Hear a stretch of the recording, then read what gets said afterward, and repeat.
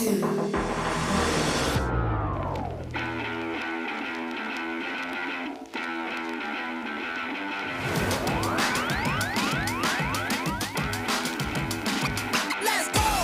What can Gabriel do? A boss is forward. There's really he has the ball in hand! Gabriel! You've been patient. You've been waiting all this time, but you ready. You've been putting in that grind, so let's go. Champions are hard to find, but you know the goal when you're ready to shine. Have they heard of you? Then they know. You got your sights set on that road. If it's time to battle them, then let's go. Cause you'll never stop. Show them what you got. Stays asleep. From that Close combat onto a Morgan. Is that enough? She did! Chopper Cross gets the knockout. Defeats Voltua. Show them what you got. Yeah, they already know. You got your sights set on victory road. Show them what you got. Yeah, they already know. You got your sights set on victory road. Gets the leg down. Can you look down the Wishcash where he has a little bit of health left? Oh! What HP left. I know. Over.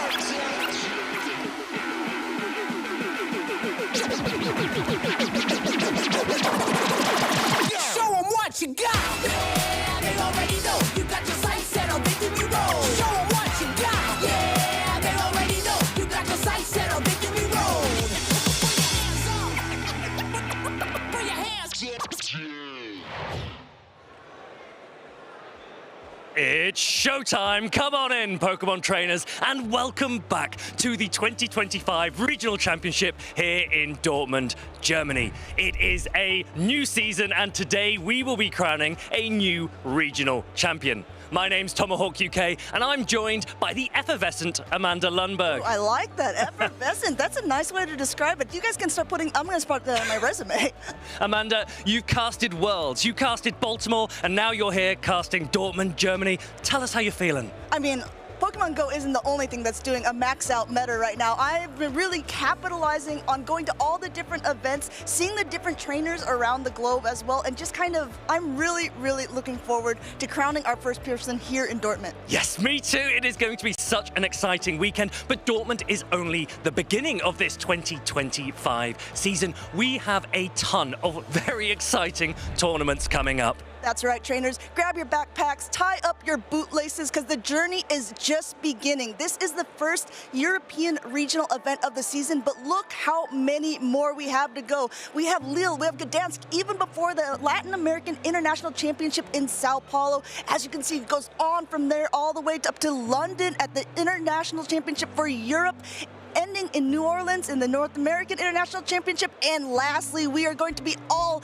trying to make it to the World Competition in Anaheim, California. And so many beautiful cities, going to be so many exhilarating tournaments. And each one of these, right? Each regional, each special event, each international championship giving those lucrative championship points. And that's what all of these players are here for, aren't they, Amanda? Yeah, I mean, championship points, we've had it for last season as well, but it's going to be a little bit different this season. As you can see, there's so many more points on the line. The first place of Dortmund not only gets an actual invitation to Worlds, they also get 350 championship points, and it just goes down from there.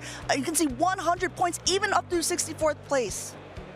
And this is the special thing about this season, the way that these championship points have changed. There are so many more available for top 8. It really, really rewards those players, especially those that are consistently getting into those top cup positions. And we have a few of those here this weekend, don't we? A lot of familiar names. There's a lot of familiar names. We have a lot of people inside this tournament who are well established, but what I also like about this tournament, especially in the new season, is we're seeing some newcomers, some new names that are being brought into the fold. This is the first event of the season, so all of the points on the leaderboard before this have been gone through local cups and challenges. This is where the real tournament energy starts. And that energy is starting so very soon. We have seen players like Zwiles, players like Colin Six, so many players that already have titles, but only a very few are now into this day 2. We are down to our last 12 players. We have our losers finalists, and then straight into the top 8 competition. And I think that you guys are going to definitely want to stay tuned in for these battles because,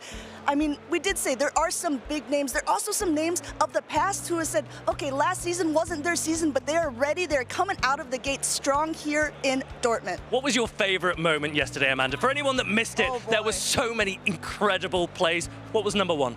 I honestly think it was something that, I mean, it was a game that we were casting near the very beginning. I'm going to go ahead and steal it. It was when Colin 6 ended up being able to change the thing against Howie.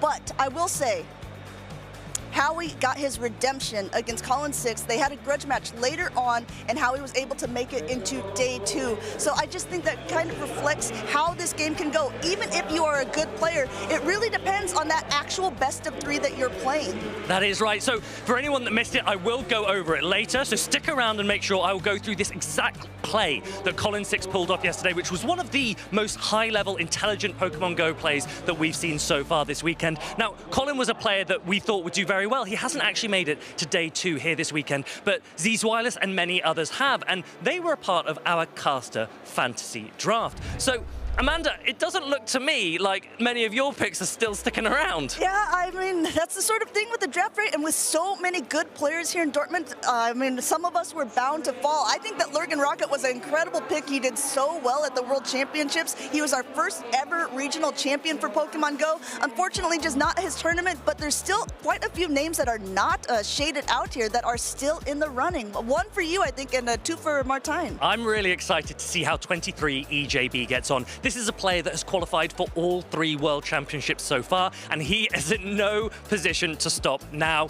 He got 4th, I believe, in Utrecht, and he is looking to cement his place on that leaderboard, on that regional championship graphic. He's going to come through that loser's bracket. I have no doubt, EJ, he can pull through. Martine with 2 picks still in the running. Z's Wireless and Javier V20, both very, very strong players. We enjoyed a lot of their games yesterday, didn't we? And not only is Javier V20 in the running still, he is actually from Peru, so he's coming over here. He's going to be able to take some championship points for sure. And also, if he ends up winning this tournament, he will have an automatic qualification for Worlds, even though it is not in his specific region. We want to know which players you are supporting, which players you are backing here this weekend. Make sure to let us know. You can post on X, and if you use the hashtag #PlayPokemon, we will try and get your posts here on stream. Make sure to post any pictures, any comments. What are your favorite Pokemon? What's your favorite Pokemon, Amanda? It's no surprise. My favorite Pokemon is Sableye, something that's been very meta in the past. I'm hoping to maybe see it again in the max out meta. Let everyone know what you think about Sableye. But if it's not good, then I actually don't use that hashtag #PlayPokemon. Follow us on each of these channels here on Facebook, X, and YouTube. As I say, post on X with the hashtag #PlayPokemon. We cannot wait to see your pictures and posts and hopefully get them on screen for everyone to see. But we are so excited now to get into this final day here in Dortmund. Amanda, any tips? Anyone you're backing? Listen, I said it earlier on. Wadaj was the first person to win in Baltimore earlier this season. He was actually the first person to win in the 2024 season as well. Z's Wireless, coming in from the winner's side of the bracket, was the first to win in 2024, this Barcelona special event. I kind of think he maybe has it in him again to win the first event here in Dortmund. Honestly, I think it's very difficult for anyone to disagree. We cannot wait to see his battles. If you missed some of his play yesterday or any of the play from day 1, we've got a little video for you coming right up.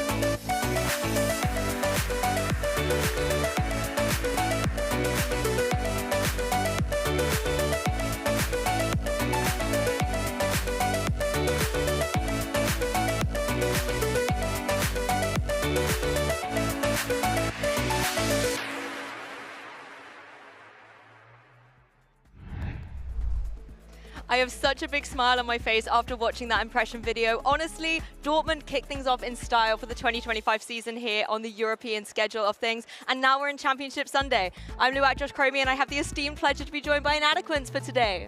I'm so happy to be here. Yesterday there was so much action, so many good plays, but day two, we have 12 players remaining, and they're going to fight for the last few steps here to get those medals and the accolades.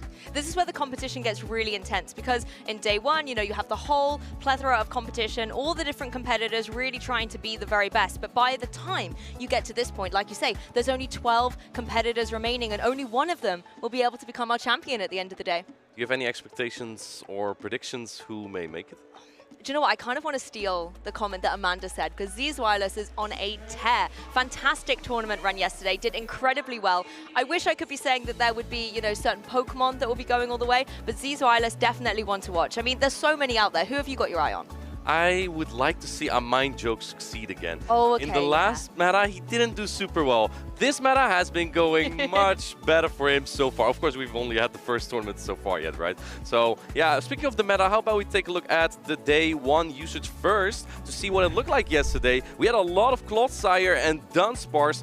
Unfortunately, no Gastrodon, but I do see a lot of cool and new Pokemon here. Any Pokemon here that are sticking out to you here, Lou? For me, it's been the poison types. They've really risen to fruition and been so exciting to see from the kind of transition from Baltimore that set the original tone for this new maxed out meta. I mean, looking at the Drapion, looking at the Toxapex, there was also the Ariados that we saw yesterday. It's not in the day one graphic, but it was definitely out there, you know, kicking up a storm on the field. A Mind Joke, for example, as you mentioned, was one of the key pilots of that Pokemon. And I've really liked seeing these meta trends develop, the poison types coming up, but also the dark types. The dark types and the poison type. Like Drapion has been rising a lot, especially after the showcase of Elite in Baltimore. Yeah, another thing I want to talk about, we see a lot of Mandibuzz here, but on the day two usage, there's again, just like in Baltimore, so few Mandibuzz, but we have Galarian Moltres again on that top. Look, where's Mandibuzz? Well, you drop one bird, you got to replace it with another one, I guess. True, you know, Mandibuzz taking a little bit of a rest, but Moltres, its wings out to fly. And we saw it soar to so much success yesterday as well. Those sucker punches, the fast attack coming through, hitting so hard. It's almost like I've forgotten counter was a thing. Right now, sucker punch is the play. I think so too, Lou. And the other Pokemon that really stuck out to us yesterday, Malamar. Oh my goodness, it was everywhere, and it was such a standout superstar with the superpower, no less. It was so good. I can't wait to see more of that. I know Zweilos has one, a Mind Joke has one, many of these top players. I also want to point out, by the way, the Galarian Moltres, they're both on the winner's side of the bracket. Ooh. Which is incredible, right? That such a rare and relatively spicy Pokemon. It hardly has any usage, but it's on both teams. It's on 2 teams out of 4 in the winner's side. I think as well, because it is a little bit rarer to be able to get, you need to use that daily incense to be able to try and track it down in game, that it is maybe a little bit more exciting to see as well, because not every trainer will have the utility to be able to use it, let alone maybe even have one that will be, you know, battle ready, let's say. So it's really nice to be able to see these trainers using it so well. The other bird I kind of want to talk about a little bit is Talonflame, because Talonflame we have seen a lot on the roster. You can see in day 2 it's 25% of the meta, but I haven't actually seen it in matches being able to show off its strength. And I think the reason why is because of all the Dunsparce, the Feraligatr and Azumarill. As you can see, they are in the top 6 users, and even the Shadow Drapion has access to Aquatil, which deals super effective damage to Talonflame. And then if those Pokemon are not threatening enough for Talonflame, there's also the Toxapex, which is a very bulky poison and water type. So Talonflame, it is very good on paper, but it might be a little bit difficult to use in many meta teams. With that Brave Bird charge attack, it can do a lot of damage to pretty much everything in the meta, because flying is hardly resisted on anything right now. I think only on Alolan Sandslash, but Alolan Sandslash is the Pokemon you really don't bring into Talonflame. That's true. I mean, definitely the fact that there isn't a lot of flying resist, like you said, does give it a little bit of coverage. And we are actually seeing so many different Pokemon types being able to come into this meta. As long as they get their alignment right, then they're able to kind of show off what that particular Pokemon type can do. And I wonder if in our very first match we might indeed see a Talonflame, because it is potentially going to be there on Howie's side. It is there, Howie, with the Talonflame. We saw him yesterday lose to Colin, but he made a really good run in the losers bracket, and he actually defeated Colin later on, almost at the end of that losers run. So Howie on a very long streak, and we saw Nickname yesterday making really good plays with the goofy team of Quagsire and Clodsire, my two favorite derpy Pokemon. Any Pokemon here that are sticking out to you here, Lou?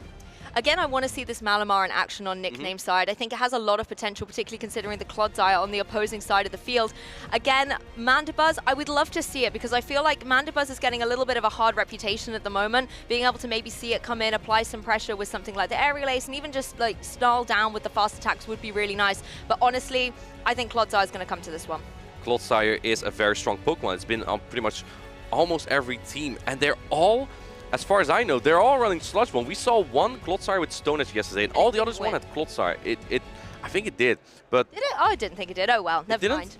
We'll see later on, but most of them, we should probably expect Sludge Bomb by now. That is the preferred moveset for most Clodsire, and I think that is mostly to break that core of Azumarill and the Grass-type Pokemon. They are both very strong in this meta. I feel like Superior is going to have a tough time here as well, because taking a look at Nickname's team, there's a lot of typing that can apply pressure to that vulnerable grass typing on the Superior. But let's see how this action goes. It's going to be a Malamar versus Quagsire straight out the blocks. Yeah, this is a very neutral matchup. The Psywave from that Malamar are going to add up, and while Mudshot does more damage now, it also now generates less energy, so your damage output from the Aqua Tail comes out a little bit less quick, but the Mudshot on the other hand adds up. So maybe now 2 Aqua Tail plus those Mudshot might knock out the Malamar, and I think they do. But these Psywaves getting so much energy racked up onto this Malamar, able to go for one foul play, but I think a couple more Psywaves will be able to have that superpower locked in as well if it does want to go for that additional damage. So much foul play though into the Quagsire, that Shadow bringing its defenses down, leaving it very vulnerable. And I think if Howie decides to use the Protect Shield here, he can actually farm it down. No, lets it go. The Malamar barely hangs on, but feigns to one more Mudshot. Now what do you bring in as Howie? I think that he finds both his Pokemon relatively safe, but if you expect a Toxapex in the back, then Azumarill is really risky here. Howie decides to bring in the Dunsparce to get some more energy than it would on the Azumarill, but oh no, it fades with the Aqua Tail. Able to just get 3 rollouts in, a little bit of energy regeneration here onto this Dunsparce. Now in prime position to go for either of its charge attacks, but these Psywaves coming in from the Malamar again has its superpower ready to go, and it wants to be able to get that big damage down into this normal type. But first of all, it's going to be unprotected on Nickname's side from this drill run. As Nickname, you don't want to throw a superpower before taking a charge attack, because throwing the superpower means you will debuff your attack and your defense by 1 stage, meaning that the drill run from the Dunsparce would do more damage. Just how we call this. Superpower's coming through. Oh no, superpower lands, and it takes the Dunsparce extremely low, and then going into the Clodsire, but this is super effective, Lou. This is going to also hurt, but Clodsire is a very tanky boy. It's going to be able to take this reasonably well. We've seen it take Hydropan from Shadow for Alligator before. It's going to be able to take a drill one from a Dunsparce. This is actually very valuable damage for Howie here. He has the Azumarill in the back, which has a slightly negative matchup into that Clodsire, but all his chip damage is so valuable. You really rely on the bubble damage, but because the Ice Beam is so slow to get to as the Azumarill. But the bubble damage will start stacking up, and you can see the shields being utilized by our trainers here, trying to preserve their key attackers. Sludge Bomb coming through, that would have done a lot of damage into that Azumarill, so good that it's had that protective measure. I think at this point, Howie knows which attacks to shield. The Malamar only has resisted charge attacks into this Azumarill, so naturally he's shielding up all these super effective Sludge Bomb from the Clodsire. And I think at this point, it really comes down to that Azumarill. The Dunsparce at this point. Oh, a catch on the Malamar. The thing is, Lou, this Ice Beam is still almost going to knock out this Malamar, though. The thing is, if your Nickname, is it like I'm happy for my Malamar to go down so that I can preserve my Clodsire towards the end of this match? Malamar's still able to get a couple of cheeky Psywaves in and has both of his charge attacks ready. Does go for the foul play, not going to do too much at all, but every little helps to support that Clodsire when it comes back in. I think there was a slight undercharge from Howie to get some more bubble damage in, but if Nickname gets to another foul player, it might be tough. Oh, he doesn't get to the attack. And now I think the Azumarill's not in one Sludge Bomb range. So if Howie can get to 2 Ice Beam here, he might win the battle. But Nickname is almost to that Sludge Bomb, and that also gets close to knocking out this Azumarill. So this is going to get very close. That shield in the back pocket does give Nickname a foot in this game. You can see the Sludge Bomb is ready, but trying to go for a couple more poison sticks. Oh, he catches on the Dunsparce. We're here in match number 1. I already have the first insane play here from Howie on the right. Nickname going for the full undercharge, but it's not enough. Azumarill comes back in with the Ice Beam, and that is going to lead Howie into a 1-0 score. I felt the ground shake then from the crowd, and Howie looked out to the audience as well, knowing that was a fantastic catch to kick off Championship Sunday. The Dunsparce eating up all of that energy and giving Howie game 1. Wow, Howie even waiting a turn there, trying to catch that slush bomb. That was a crazy play. I don't think that was even necessary because he was right at the ice beam and Nickname didn't even throw the slush bomb right away. Maybe lost count there or made a prediction that Howie wouldn't throw the ice beam immediately regardless. Maybe that may have been his only win condition there because the Clodsire actually does win the charge attack priority into Azumarill. It's very close. Both are very bulky Pokemon. So very high level play that we already saw in our first match here on day 2. I think as well, one thing I noticed in that match, Nickname constantly was always kind of one fast attack away from getting to the charge attack before his Pokemon was able to be KO'd, and how he was able to capitalize on that, the fast attacks coming thick and fast, being able to ensure the knockout before Nickname could gain momentum back from those charge attacks. I mean, going into this next game, are we going to be seeing the same kind of Pokemon, or is Nickname going to shake things up a little bit? Well, what Nickname did yesterday to his opponent, and I think that was a game where he misstepped, unfortunately. His opponent safe switched the Malamar, and that's where Nickname predicted the Malamar would come out. He brought the Mandibuzz. Unfortunately, he then brought in his own Malamar by accident, but the Mandibuzz is a Pokemon that really shuts down that Malamar. It only really has Superpower to hit back, and Superpower drops your attack and defense, so essentially making Malamar weaker and weaker into that matchup. So I would not be surprised if Nickname is tired of all the Malamar he already seen in this tournament, and he already starts bringing the Mandibuzz right away. We did actually see this yesterday quite a lot, where maybe game 1, Malamar gave a trainer a lot of difficulty, so then they brought all their Malamar counters into the second game. And I think it would be nice to see Mandibuzz come in here. Yes, it is quite bulky, and sometimes that can be a bit detrimental with the new switch timer because it takes so long to be able to get its momentum going. But if it can do its one job, which is shut down that opposing Malamar, maybe force it to go for that superpower and leave it vulnerable, then I think it will have done the job it needs, and the other 2 Pokemon Nickname can bring can sweep through the rest. And for those who haven't been around in PvP for a month or so, the switch clock timer is now reduced from 60 to 50 seconds. So that makes charge attacks like Superpower and Wild Charge a little bit more viable to use because you will be able to swap around quickly in your match. And that actually may help a Pokemon like Malamar that has access to Superpower. If you get stuck in that Mandibuzz matchup, you might be able to preserve your Malamar for later on. And we're seeing that from our Malamar trainers, actually. They're really calculating on that timer when they can go for that Superpower and immediately switch out and reset that drop so that, like you were saying, that they're not stuck in to maybe take a charge attack from something like the Dunsparce and leave itself really vulnerable. Yeah, speaking of Dunsparce, I think Dunsparce has been one of the MVP for Howie. Just being such a neutral Pokemon in the meta, even in its worst matchups, it can still put in so much work because its charge attacks are rarely resisted only into Chestnut, and we hardly see fighting type Pokemon as well, right? Like Machamp.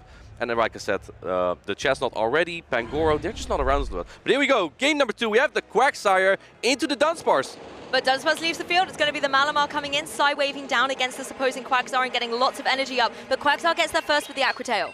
Interesting play from Howie, not fearing the Mandibuzz. Nickname going for the Aqua Tail to chip down this Malamar immediately and probably then swapping into his own Malamar here to make sure that Howie's Malamar now is in Foul Play or Superpower range. Both charge attacks actually deal the same damage because Foul Play has the same type attack bonus. Okay, and a Malamar Mirror coming down here on this field. It's going to be the Foul Play coming through and connecting. Going to be doing a significant chunk of damage as a Foul Play is retaliated on the opposing side. Is this going to knock out Howie? Is it time to use a shield or not? He is going to put up his first Protect Shield, trying to fight for that switch advantage. And if you look at the backlines, that might actually be super important because he has that Azumarill and there's a Toxapex lurking in the back. Going for the Superpower right here. Does Nickname shield this? He might actually barely hang on here, but Nickname, yes, he's letting it through. Superpower is coming through. Oh, that doesn't knock out just yet. Oh, catches though on the Azumarill. Howie's dancing around. This is exactly what we were saying. You throw the Superpower, you get out of there. Azumarill able to come in and eat up this attack. Going to be a switch now on Nickname's side as well as the Toxapex come in. Again, a Pokemon that Azumarill doesn't like to see. The bubble went through earlier in that matchup and the Malamar was actually taken out, but this is such a dominant matchup for that Toxapex. Toxapex resists the entire moveset here from Azumarill, and on top of that, it's so bulky that where's the damage? Where's the damage to do? It's just not coming through at all. This Toxapex in prime position, farming up all of this energy so that it can deal out so much damage. We're going to see the play rough come through, but Toxapex does not worry about that at all. No shield needed here for Nickname. Exactly, because the Toxapex can just hang on so easily here. In fact, Nickname refuses to throw a charge attack. And there's something smart to that, because not throwing a charge attack means that the timer won't go down for Howie there. Going into the Malamar to throw the Foul Play, trying to lower this Toxapex, but Toxapex so bulky, still hangs on. And Nickname, he's not using his Protect Shield still. I mean, the little Toxapex is in its fortress there of defensive capabilities, and now it switches onto the offensive and is able to go for a charge attack here, going down into the opposing Malamar. The Brine is not enough to get the knockout, though. Oof, and even gets the farm down, comes out with another Brine here. This is looking very tough for Howie. There's still 2 shields on the side of Nickname here, and he's looking to swap into the Quagsire immediately, expecting the Dunsparce to come back in. Here's the Dunsparce, and in comes the goofy Quagsire as well. But Quagsire resists the rollout, and it makes it a pretty decent matchup for Quagsire here. Yeah, Quagsire in a good spot, particularly with those 2 shields still preserved on Nickname's side. The drill run's going to come through, but not be able to connect as 1 shield has been utilized. Yeah, you gotta use those protect shields at some point. Going for the Aquatil. Oh no, he's going for the Stone Edge actually, going for the harder hitting attack. I like this play from Nickname. What are the odds of how he's shielding this actually? And he does put out the protect shield correctly on the Stone Edge, which takes 20 more energy than that Aquatil. Yep, lots of energy being expended by the Quagsire here as another drill run nice and fastly charged up, but these rollouts is able to come through from this Dunsparce. Will connect down onto the Quagsire, able to take it reasonably well, but it is definitely more vulnerable, particularly as there's Azumarill here. Going for the Ice Beam to take the shield down immediately. This is getting so close. How he's shaking his head, but I think there might actually be play for him. Look at how healthy that Dunsparce is as well. Going back into the Toxapex, and I like this play from Nickname as well, because with that farm down, he now comes out with a Sludge Wave, and I believe that the Quagsire has an attack or is very close to it. This is going to get really close, Lou. And there was so much energy stored already on this Toxapex, it can come right into the match and get straight into the action here with the Sludge Wave, doing a lot of damage to that opposing Dunsparce that still isn't quite at its charge attacks. It is now, though. Is it going to be able to go for one? No, the Brine comes through first. I don't think this might knock out Lou, because Brine is not a very strong charge attack, and Toxapex does have high attack. Does this knock out? If it does, it will barely knock out, and it does knock out the Dunsparce. Nickname ties up the score to 1-1. Wow, how he almost came out with that drill on there. And that may have been it. If Quagsire didn't have a charge attack stored, then the drill run could have made Howie win that battle. Honestly, this energy preservation has been key. We saw it on Nickname's side, actually. Quagsire and Toxapex, both throughout that game, had so much energy stored up and then was able to switch in and utilize that offensive pressure towards the end, evening up the score. Exactly. You didn't even need the Malamar, the Mandibus there to shut down the Malamar, and also the Toxapex. What a big prediction there from Nickname, that the Azumarill will be in the back. Maybe he was more sick of Azumarill than he was sick of Malamar. So he brings in the Toxapex. Toxapex just shuts down Pokemon like Superior and Azumarill entirely. And I think before he was a little bit hesitant to bring it just because it's predictable.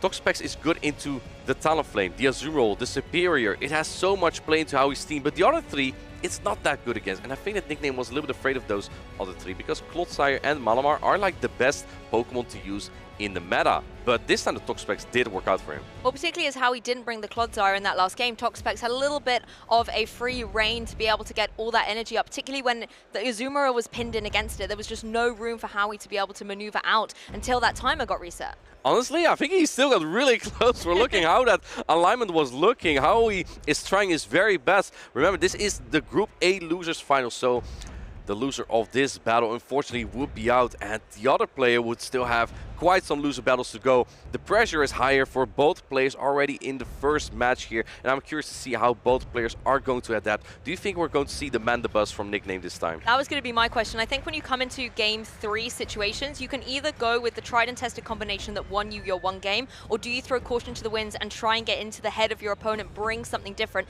So I feel like Nickname, if he's feeling confident with this Mandibuzz, bring it into this match, try and deal some damage to the opposing Malamar.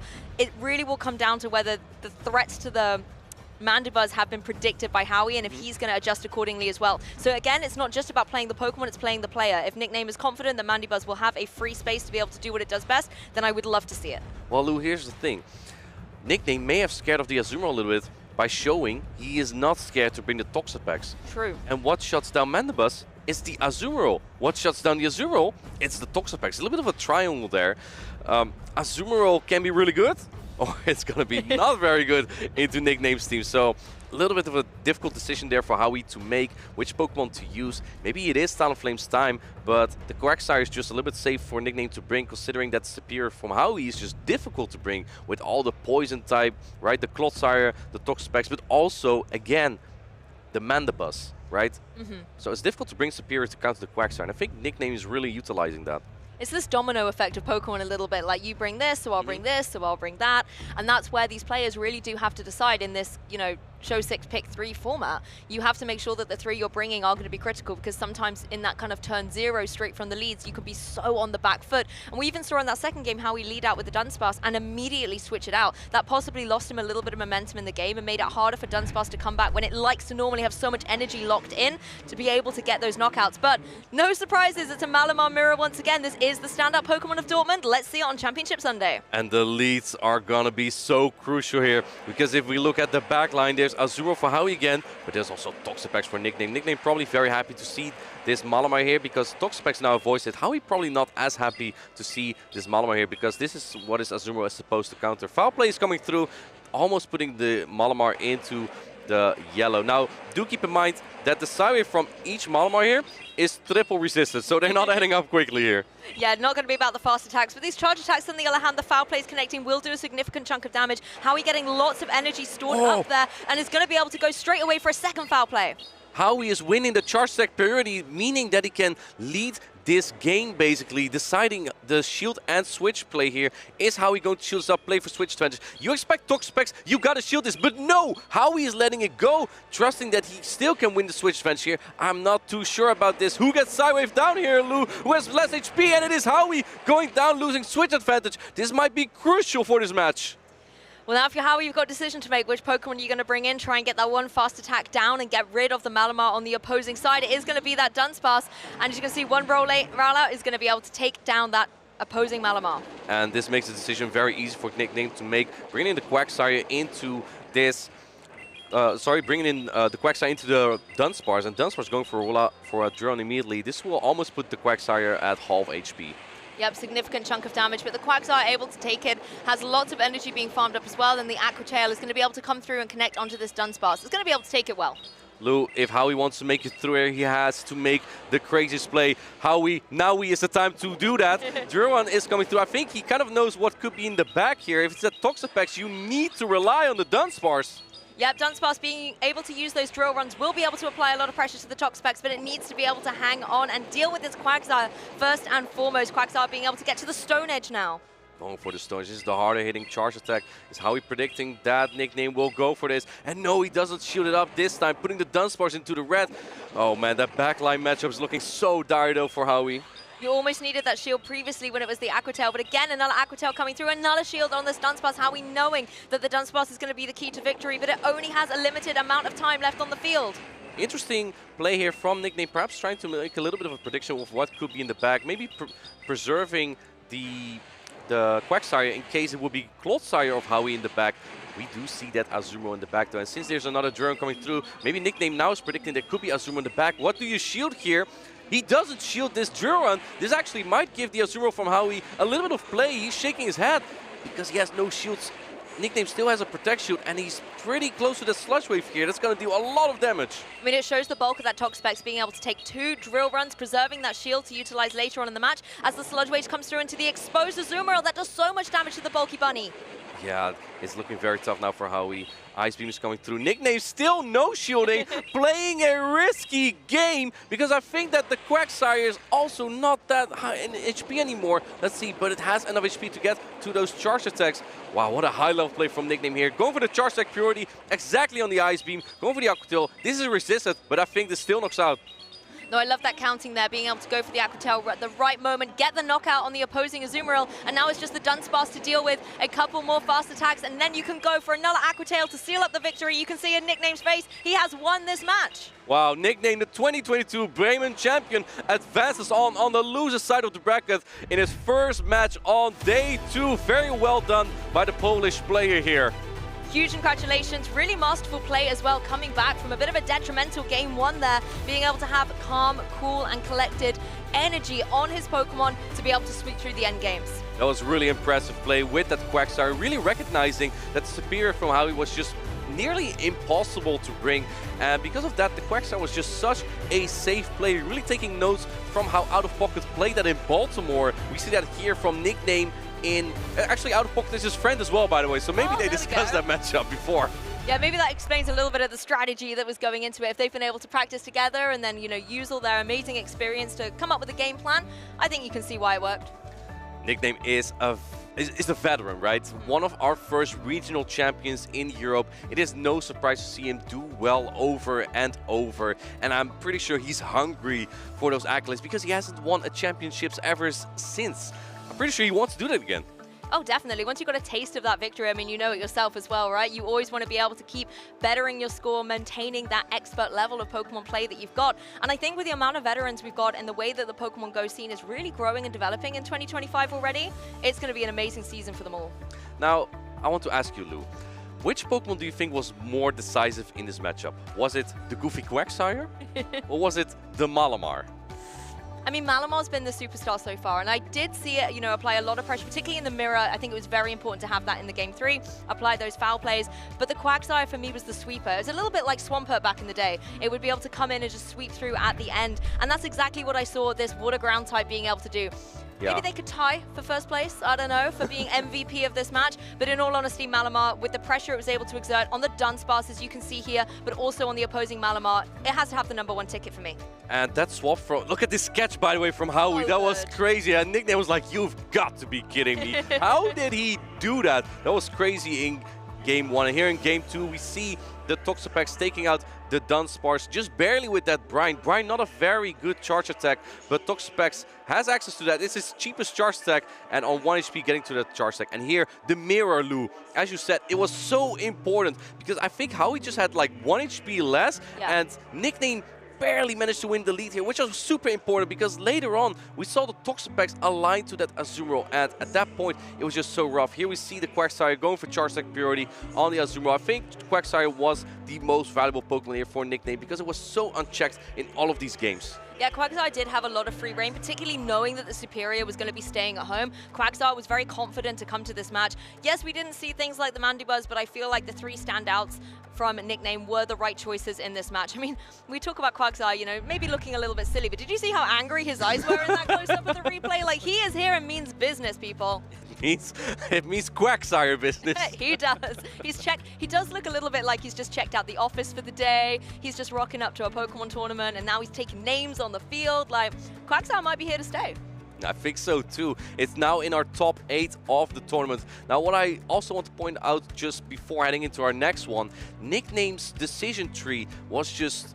The way he made his decisions was so impressive to me. He was sketching out all the scenarios possible. No shooting the Toxapex there meant that Azumarill on the back could be close, but it was still healthy enough, the Toxapex, to take on the full Azumarill in the back. Now, what was so impressive about it, if it was Clodsire in the back, he had to keep the shield for the Quagsire. So he was kind of sketching out, if it is Clodsire in the back, I can't shield here. If it's Azumarill in the back, I think my Toxapex might just be barely healthy enough to make it through here and pull in this win for me. So you've got to make sure you know your calculations in the meta and how your Pokemon are going to fare up when pinned down against another Pokemon choice. And I think you're right, those decisions can be risky, but the reward payoff can be tremendous. And that is why it's important sometimes to make sure you throw your charge attacks before the other player. We saw that also at the start of Game 3, right? How he won the charge attack in the lead, that kind of gives him, or that kind of gives him the choice to Nickname, are you going to shield this or not? Because if you do, I might as well. And Nickname didn't shield, so I was like, well, I can't bother either then. And you have to switch your mindset then as well, because if you're trying to get to your charge attack, you're kind of going on the offensive, right? But if you lose the charge attack priority, suddenly you have to switch to the defensive mindset and be like, okay, do I need the shield or not? What is going to get me to the end game situation here and get the victory? And then obviously, as soon as you go for your defensive play, because you've already locked in your charge attack, you now have to go back to the offensive. And based on how you called maybe the bait correctly or something in the defensive moment, it might adjust how you play offensively as well. I like how you call it the offensive and defensive way of thinking there. I would say I always think in a more offensive way because I always want my Wigglytuff aligned well, you know? Like an alignment-dependent Pokemon. And I think Toxapex is also one of those Pokemon. Imagine if the alignment was reversed. We would have the Quagsire on the Azumarill and the Dunsparce on the Toxapex. It could have been an entirely different game, and that just makes switch advantage so important sometimes. I wonder how he was thinking that could have been in the back. Perhaps he was predicting the Mandibuzz, and Mandibuzz would not have had any play into Dunsparce and Azumarill. So it kind of comes down to the predictions that trainers make in these battles. I think that's where we kind of saw that Azumarill keep coming back as a pick for Howie, because if that Mandibuzz comes up, then it's the Azumarill show. It's going to have a fantastic time on the field. But speaking of the battlefield, it's time to shake it up and move to our very next match. This is Group B, losers finals between EB and EJB. We got some different Pokemon here than we saw earlier. I like the picks here of Ariados and Shadow Typhlosion on EB's side, and on 23 EJB side on the right, the Shadow Dragonite and the Chestnut. Now keep in mind, EJB is the 2023 Bochum champion, so he knows what it takes to make a good losers run. Here we go, Lou. Game number 1. EB on the left, 23 EJB on the right. It's Malamar into Dunsparce. We're jumping straight into the action here. Dunsparce does not want to have to take one of these superpowers, so Malamar in prime position to start side-waving up, getting lots of energy out here on the field. We've seen this matchup quite often now, and we kind of know how this goes. One superpower is not going to knock out the Malamar just yet. Trying to make a catch on the Azumarill, answered by that Ariados. This is kind of tough for EJB, but maybe he wanted to bait out this Ariados so his Feraligatr doesn't have to deal with it in the back.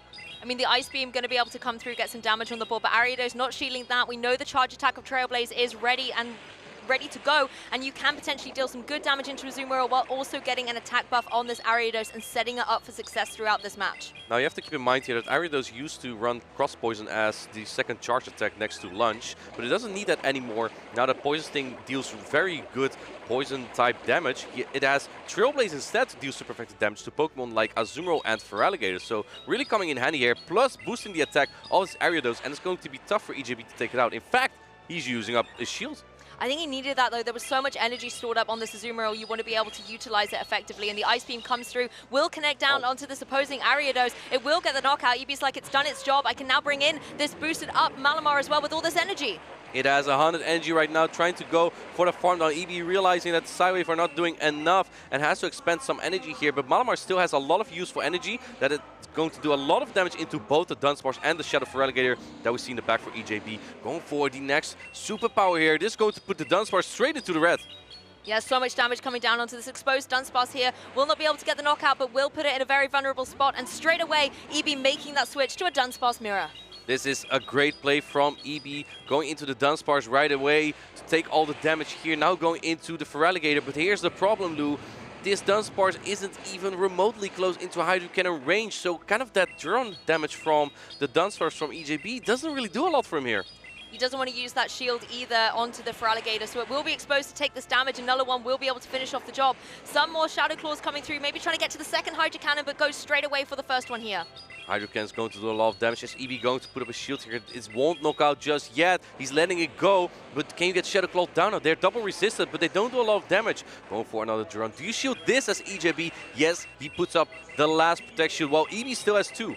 Yep, no hesitation there, and you do have the Hydro Cannon ready to go, but as you've said, the shields are still primed on EB's side. Instead, just going to be switching in the Malamar here, using the shield on this Pokemon, allowing it to be able to use these Psy Waves to farm down, get all that energy ready so the charge attacks can be unleashed. Can you get to another Hydro Cannon? EJB is not risking it, going for the drone here. He needs to pull those shields, but I think this allows EB to get a lot of energy on this Dunsparce. Let's see, still not shielding here, knowing that the drone does way less, and the Dunsparce rollout just doesn't do enough damage. Can he get the farm down? Can he get the farm down? Yes. He gets the farm down, comes out with the energy, has the superpower ready, and I think EB here is taking the score to 1-0. I love the way the farm down happened there, being able to then capitalize on this Feraligatr joining back in the battle, EB being able to get the knockout and take game 1. Malamar, once again, what a start. It's Malamar again, right? It's amazing. It's the Malamar show. It literally is, and Dortmund has all been about Malamar. I mean, Clodsire is old news now, right?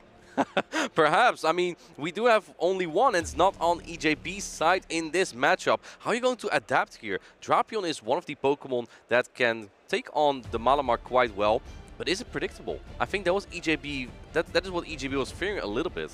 Possibly, and I think as well we have to give some credit to the Ariados there. It applied a lot of pressure to both the Azumarill, and knowing the Feraligatr was in the back as well, that's another Pokemon that doesn't want to take a Trailblaze, for example. And Ariados pinned up against the opposing Azumarill. Like you were saying, the fast attacks, Poison Stings are really stacking up the damage into that Fairy type. Throw in the Trailblaze and get that momentum boost coming through, getting your attack stat boosted up, makes it such a formidable threat. The Ice Beams were not doing enough to be able to threaten it. I think Ariados might be that sleeper pick that could do very well in this tournament. We know a Mind Joke on the win side also has it. I feel like this is a little bit comparable to last matchup that we had in Howie versus Nickname, where Howie couldn't really use that superior. And here, look at these Pokemon, Ariados, Typhlosion, Clodsire, and then there's also Malamar this time for the Chestnut. The Grass type, again, is somewhat unplayable, and it makes the Dunsparce for EB on the left just so good because it's safe. Here we go, game number 2. We have the Dunsparce into the Shadow Drapion. This is again not a great lead for a 23 EJB.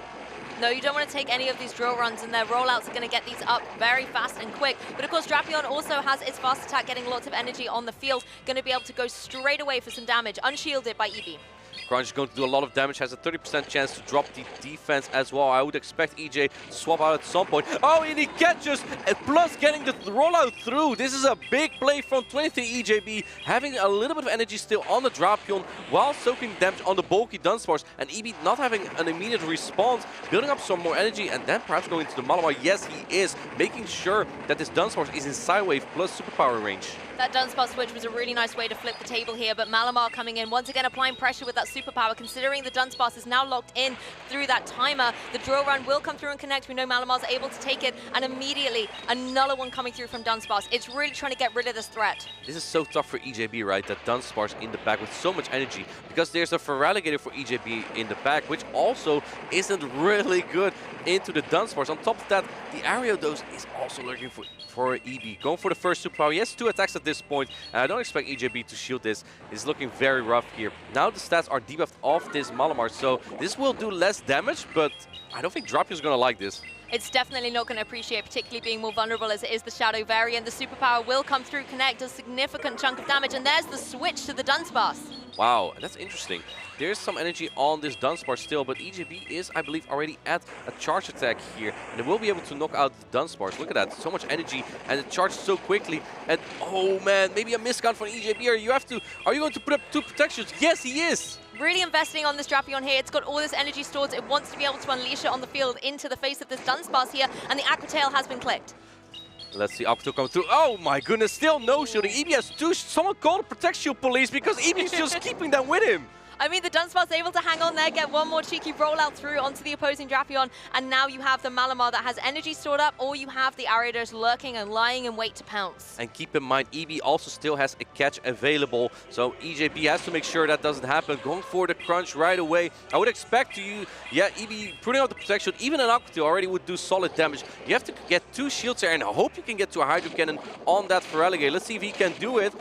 Waiting a turn here, 23 EJB, making sure EB cannot catch this charge attack. If you expect Feraligatr here, you might not want to shield this, and he does it. What a great call from EB here. So much damage, but going to be worth the reward. You do get the drop, however, defensively on that Ariados, but it's going to be able to try and get a boost in return on its attack with this Trailblaze into the Feraligatr, no less. This might come down to how much HP and defense this Feraligatr has, because now the poison things are going to add up, but you got a defense drop. Can you get the claw down? No, going for the lunge here. EJB just barely not getting the claw down. This is going to be a poison sting down here, Lou.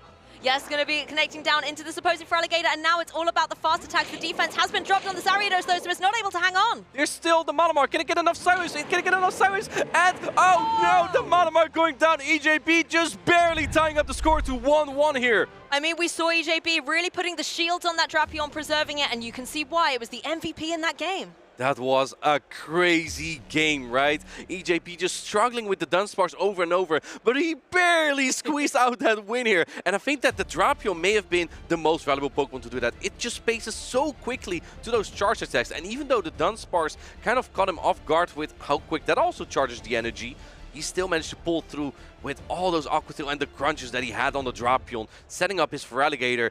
And you know what also I think was crucial? The defense drop. Yes, definitely. It put that Ariados into such a vulnerable position. I feel like if it hadn't got that defense drop, the fast attacks wouldn't have been able to get the knockout at the end. You maybe could have got 1, maybe 2 more poison stings through before the Ariados had been felled. I mean, if we dive a little deeper into this team, Crunch on Drapion has been outstanding for me. Like you said, not only does it charge very quickly, but the damage it can deal out is formidable. And Aqua Tail charging even faster. Here's the thing about Drapion, if you're counting the fast attacks, it just throws you off so quickly with how quick it charges. You don't need Sludge Bomb anymore as poison type coverage, because Poison Sting itself already deals plenty of damage, especially when it's super effective. Now again, that Chestnut, a really good Pokemon to deal with the Dunsparce. It's just kind of impossible to bring into the team of EB, because there is all the coverage that there is, right? The Ariados, it's so good into Chestnut. You really don't want Chestnut on that.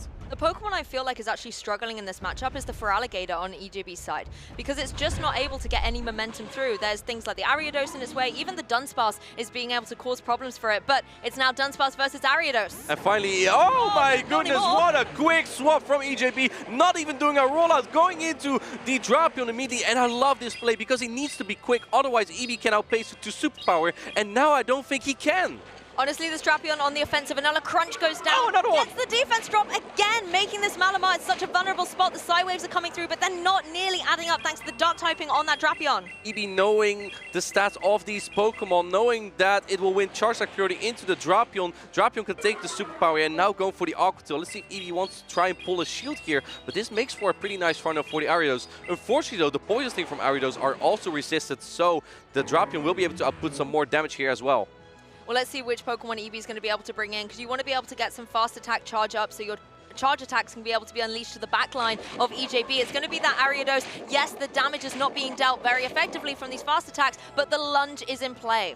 And going for the lunge, immediately doesn't want to use a protection or take this crunch damage. I like this play from EB because he might know that it all comes down to the Dunsparce in the back anyway, knowing EJB likely has the Feraligatr he's been using the whole time. And now look at that, EJB didn't have any energy before, simply because he didn't even throw an attack into the Malamar swap to predict the swap immediately. Lunge coming through, this will make sure that the Dunsparce is a little bit less efficient from EJB because it drops the attack. Tries to make a catch, EJB predicting it, going into the Feraligatr immediately, but Feraligatr loses the 2-shield here to the Dunsparce. Yeah, Feraligatr does need to make sure its shields are here to preserve it, because this is going to be hitting hard still, the drill run coming through. No shield being utilized here, going to be connecting. Of course, Feraligatr wants to be able to retaliate with a Hydro Cannon. It's there, it's ready. If you think that the Dunsparce will be the most valuable Pokemon here, I think as EB, you have to kind of use a shield on one of these charge attacks at some point, because Hydro Cannon deals so much damage, not going to throw it immediately. These players are very conscious of the charge attack timing here, and they don't want to give their opponent a free one by throwing on the alignment. And they're trying to pressure these shields as well. They want the Pokemon exposed to be able to get the knockouts when they matter towards this endgame. Once again, Dunsparce going to be able to go for this drill run. Is the shield going to be utilized by EJB? Yes, wants to make sure that there can be at least one more Hydro Cannon in retaliation. I like that play from EJB. You gotta get that last shield, because if EB would swap out and lunge, then the drill from EJB's Dunsparce later would not be able to be removed. And look at that, EB finally using a protection here. Now swapping. Oh, and there we go. He tried to take out the Dunsparce right away, but that's a catch on the drill on here, because Rock Slide would have been super effective. And I love seeing this come through though, actually making sure that the shields have been burned previously meant that Ariados was going to be vulnerable. These super effective rollouts can just keep coming through, and Dunsparce, it has a shield, so it has that flexibility. It does not have to worry about this lunge. Lunge would do more damage than a drone, I think, so makes sense that EJB shields up. He's coming out with a lot of energy, and I don't think that EB's Dunsparce has enough energy here. It does have one drone loaded. It needs two though, and because of the lunge, this drone might not even knock out. This is going to get pretty close.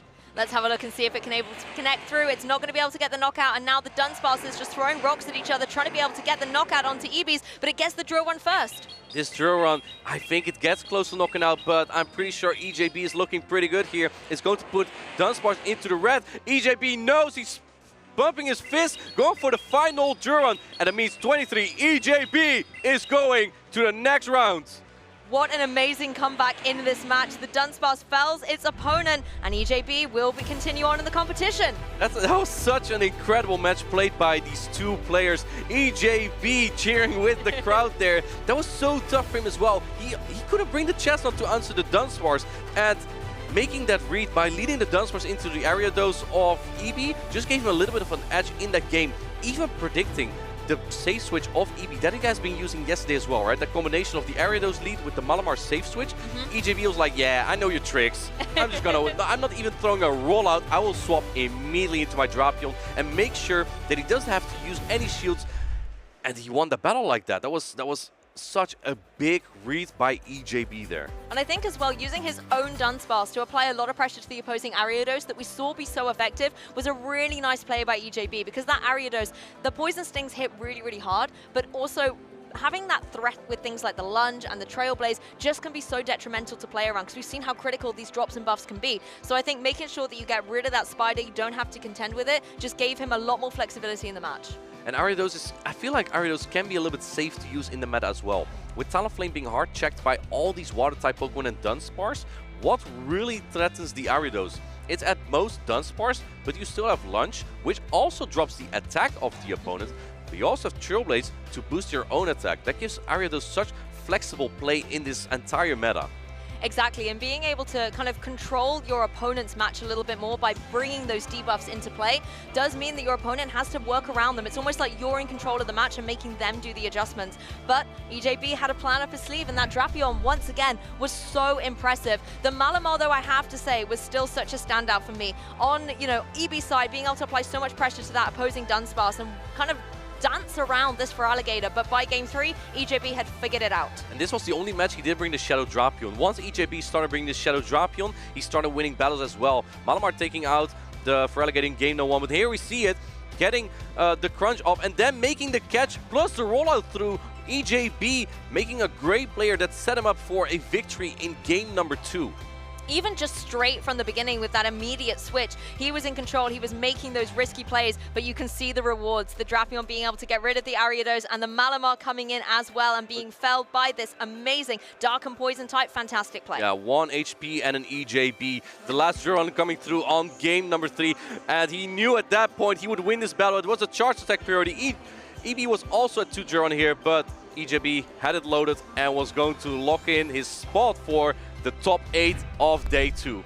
And honestly, I love looking at EJB's team. Even though we didn't get to see things like the Shadow Dragonite and the Chestnut, the fact that they're on there and he can utilize those in different matchups and give him so much creativity as he goes through this tournament, it could be what takes him all the way. And I feel like his team is so offensive as well, yes, right? Yeah. With the Shadow Feraligatr, almost no bulk. Shadow Dragonite, even less bulk. Drapion has a little bit more bulk and that crunch debuff that clutched the defense drop in game #2.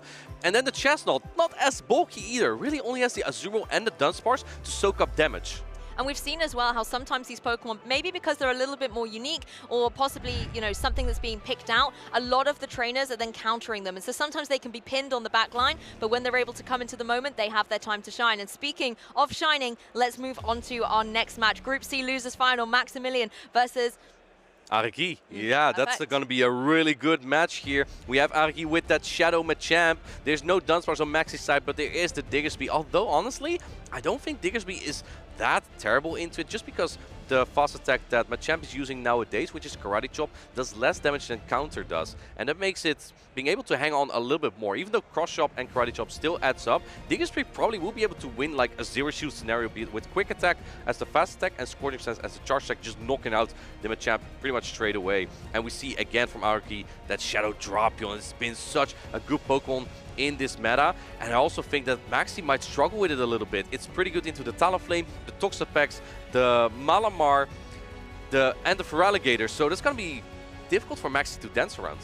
Yes, Maxi is going to have to come up with a plan, but if we dive a little bit deeper into his team as well, one of the standouts for me, I love this Arctibax. I feel like he's going to have a bit of a rough time in this particular match with obviously Pokemon like the Dunsparce with the rollout and obviously the Karate Chop coming through from that Machamp as well. But it has been such a unique Pokemon to have, the extra damage coming through from Avalanche really paying off. But the superstars, as we have seen so far in Dortmund, Pokemon like Toxapex, Pokemon like Malamar, have just so much grounding in this game. You say that, but they're both checked by the Drapion, so that's going to be tough for Maxi to go around. Arctibax might actually be key here, and Lou, he's running Avalanche. Why is he running Avalanche over Icy Wind? I mean, it gives you that extra damage, right? Icy Wind, really nice for the debuffs, and we've seen some Pokemon utilize that very effectively, but I feel like in a meta at the moment where Ice type can be so detrimental to the flyers that are out there, you want to be able to pack that little extra punch.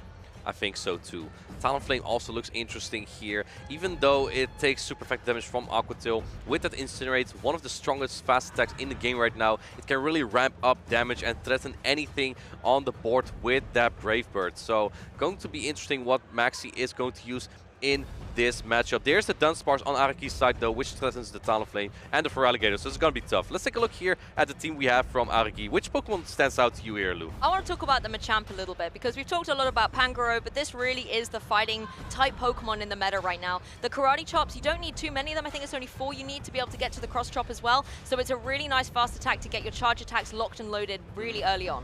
If you had to pick between Machamp or Pangoro, which Pokemon would you pick? I'm picking Machamp. Very good. Don't tell Farid. Don't tell Farid. Oh yeah, he's not listening. We don't know where he is right now. But I think honestly, it's just such a nice Pokemon to have in the meta at the moment. yes, you can still apply that pressure. You're able to also have that rock slide coverage for the flyers that obviously you're weak to, so at least it gives you an option against them if you find you're pinned in with that switch timer. And keep in mind that this Machamp has rock slide. A lot of trainers are opting for Stone Edge because it's more efficient, but rock slide comes out a little bit faster, giving you an edge into some flying type Pokemon, especially into Talonflame, where you will be able to reach 3 rock slide actually before getting incinerated down. But into like a Mandibuzz or even an Azumarill, Stone Edge just does way and way more damage.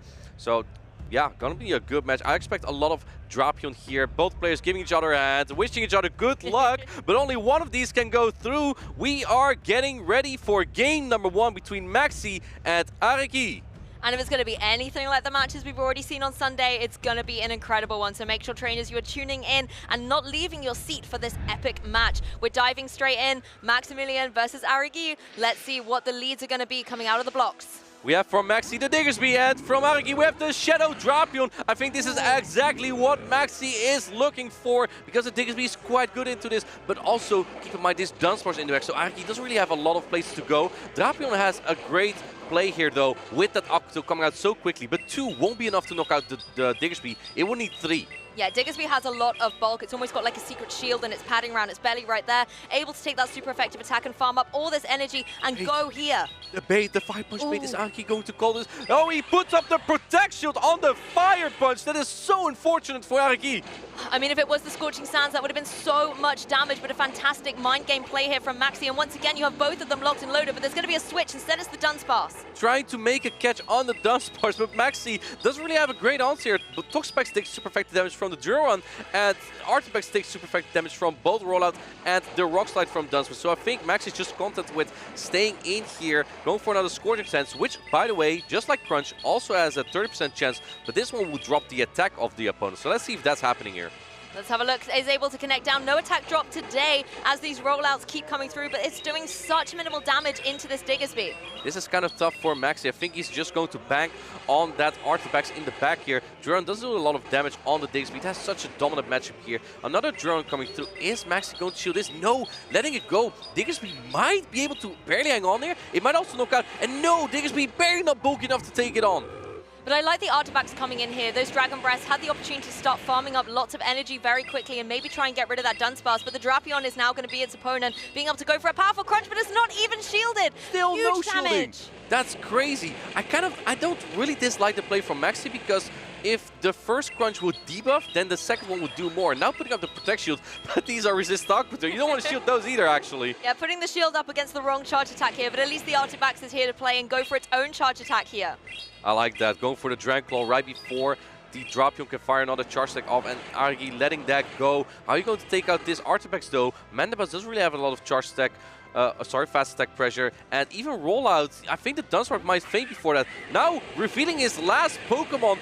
I think Maxi might have an idea now how to play this one out. We're finally seeing the Mandibuzz out here on Championship Sunday, but although we've got a little bit of energy, Artifact's in the back as Toxapex joins the field. It's really not worrying about what this Mandibuzz is throwing its way. It can just start farming up some beautiful energy. Doesn't have to go for any of these shields that Maxi is trying to preserve. Look how little that did. There's no Fairy type on the side of Maxi, so Mandibuzz is actually free to fly on the stage here. Going for another Dark Pulse, but like you said, they don't do a lot of damage. On the other hand though, Toxapex takes a while to get those charge attacks, so that gives Ariki some time to think how he wants to play this out. And remember, also still has a catch in the Dunsparce in the back. And also remember, Maxi still has a Dragon Claw sword as well. That's the thing, you've got the Artifacts in the back, and possibly if you can get the Mandibuzz in a vulnerable position, then Artifacts can close up that KO. But we now see the Mandibuzz able to go for another charge attack. The Aerial Ace was also ready to go, but deciding to opt here on the side of the Dark Pulse. And Maxi keeping the shields. I can't remember exactly how much energy there was on the Dunsparce, but you definitely want to keep the shield for a potential Duron. Going for the Brine. This may pull the last shield from the Mandibuzz. You kind of have to at this point. And no, letting it go. That's interesting, because I'm not sure if the Dunsparce has enough HP to take this game.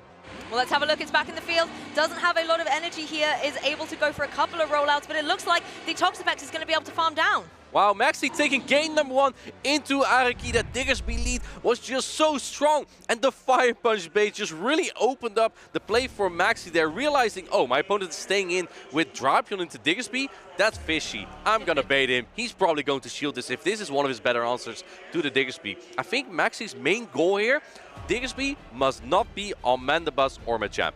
Yes, you need to make sure that the Diggersby is in a position where it's able to thrive. It doesn't have to then be forced to use these shields, because we saw Maxi preserve them throughout that match as well, really wanting to make sure that the shields were utilized at the right time. But both trainers were really baiting each other throughout this with a lot of the charge attacks, sometimes successfully, sometimes not so much. We saw the Aquatail as well from the Drapion on the Artibex. Maxi first letting the first crunch go, and that's kind of also what I talked about, the decision tree, right? Do you shield the first crunch, knowing it's likely a crunch, but if it debuffs, the next crunch will do more. However, if you no-shield the first crunch, your opponent goes straight Aquatail. Those are resisted. You don't want to shield those either. It was kind of a tough choice for Maxi. All the energy on Drapion was so good for Araki there. I think Drapion, if anything, will have to do it here for Araki. It has to be the Drapion. It's such a key component, but being that little bit more vulnerable as it is the Shadow variant means you often are forced to kind of utilize your shields on it, but the trade-off is you can deal those powerful crunches back. I want to talk a little about the Artibex here. Do you think it got its moment in this match, being able to apply pressure to the Mandibuzz? I think that the Artibex wasn't the key component for Maxi, but I do think it's the key component in the match. Okay. It's one of the safer Pokemon for Maxi to use. There's the Machamp and the Dunsparce to counter it, but other than that, the Artibex just looks really solid, and I think that Machamp and Feraligatr may not be the Pokemon that Araki is bringing a lot, right? The Dunsparce is coming out probably, but the Machamp, I don't think as much. Here we see the leads. We have the Toxapex into the Dunsparce, doing it Poison Jab, and then going into the Diggersby, answering the Feraligatr. Lou, this is going to deal super effective damage, but it's not an answer. No, I mean, the Hydro Cannon being able to come through, a lot of damage into the Diggersby, but it's not going to be going for a shield on this time. The Diggersby able to hang on, even though it's super effective, and it can retaliate with something like the Fire Punch, the Scorching Sands against the Feraligatr, let's be honest. The Diggersby can win this straight Scorching Sands, so Maxi not going to bait this time. Is Araki going to think it's a Fire Punch? And he does let it go. Scorching Sands going to land, and it does a lot of damage on this Feraligatr. Again, no debuff. I think at this point it doesn't matter anyway, because a Hydro Cannon would knock out. Maxi going to put up the Protect Shield. He wants switch advantage. With these quick attacks as well, stacking up against this Feraligatr that is in such a perilous position here. Look at them, only, I think, 2 more, and then it's going to be able to go. Oh, it's gets gone. the farm down. This is such a big play, and the switch advantage is going to be so key here, because look at what's in the back. It's the Mandibuzz coming out now, which probably would have been a better answer to the Diggersby as well. But because now the Malamar will not be aligned to this Mandibuzz. That's incredible for Maxi, actually. I mean, this is the thing, the Mandibuzz doesn't mind this matchup at this point, but at the same time, Maxi can capitalize on this Diggersby being on the field. Look at these charge attacks coming through. The quick attacks are going to be doing a little bit of damage, setting up the Mandibuzz, making it a little bit softer for the KOs from its Pokemon in the back. And I don't think Mandibuzz can even snarl down this Diggersby. Diggersby is just so bulky. It does give the Araki opportunity to farm a lot of energy here, but as you say, it just keeps chipping here. When you throw your energy here, now going for the area is finally... The Mandibuzz already has 50% HP. I mean, I think you're forced to go for the charge attack there, because otherwise Diggersby was going to go for another Fire Punch there and get some damage against that Mandibuzz. Now Maxi has the utility to switch, brings in that Toxapex. Now keep in mind though that Araki still has that shield advantage. The Dunsparce in the bag is not great into Malamar with superpower, but it's also not the worst with that shield advantage. Now going into the Dunsparce, in comes the Malamar, but Dunsparce already at 1 charge stack here. Malamar needs to throw those sideways quick to get to the charge stacks. Yes, and even if you go for the superpower, if it's shielded, you still take those drops as well. So then it leaves Malamar incredibly vulnerable to any of these drill runs that are very fast and charged up by this Dunsparce. You can see one connecting already. Malamar side-waving as quickly as its little kind of arm things can allow it to do. Tentacles, that's the word. And now can go for this foul play, but it is shielded. Arigi really investing on this Dunsparce. I think as Maxi, you probably don't even want to go superpower, because it will make your sideways do less damage. Even foul play already chunks a lot, and will likely do almost the same damage the Sludge Wave would do from the Toxapex. So I don't think it's a bad shoot from Araki no matter what. Not going to throw just yet. This is an interesting play from Maxi. Not going for the drill round. I think your Malamar faints now. Yeah, Maxi didn't look too happy with that. Maybe thinks he misjudged this moment of the match, and it gets the knockout, so Malamar is down. Now it's all just on this Toxapex. That was an interesting play. If he threw his charge stack, maybe he would have been in a better spot now. Now the Dunsparce still has that shield and a Duron ready. You also still need to take out the Mandibuzz there. I think Araki is looking very good in this game. Yeah, Maxi looking a little bit frustrated with that previous play. You can see there's lots of energy up in this Toxapex, but the Mandibuzz able to come in. There's still that shield on Arigi's side as well. So you have just so much momentum that Maxi needs to be able to do to climb this hill and take the set, but it looks like the score might be even. It's a tough hill to climb here. Araki just needs to make sure that Dunsparce can close up. Didn't even shield the Mandibuzz that could take that Sludge Wave kind of easily. This Dark Pulse, I think, barely won't knock out just yet, but the next few rollouts will take out this Toxapex here. Yep, and the scores have been even. Aragi, Maxi, 1 game apiece here in this losers finals. Martijn, talk us through, what was that moment that Maxi looks frustrated about? What happened and what decision do you think he wished he had done? I think he tried making a call on if Aragi would try to catch a charge stack or not, and didn't throw his foul play for that reason, or perhaps just miscounted entirely. Maybe forgot about the energy that Dunsparce built up in the lead before Aragi swapped the Feraligatr into the Dunsparce, and for that reason he lost all the energy on the Malamar that would have been so crucial there, because otherwise he could have gotten another shield from Aragi there and maybe put his Toxapex in a much better spot. Yes, being able to get that energy down across and utilized as well. I feel like with the Malamar, maybe just that second hesitation, he would have been able to lock in a charge attack and, like you said, burn through that shield and keep the momentum. But this is why we have a best-of-3 scenario, because you always have that one game that you can, maybe it doesn't go your way or decisions were made, but now you have the game 3. But everything is on the line in this match. It's the decisive game number 3 here. Again, this is the Group C losers final, so the winner of this goes to the top cut of top 8.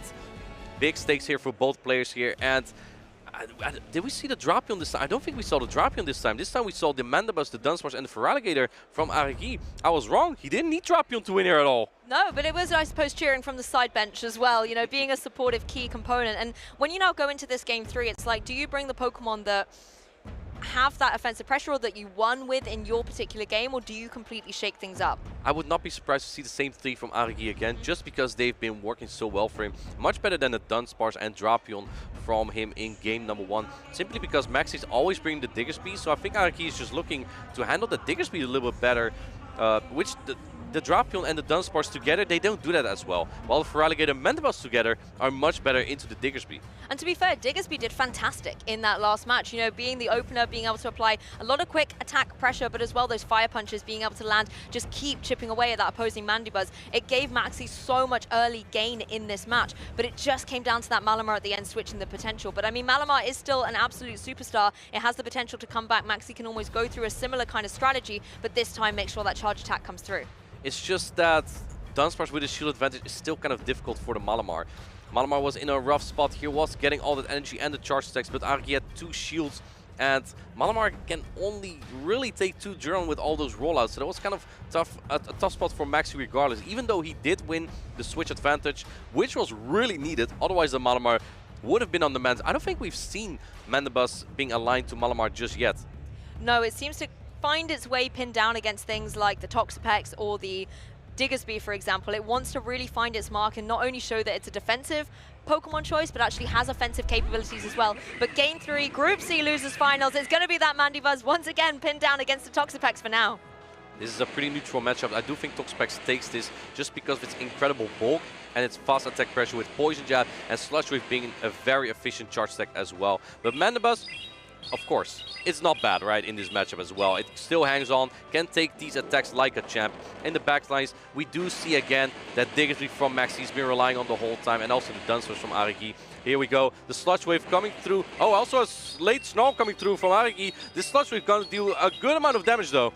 Yep, Sludge Wave is going to be able to come through and connect. A significant chunk takes it down into the yellow, but Mandibuzz has some charge attacks of its own. Another Dark Pulse going to be able to come through. No shield coming through from Maxi. We know this is only going to do a little bit, but it will put the Toxapex into the yellow zone as well. I think despite that Snarl coming through, that Maxi will still take this 0 shield scenario here with that Toxapex. Poison Jab comes through from Maxi. He's one of a Sludge Wave that would knock out this Mandibuzz. It's getting really close. I don't think Mandibuzz can still Snarl down in this position here. Well, let's see. It's certainly going to try a little bit. It's got to get that energy to get to its charge attacks. And speaking of charge attacks, Toxapex has them both ready. Going for the Sludge Wave again. No shield from Aragi. Very happy to let it kind of go down.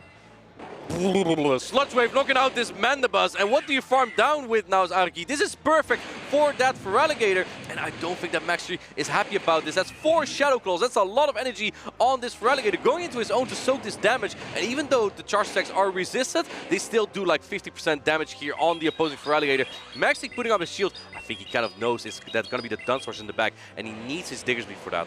This is the thing, both trainers forced to kind of utilize shields on these Feraligators to be able to keep that momentum in the match, but the fact that Origi's was able to get those Shadow Claws down already gave it this pressure with these Hydro Cannons. The second shield comes through on Maxi. That Diggersby is going to be in a vulnerable spot, but you can see as well the Hydro Cannons are ready. Maxi really trying to think, where do I want this damage to land? I think at this point Maxi's just trying to get as much fast attack pressure in as possible. At some point he needs to quick attack down this Feraligatr. I'm not sure if you can. Araki is now at the Hydro Cannon. If you can get a Hydro Cannon off on the Diggersby, I think that might be it for Maxi. And Araki would really want that. Going for the Hydro Cannon immediately. Here we go. This goes to knockout. Can you quick attack down as the Diggersby? You kind of also need to hang on to a lot of charge attacks from the Dunsparce as well after that. I mean, both trainers here trying to get rid of those shields, but also trying to get rid of the energy so these quick attacks can come through. But the Shadow Claws are coming through as well. The Hydro Cannon is there.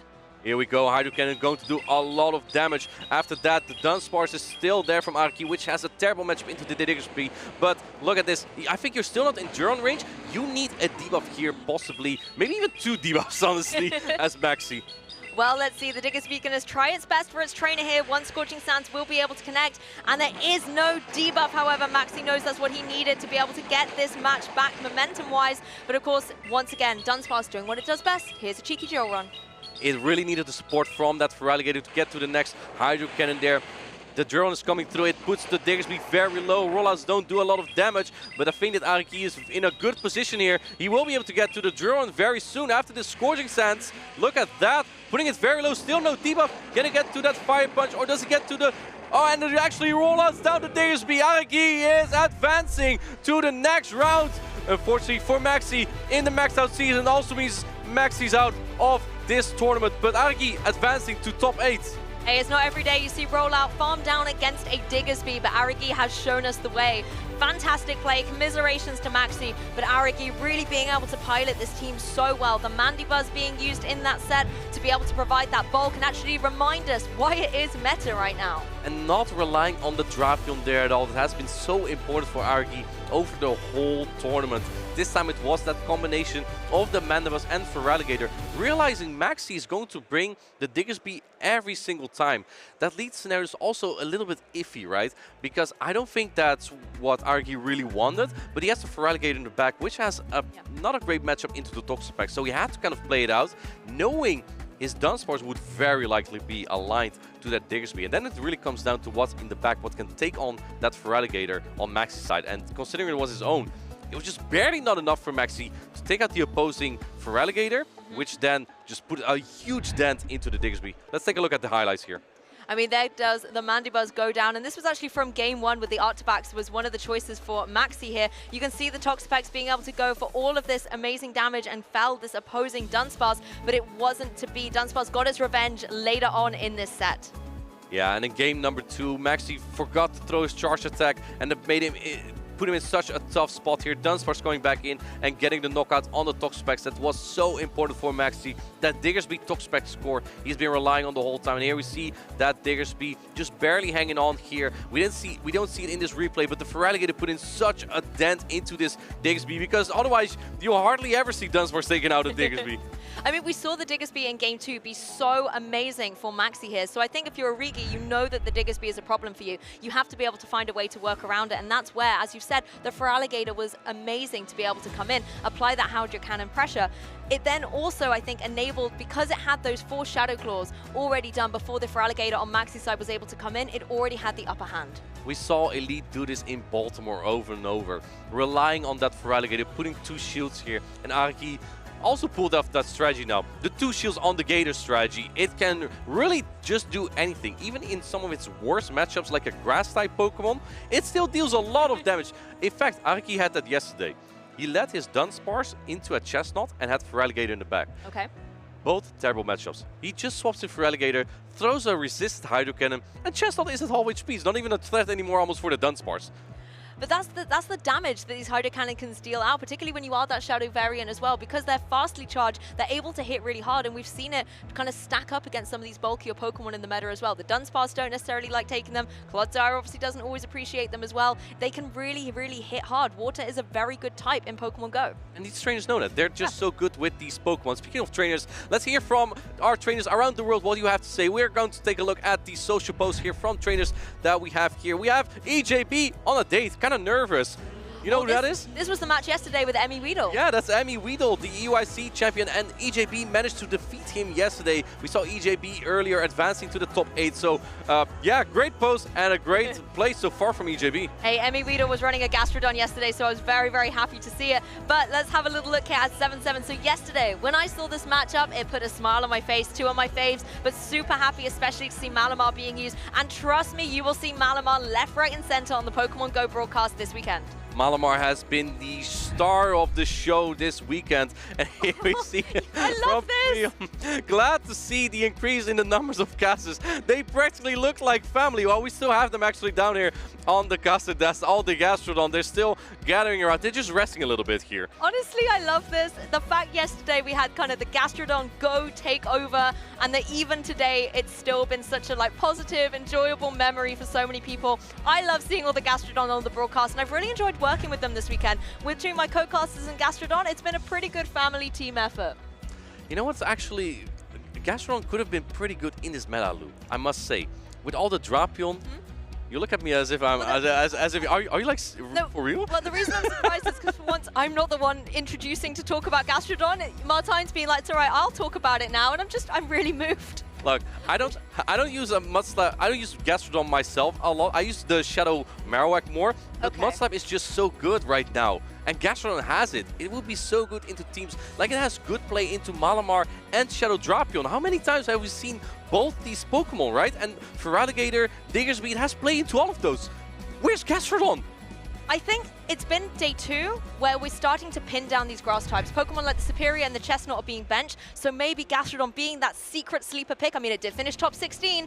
It's definitely one to still pick up for your team, but let's look at this match, Martine. Just one more thing about the Gastrodon. Look at Stone Collection's team. Okay. Good into Malamar, good into Azumarill, good into Dunsparce, good into Feraligatr, good into Clodsire, good into Drapion. Stone Collection, Lou, I'm sorry, but I think he's bluffing off the Gastrodon. Still haven't quite got the memo. It finished 3rd in Baltimore. It's actually in day 2 on the video game side of things. Pick up your Gastrodon, people. Put it on your team. But let's dive a little deeper into Group D of the Losers Finals. As we've already talked about, Stone Collection has a team incredibly weak to Gastrodon, but Javier is not bringing that Pokemon. So what has Javier got that can really kind of counter Stone Collection's team? Javier is a little bit more prepared. He has the Chestnut, and I think it actually may have some play to Stone Collection's team. Being good into the Azumarill, very good into the Dunsparce we've seen all day, and it's decent into the Feraligatr as well. We know that pretty much every Clodsire now is running Sludge Bomb, so Stone Collection's Clodsire is quite good into that Chestnut as well. So yeah, let's take a look at the team here, again from Stone Collection with the Charge. Oh, was he the one having Stone Edge? Oh, possibly. I mean, this is the first Stone Edge Clodsire I've seen personally. This is exciting. If it has Stone Edge, Chestnut's actually quite good into it because it will resist all the charge attacks from the Clodsire. I do think still though, Clodsire is kind of fine in the matchup, but it's it's still Sludge Bomb. They were tricking us. I know that was a trick from production now. Maybe it was Gastrodon. We just really wanted to see one. Yeah, it was just what we were asking for, but not today. Instead, it is going to be that Sludge Bomb variant, so that will give Pokemon like Chestnut a bit of a harder time, as well as the Azumarill that Javier has on his team. Azumarill is a very strong Pokemon since the start of PvP, really. So I think most of these Pokemon, we've seen them all over the tournament already, right? Malamar, Dunsparce, they've made their showcase. I would like to see some more Drapion action as well. So yeah, and it might actually be pretty good into Javier's team with that Malamar, the Diggersby, the Toxapex, and the Azumarill, right? And also the Chestnut, of course. Yeah, it's going to be, I hope it's going to be the Drapion show here. Javier also has one. I mean, we have a couple of mirrors here potentially. I mean, the bane of my life yesterday were these Dunsparce mirrors, but Malamar mirrors or Drapion mirrors, I'm here for that all day long. And we've actually seen the Malamar mirrors happen quite a few times on the broadcast, just trying to make sure that those Psy waves are stacking up. A little bit like we saw the Feraligatr mirror in that previous game as well, just trying to really weaken your opponent's Malamar so that Pokemon cannot threaten the 2 Pokemon you've got in the back. But let's have a look at Javier's team. Not only are there similar Pokemon in the form of the Azumarill, the Drapion, and the Malamar, but we have these other unique peaks. We see the Toxapex here, and Toxapex can actually win the Zero Shields into Drapion. It's just when more shields are in play that the Drapion gets a little bit better. I also want to point out that Javier is from Peru, so we have some international competition here in Dortmund. Super excited to see if he can take it home for LATAM. He already has really important points for that Travel Award race for the EUIC. So regardless of the result, this already is quite big for Javier. And this is even good practice for the special event next week in Peru as well for him. It's always amazing to see anyone who loves Pokemon being able to come to these events and seeing that community and camaraderie come through. I'm looking at the Diggersby. We already saw what a superstar it could have been on Maxi's team. Do you think Diggersby could get its redemption now? Absolutely, and I'm pretty sure we're going to see it here as well in this match. We see the Malamar into... I got a little bit thrown off by the name there. The Malamar into the Drapion. This is a great lead for Javier. Yes, we're going to see the side waves come down. They're going to be not very effective, of course, into this dark type, and so much energy already on this Drapion. I think, going for the Aqua Tail bait here. Interesting. Stone Collection not opting to shield. I think Javier was hoping to get the Charge Attack priority, which he would lose, and then deal more damage or threaten a shield from Stone Collection. But Stone Collection did not throw. Now going for the Superpower, which will do a lot of damage. Yep, Superpower will come through, connect significant chunk of damage, and Stone Collection retreating it immediately, resetting that debuff and bringing a Drapion in of its very own, but it is now up against this Diggersby. That's not what it wants to see. Are you sure about that? Maybe the Drapion doesn't want to see this, but I think that Stone Collection is very happy to see this, because we look at the backline, we see the Clodsire from Stone Collection, and Clodsire is even worse into the Diggersby. He has now baited out the Diggersby from Javier, and I think that gives Clodsire a lot more play. That is true, and I forget how fast these Aqua Tails are able to stack up and deal damage, but I'm worried about a Scorching Sands being able to come through and do significant damage. Not the bait, Lou, not the bait. And he goes for it. That's the second Fire Punch on Drapion shielded. Is this the way we play now? Baiting the Drapion with the Fire Punches. There are some tricks with this rabbit out of the hat here. It's going to be going for a shield. It doesn't want to take another Aqua Tail that I believe would put it into that KO range. It wants to be able to maybe throw a few more tricks at this opposing Drapion. You've got both the charge attacks ready. This time it is going to be the Scorching Sands. Let's see if Stone Collection wants to fight for switch advantage here. The Drapion already has some energy from Javier, so I don't... Oh, he does put up the protection at the very last second, and he gets the attack drop, unfortunately, but Javier doesn't really care at this point anymore. He has energy on his own Drapion and probably can take out this opposing Drapion before it can even get to a charge attack. And forcing the shields down on Stone Collection's side as well does leave him a bit more vulnerable for his back line. The Clodsire is going to be able to come in now, though. Yeah, taking two super effective Aqua Tail likely. Javier is probably pretty happy with this, because now his Azumarill may be aligned to that Malamar. Stone Collection making a different prediction of what could be in the back here that Javier lets Switch Advantage go like that. Another Aqua Tail's coming through. This Drapion's popping off. Yeah, this Drapion is completely, it's just running havoc on the field right now. Yes, the Clodsire is going to be able to take these attacks, but now we have the Azumarill coming up, but it is going to be the Sludge Bomb.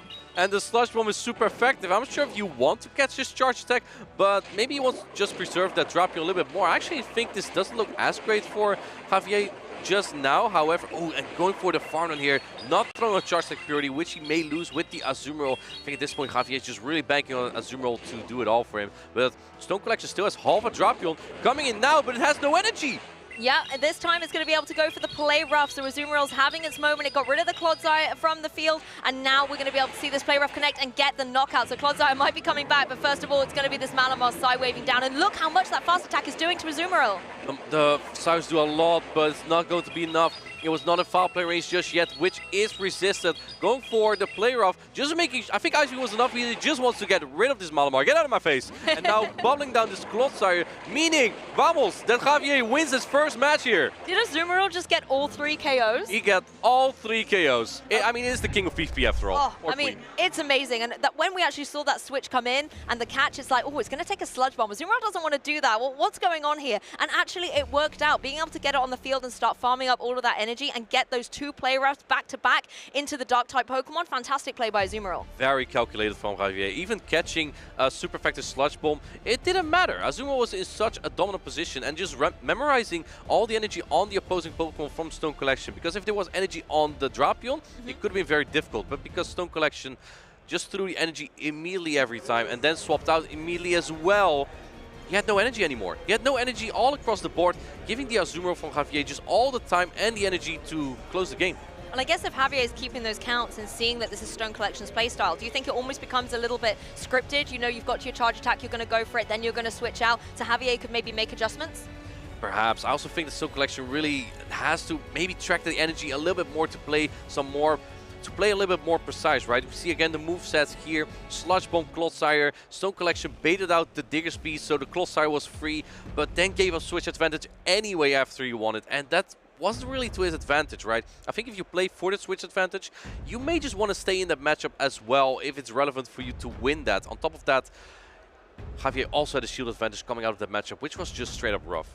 I wonder if Stone Collection's going to take a leaf out of Javier's book here and bring the Azumarill of his own to try and use those play roughs. I mean, if we take a look at Javier's side, you've got Pokemon like the Malamar, like the Drapion, even the Chestnut doesn't want to take those play roughs, but oh, look at this, Malamar on the field. What a terrible lead for Stone Collection. Going into the Malamar, answered by the Drapion. This is a good matchup for the Drapion, but I think that this Malamar might be able to take a shield advantage going for the Aqua Tail. I don't think Stone Collection shields here, knowing that the next attack might do more. Let's see what he's going to do. No shielding this Aqua Tail again. Not going to put up Protect Shields on the Malamar before throwing a charge and going for the Foul Play bait. This is cruel, and oh no! Actually baits the resisted Foul Play. I think Stone Collection might be fighting for switch advantage now. I mean, Stone Collection was on the back foot straight away, so trying to get rid of these shields early doors will give him momentum back in the match, but has to utilize a shield of his own as the Aqua Tail is going to come through from the Drapion.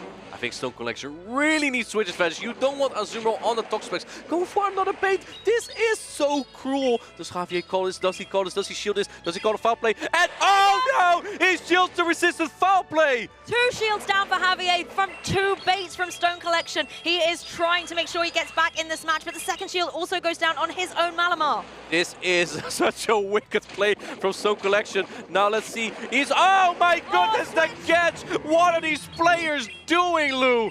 Oh my goodness, Stone Collection playing out of his mind. Javier making a fantastic catch as well, also showing his capabilities. The superpower comes through, the drops come through. Now the Malamar on Javier's side can try and get all this energy up, but it can't farm it down. Here's Azumarill. I love that play from Stone Collection, knowing that the Psywave, despite being debuffed, is triple resisted, so that gave him the opportunity to farm up more energy, then going into the Azumarill and take all this resisted damage on the Azumarill. Because there are no shields in play, only 1 charge stack will knock out this Malamar, so that means that Javier is unlikely to be able to preserve this Malamar. And now we're going to see the reverse here. The Azumarill on Stone Collection's this side is now up against this opposing Malamar. You've got the play rough ready as well, but you can go for a couple more bubbles, get the energy up, because you might need that for the Drapion in the back. Lou, the timer is going to be up after this. Javier could make a potential catch here, preserve the Malamar. That will be devastating, and he is swapping out into the Toxapex. We see the catch on the Ice Beam. Stone Collection waited way too long with throwing its energy.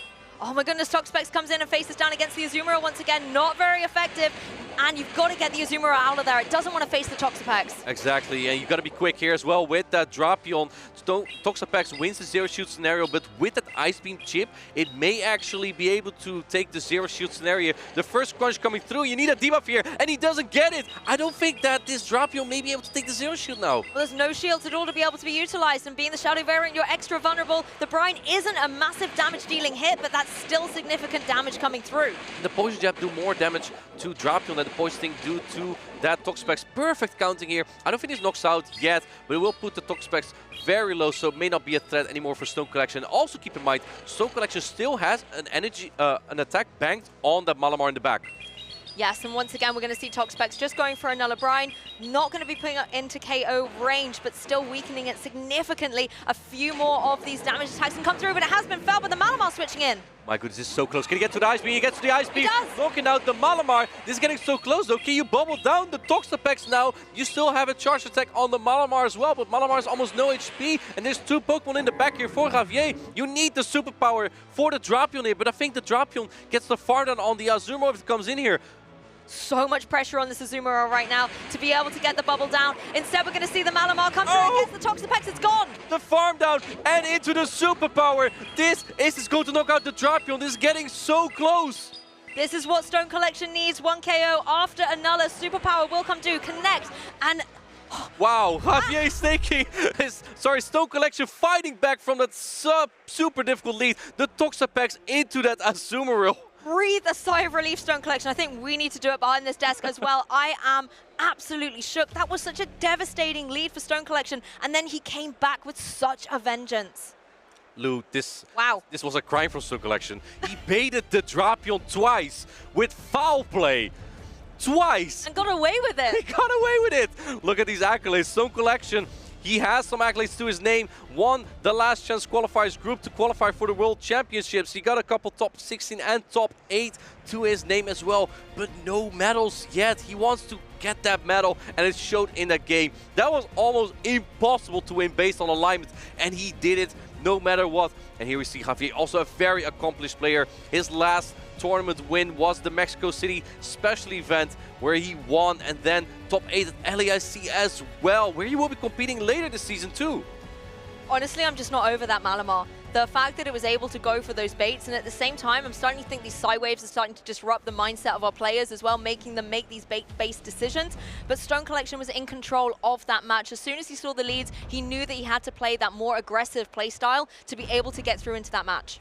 I think so too, but I'm kind of curious of what these players are now going to do.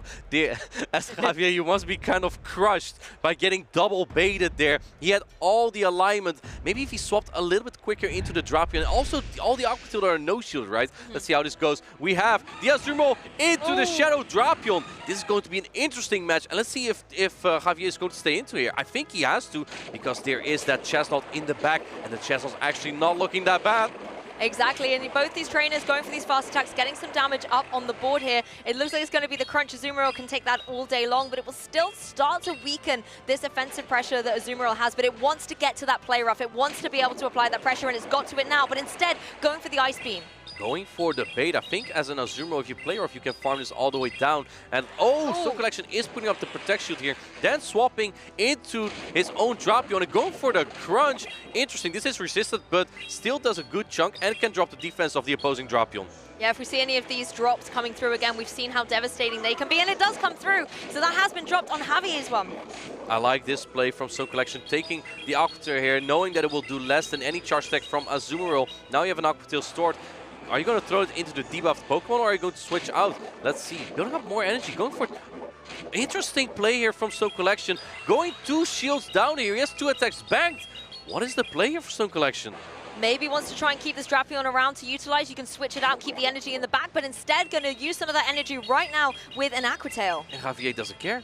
No. He's just keeping the 2 shields. How are you going to deal with the Azumarill you just saw earlier? Both Pokemon in the back for Javier can take all these charge attacks. Everything the Drapion has is resisted as charge attack. Now going into that Dunsparce. Oh no, there it is. It's Chestnut making its appearance on the field, and it's going to annihilate this Dunsparce. It resists all the charge attacks. Finally out of its shell and ready for action. Chestnut has graced us with his presence on the field as the drill run comes through. Negligible damage, and as you can see, we have got this charged attack ready to go, but it doesn't even want to go for it right now. Keep going for these fast attacks, keep getting the energy up. There's nothing Dunsparce can do. Literally, cannot do nothing here.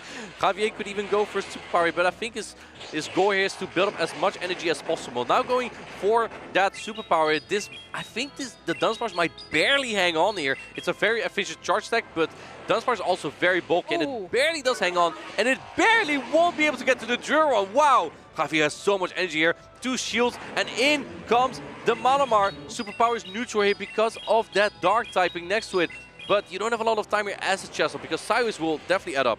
And you just want to get that damage out. The Chestnut's taking all of these drops. It's now going to have those reset, and the Azumarill can come in, take these side waves, start applying pressure with something like that play rough that it has got ready to go. And Javier has 2 shields. Stone Collection, having lost them early on as well, meant that the Dunsparce was so frail earlier on. 1 more shield coming through. Oh, we're going to see a switch, but it's gone.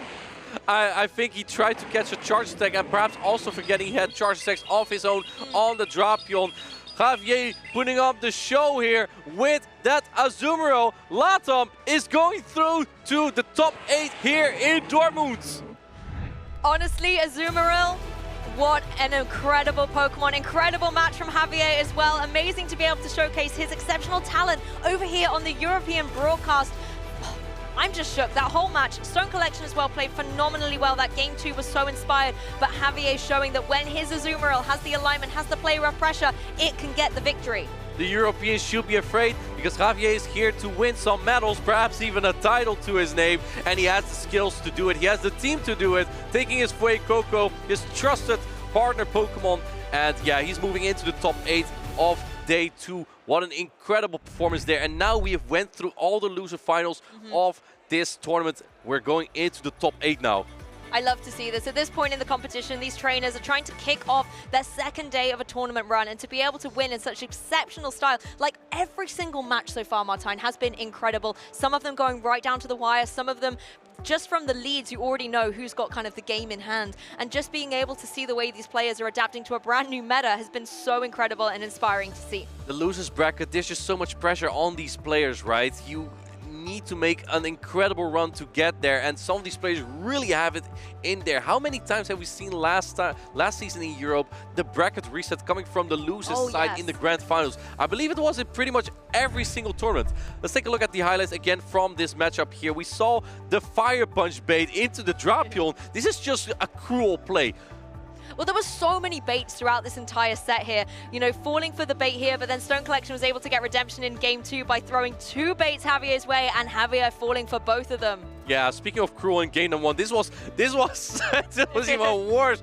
Double shielding the resisted charge attack, making it able to flip the switch advantage so the Azumarill wouldn't be on that Toxapex, and then catching here, knowing that he wouldn't win switch advantage anymore. But this allowed Stone Collection to align the Azumarill to that Malamar and get it off the Toxapex. Exactly, and now you start to see as well coming through, the Azumarill was a superstar, I think, on both sides, but Javier was able to utilize it so effectively in games 1 and 3 to be able to gain that momentum. Stone Collection, unfortunately, kept finding himself pinned down in a way against the Toxapex on Javier's side, so Javier making sure the alignment was his to control. Exactly, here we see the player off coming through, and this sealed up that battle for Javier. He was just in such a dominant position, as you said, with a shield still in play, with 2 more Pokemon as well, with the Chestnut in the back. Chestnut was just a little bit of a key Pokemon there. I don't think that Stone Collection even relied on the Dunsparce as much in those previous 2 games, but Javier just had a feeling. I need to bring Chestnut. He's gonna bring Dunsparce. Chestnut is so good into those. But I like that that was the moment to utilize it and have it kind of just in team preview as well as something that Stone Collection had to consider in games 1 and 2, but it wasn't being brought. Maybe then Stone Collection was like, hey, he's not going to bring it at all. And then Javier completely switched up the storyline and was able to bring it. And it did so well too. Being able to get those 2 superpowers off just back to back, so much damage down into the Dunsparce. You love to see it. Yeah, we have Stone Collection is one of the best German players, but we still have Zweilhaus on that winner's side. We're gonna have those battles coming up soon, but don't go anywhere. We have a video about the save swaps, and after that, we're getting back into the action. Welcome back, Pokemon trainers, to just another round of Master of Choice. This time, we are going to answer the difficult question: do you put your save swap on top or on bottom? So is it position 2 or 3 on your team? Amanda. I mean, you said it's a difficult question, but it's not. It's the most simple question. You put it on the bottom. And I know, guys, you're looking at me like I'm wrong here, but I know that I'm right. Because if you think about it, when you're tapping and you need to get out of a scenario, the easiest one to tap is the bottom. It's closer to where you're tapping already on the screen for your charge attacks. And also, if you think about it, when you're comprising a team, if you're using something as the safe swap, it's something that you might be willing to sacrifice a little bit, right? And in that case, it's your 3rd Pokemon. It's your last Pokemon. Yeah, I think that's crazy. You put Pokemon 1 up front, then you next to number 1 is number 2, which makes sense to be your safe switch in my opinion. And then number 3, you have your last Pokemon, which in your case you use as the safe switch. Yes. That makes no sense to me. Leo, what do you think? Are you with me or are you with Amanda here?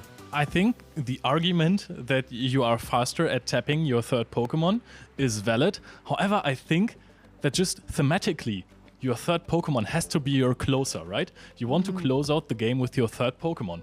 The 2nd Pokemon is the Pokemon that is supposed to be 2nd in the game, in the match. I still kind of disagree, because if you start using your safe switch as the top one, then you start tapping there first when you're trying to swap out, right? When you're trying to safe switch. So in that case, you tap there faster. So I think your argument makes no sense at all, sorry. I mean, we're not all masters of the 4-finger tap, Martijn. So, I mean, you're probably reaching that top one with your pinky. I have very small hands, and I just need to be able to access it as quickly as possible. That is why I'm going with the bottom.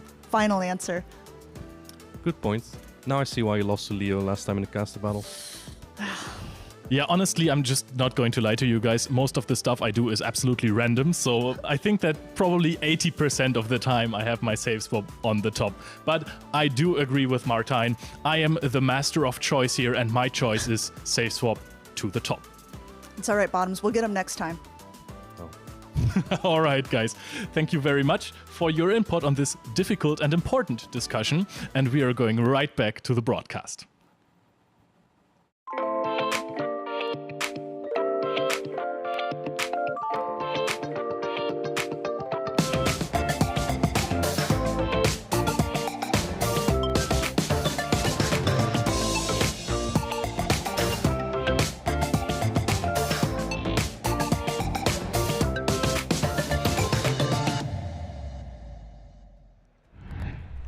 Settle in, trainers, because we have our top 8 finalized here in Dortmund. I am Amanda, also known as Lumberger, here alongside Tomahawk UK, and we're about to find out where he actually uses his safe swap position in Pokemon. Yeah, do you know what, Amanda? I actually have mine on the top as well, but I think the thing that's most important, right, is that you as a player... I'd like a new casting partner. Production, is this the only thing that matters is that you remember which way around you have it, and it's the same as your charge attacks, right? If you've got them on the left or the right, I was actually speaking to Alejandro yesterday, and he told me, he goes, I would have won my game, but my Dunsparce, I forgot which way round Drill Run and Rock Slide were, and I threw a Drill Run on a Mandibus. This has happened quite a few times in the Championship Series. I believe one of the most infamous ones was Rise to Occasion, where he forgot what side the Shadow Ball was on. I've seen Rise to Occasion in chat. Rise, explain yourself. Why are we throwing Shadow Ball? We'll give you some time.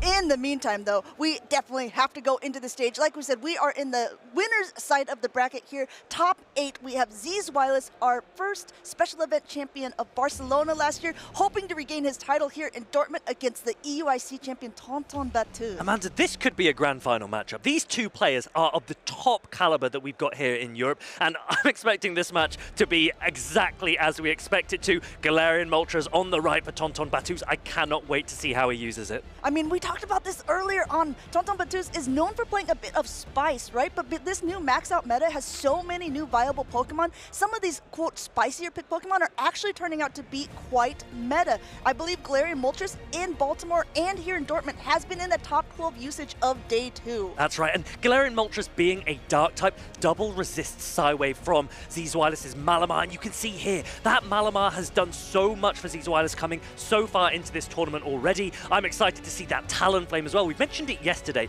This Fly and Brave Bird moveset, there are so few Pokemon in the meta that are resistant to that flying damage that Talonflame with energy can cause big, big damage. And Z's Wireless was actually one of the first people to actually popularize these two flying charge attacks, doing it last season as well, even when Flame Charge was super viable. Also running that Superior, there's some grass Pokemon that have made it onto day 2. Superior seeming to be the one of choice, although we did see a Chestnut last round by Javier really take commanding lead over Stone Collection. We'll have to see if it will come into play against Tonton's team here for Z's Wireless. One of the other stories of this weekend has been, what moveset do you run on your Clodsire? And both of these players have opted for Sludge Bomb. It is stronger into Azumarill, it is stronger into Superior, and it also gives you slightly quicker access to your charged attack. And you know, Tomahawk, we were talking earlier about that safe swap position, but if we're actually talking about Pokemon that have been used in a safe swap position rather than the positioning of it itself, I'm looking at that Dunsparce on Tonton's team. It seems like Dunsparce has really just been very popularized in Dortmund here, using that as if you potentially lose the lead, coming in with that Pokemon to see if you can regain that switch advantage. I think one of the really interesting things is how, well, we're actually getting straight into these games. Will these players use Dunsparce as their safe? No, we've got Dunsparce here in the lead for Z's Wireless. Up against that Shadow Quagsire here, going ahead and just starting out here. The rollouts are not going to be very effective against this ground-type Pokemon, and they're pacing about similarly. It looks like they're going up a little bit ahead, and actually the Dunsparce throwing first, even though it would end up losing charge attack priority should they go at the same time. Generally speaking, leading Shadow Quagsire into a Dunsparce is a positive matchup for Tonton. Z's Wireless is staying in, though, so that's interesting. Tonton now has to think, why are you staying in? What might you have in the back? Do I need to preserve my Shadow Quagsire for later? I mean, shielding up an Aquatail is also even a great start here for Tonton. The Aquatail bait being able to go through, but not shielding, and this is a Drill Run. This will actually do some heavy hitting damage to the Shadow Quagsire, taking 20% more. Not enough to knock it out. A Stone Edge is reached, and look at this, going for yet another bait. One shield has already been used. Does Wireless want to use both in this first portion of the game? No, lets it go through. He lets that Aquatail go through. Another Aquatail isn't going to be enough, but Tonton's not going to reach. He banks that next Aquatail Tail, and he comes in with the Clodsire, access the Sludge Bomb, super effective against the Fairy-type Azumarill. Azumarill is a little bit ahead on energy, one bubble going through first, but the Sludge Bomb will go off. We've seen this time and time again. 2 Ice Beams with the bubble damage should be enough to knock out the Clodsire, but Clodsire can definitely hit back with these Sludge Bombs. First Ice Beam coming through. Tauntaun has 2 shields, wants to keep it that way, content with letting this Ice Beam connect. Tauntaun is really enjoying his shields at the moment, and that Galarian Moltres will be the beneficiary. Remember that Zizwilus doesn't have Stone Edge on his Clodsire, so Tauntaun Batux isn't as threatened by that Rock-type pressure.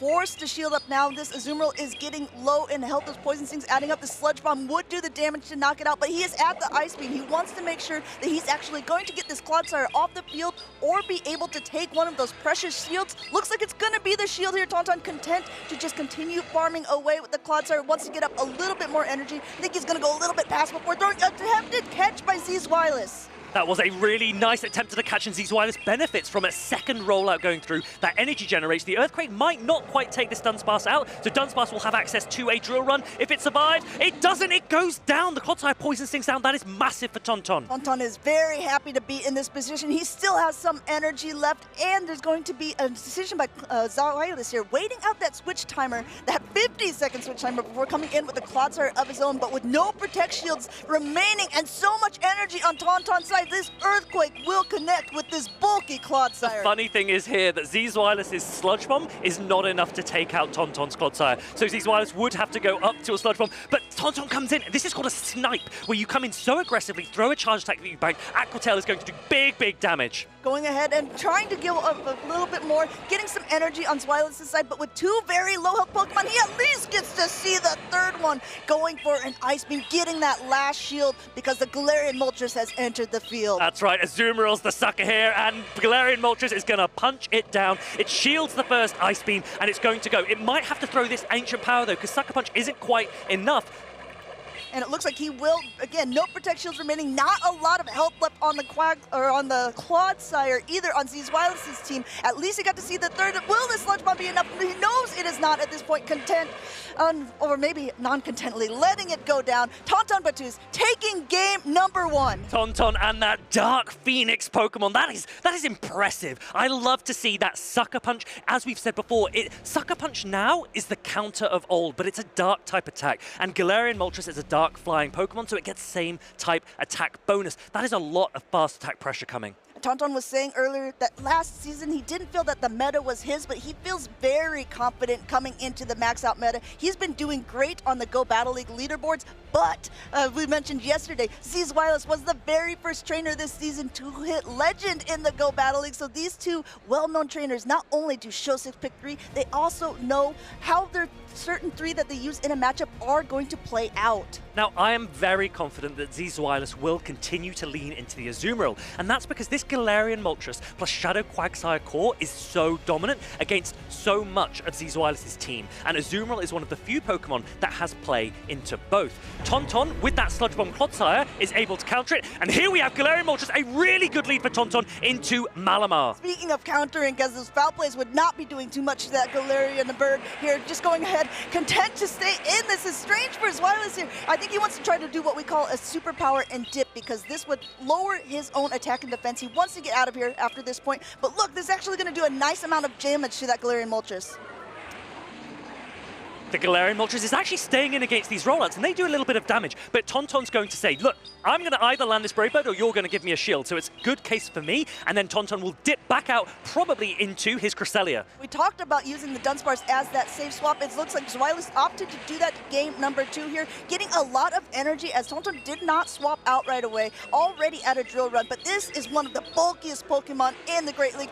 Very happy to be able to take that Drill Run and just get some more energy of his own. Tauntaun looks like he's still going to not use those 2 shields right away in the secondary matchup.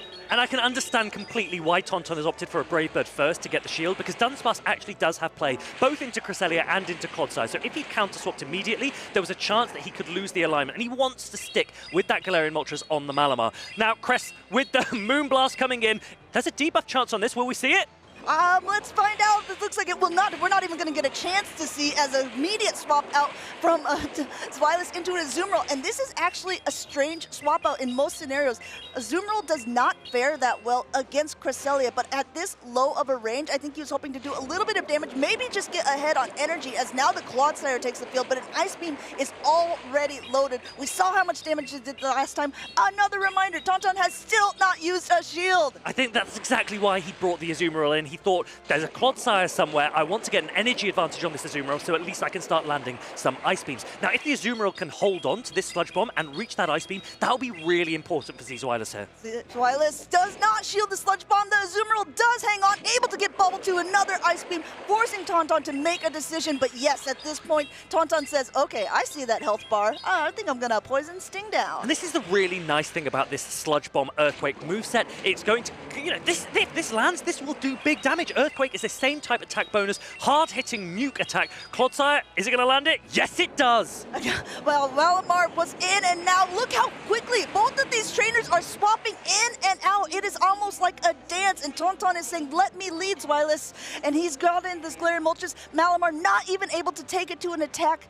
Zweilous waiting out that switch timer, but at this point, there is a Rock Slide loaded. Does Tauntaun want to use the last shield at this point? No, content to let the Galarian Moltres go. This Galarian Moltres has put in so much work, but the way that Tauntaun is utilizing all three of his Pokemon, look how much health is still left, and he has a shield here.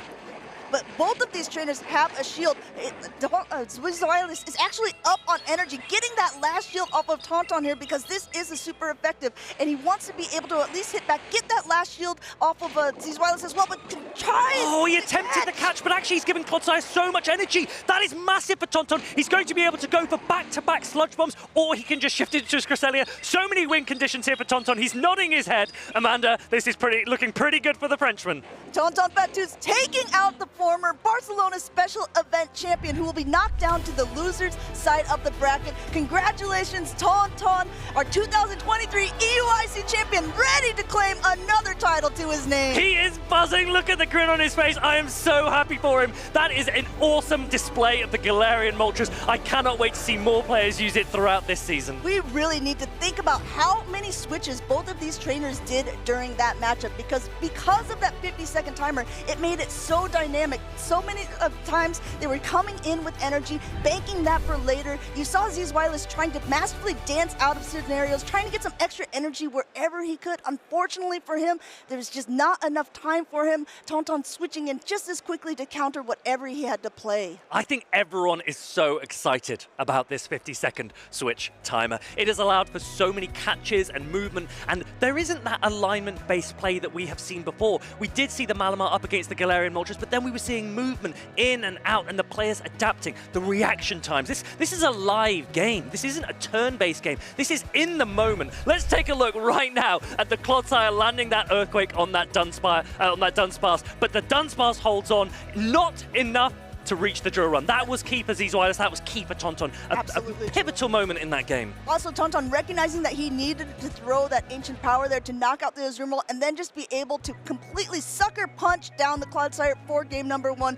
And despite all of the best efforts of Zweilous, game number 2, it's trying to go for the catch, which would have been a possible win condition for him there. Tauntaun too patient, too ready for it with almost 2 Sludge Bombs. Zweilous knows how that matchup goes. As soon as that catch attempt didn't come off, he doesn't need to use his shield. He knows that there's almost 2 Sludge Bombs lined up for Tauntaun. He accepts, he concedes. Tauntaun goes through to the next winner's round. And these have been such exciting matchups. You made a really nice point earlier on when you were saying that no longer is this maybe a rock, paper, scissors RPS scenario where if you lose the lead and you even lose the counter swap, you're guaranteed to lose the game.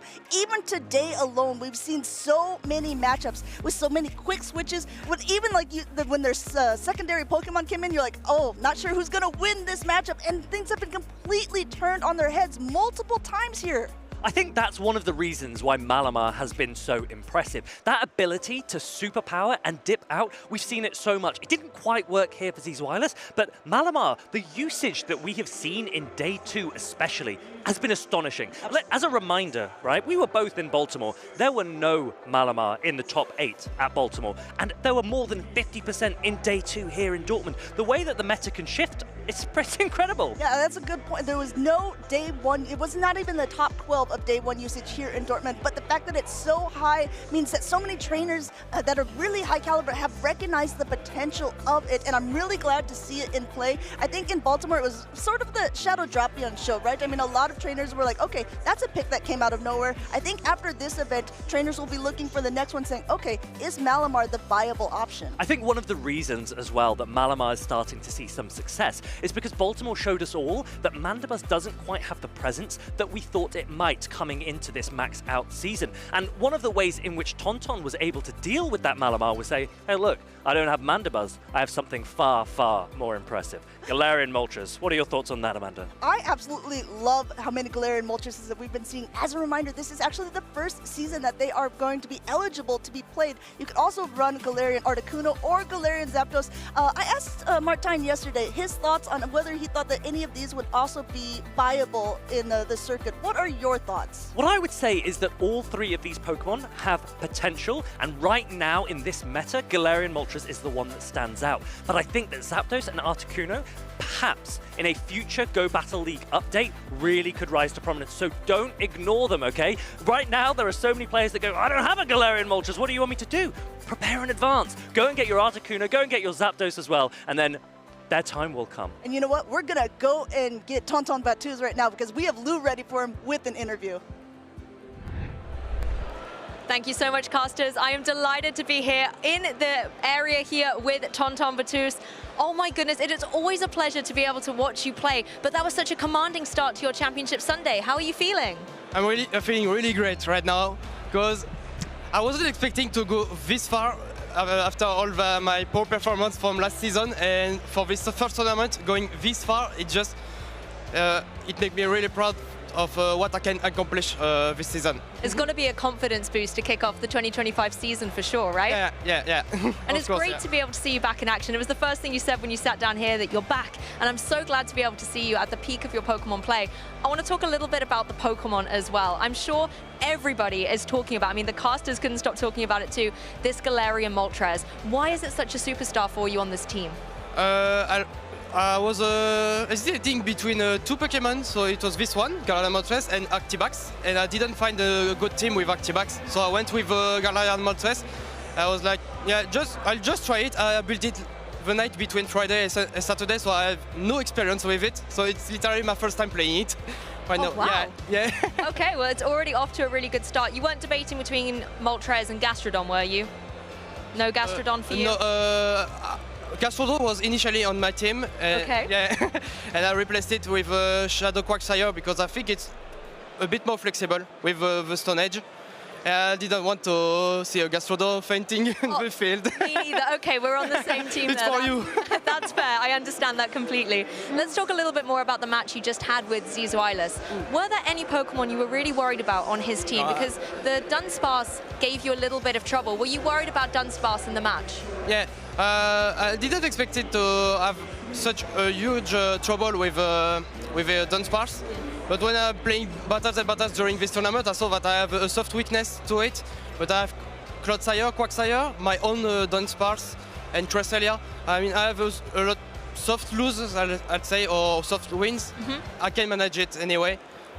And this one from Zylos is really tough because my Galarian Moltres was really good against him.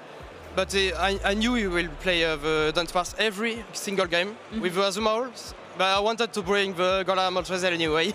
Yeah, he did bring a lot of those kind of bulkier Pokemon choices, but Galarian Moltres was ready for them. In that last game in particular, you seemed to be in complete control the whole way through the match. Did it feel that way for you? Did you feel like you had lots of win conditions? Yeah, I saw the Galarian Moltres against the Malamar on the lead. I was like, okay, I'm so good in this matchup because I know that in his back there's either Dunsparce, Azumarill, or both. I was like, my Cresselia is so good, my Clodsire has play, so I was like, really, this match I can get it. I can get this battle. Well, we'll let you go get ready for the rest of the tournament, but just before we go, as soon as the match was over, I saw you surrounded by a group of friends and supporters. Is there anything you would like to say to them now? Yeah, I want to give a shout out and a thank you to every franchise here in the crowd and also watching me on live, and also a big thanks to Sandoudou who helped me get this matchup get me to understand this matchup better. Fantastic. It definitely is a team effort with Pokemon Go at the end of the day, but we will be watching you for sure. Good luck in the rest of the competition. Thank you. For you guys watching at home, the Pokemon action is going to keep going here in Dortmund for Championship Sunday, so don't go anywhere.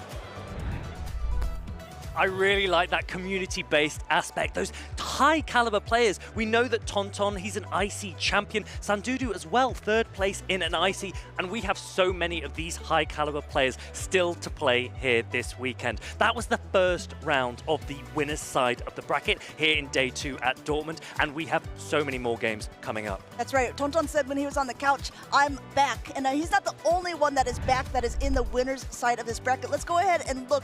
The matchup that he just beat was against Z's Wireless, but we also have Kazim33 up against a Mind Joke next. And a Mind Joke was the other person who said, I'm back this season. He's coming in on the winner's side. He's hoping to take it farther, but this is also really the first time I believe that Kazim has made a top cut, wanting to make a big appearance himself. Both of these players so strong, especially in the Go Battle League. I've seen these players so high up on the leaderboard, but Show 6 is where they really want to cement themselves. They haven't quite done so yet, but this could be their weekend. One of these players will go through to the winners finals to play against Tonton Batus.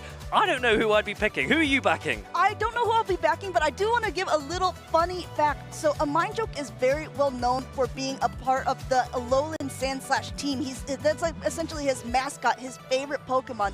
Kazim, on the other hand, his favorite Pokemon is Whimsicott, and he's normally played it in the past, but neither one of these players are choosing to play their favorite partner Pokemon. But they do have some interesting Pokemon here. We've got another Galarian Moltres here for Kazim, and a Mind Joke. What's that I see on the screen? It looks like, ooh, it's a scary, spooky season. We've got a spider for those who are scared of it, and I have to wonder if Kazim will be, because I think there's a decent amount of play for it, and a Mind Joke has really been piloting to it successfully on day number 1. I've seen a lot of Ariados. I haven't yet been convinced by it, and a Mind Joke, he could prove me wrong here. So this Galarian Moltres, on the other hand, this is very happy to see that Ariados. So the question is, what alignment will we see? I mean, even though it would be happy to see it, it is running Lunge, and as a part Dark-type Pokemon, not only is Lunge going to debuff that Pokemon, it is going to be able to hit it for a little bit more, say, if it was just a pure Flying-type Pokemon. And I don't know. I mean, I think that Mind Joke proved yesterday that he was not scared to bring it, even though there does seem to be a decent amount of counters on Kazim's side. Kazim also running a Dugong. One of the few has made it to day 2 with it. Icy Wind guaranteeing to debuff your opponent's attack as well. Dugong is a really interesting pick, and the ability for Dugong to slow down your opponents, right? You can, especially with the 50-second switch timer, you come in with your Dugong, you slow them down, and then you can aggressively swap something in. And your opponent's now stuck. They go, well, I don't know if I want to chip and dip because I'm debuffed. And that might give Galarian Moltres an opportunity to get some energy. Ancient Power and Brave Bird, that gives you a decent amount of coverage. Both of those attacks super effective into the poor little spider. However, Azumarill on the other side may kind of put a stop to that Galarian Moltres, and Mind Joke has been playing that Pokemon as well. I have to wonder if these two trainers have kind of studied ahead of time. They know who they were going to play this day. Have they been doing some scrims against teammates, some friends, to see which 3 Pokemon do I want to bring into the very first matchup, because there is a lot on the line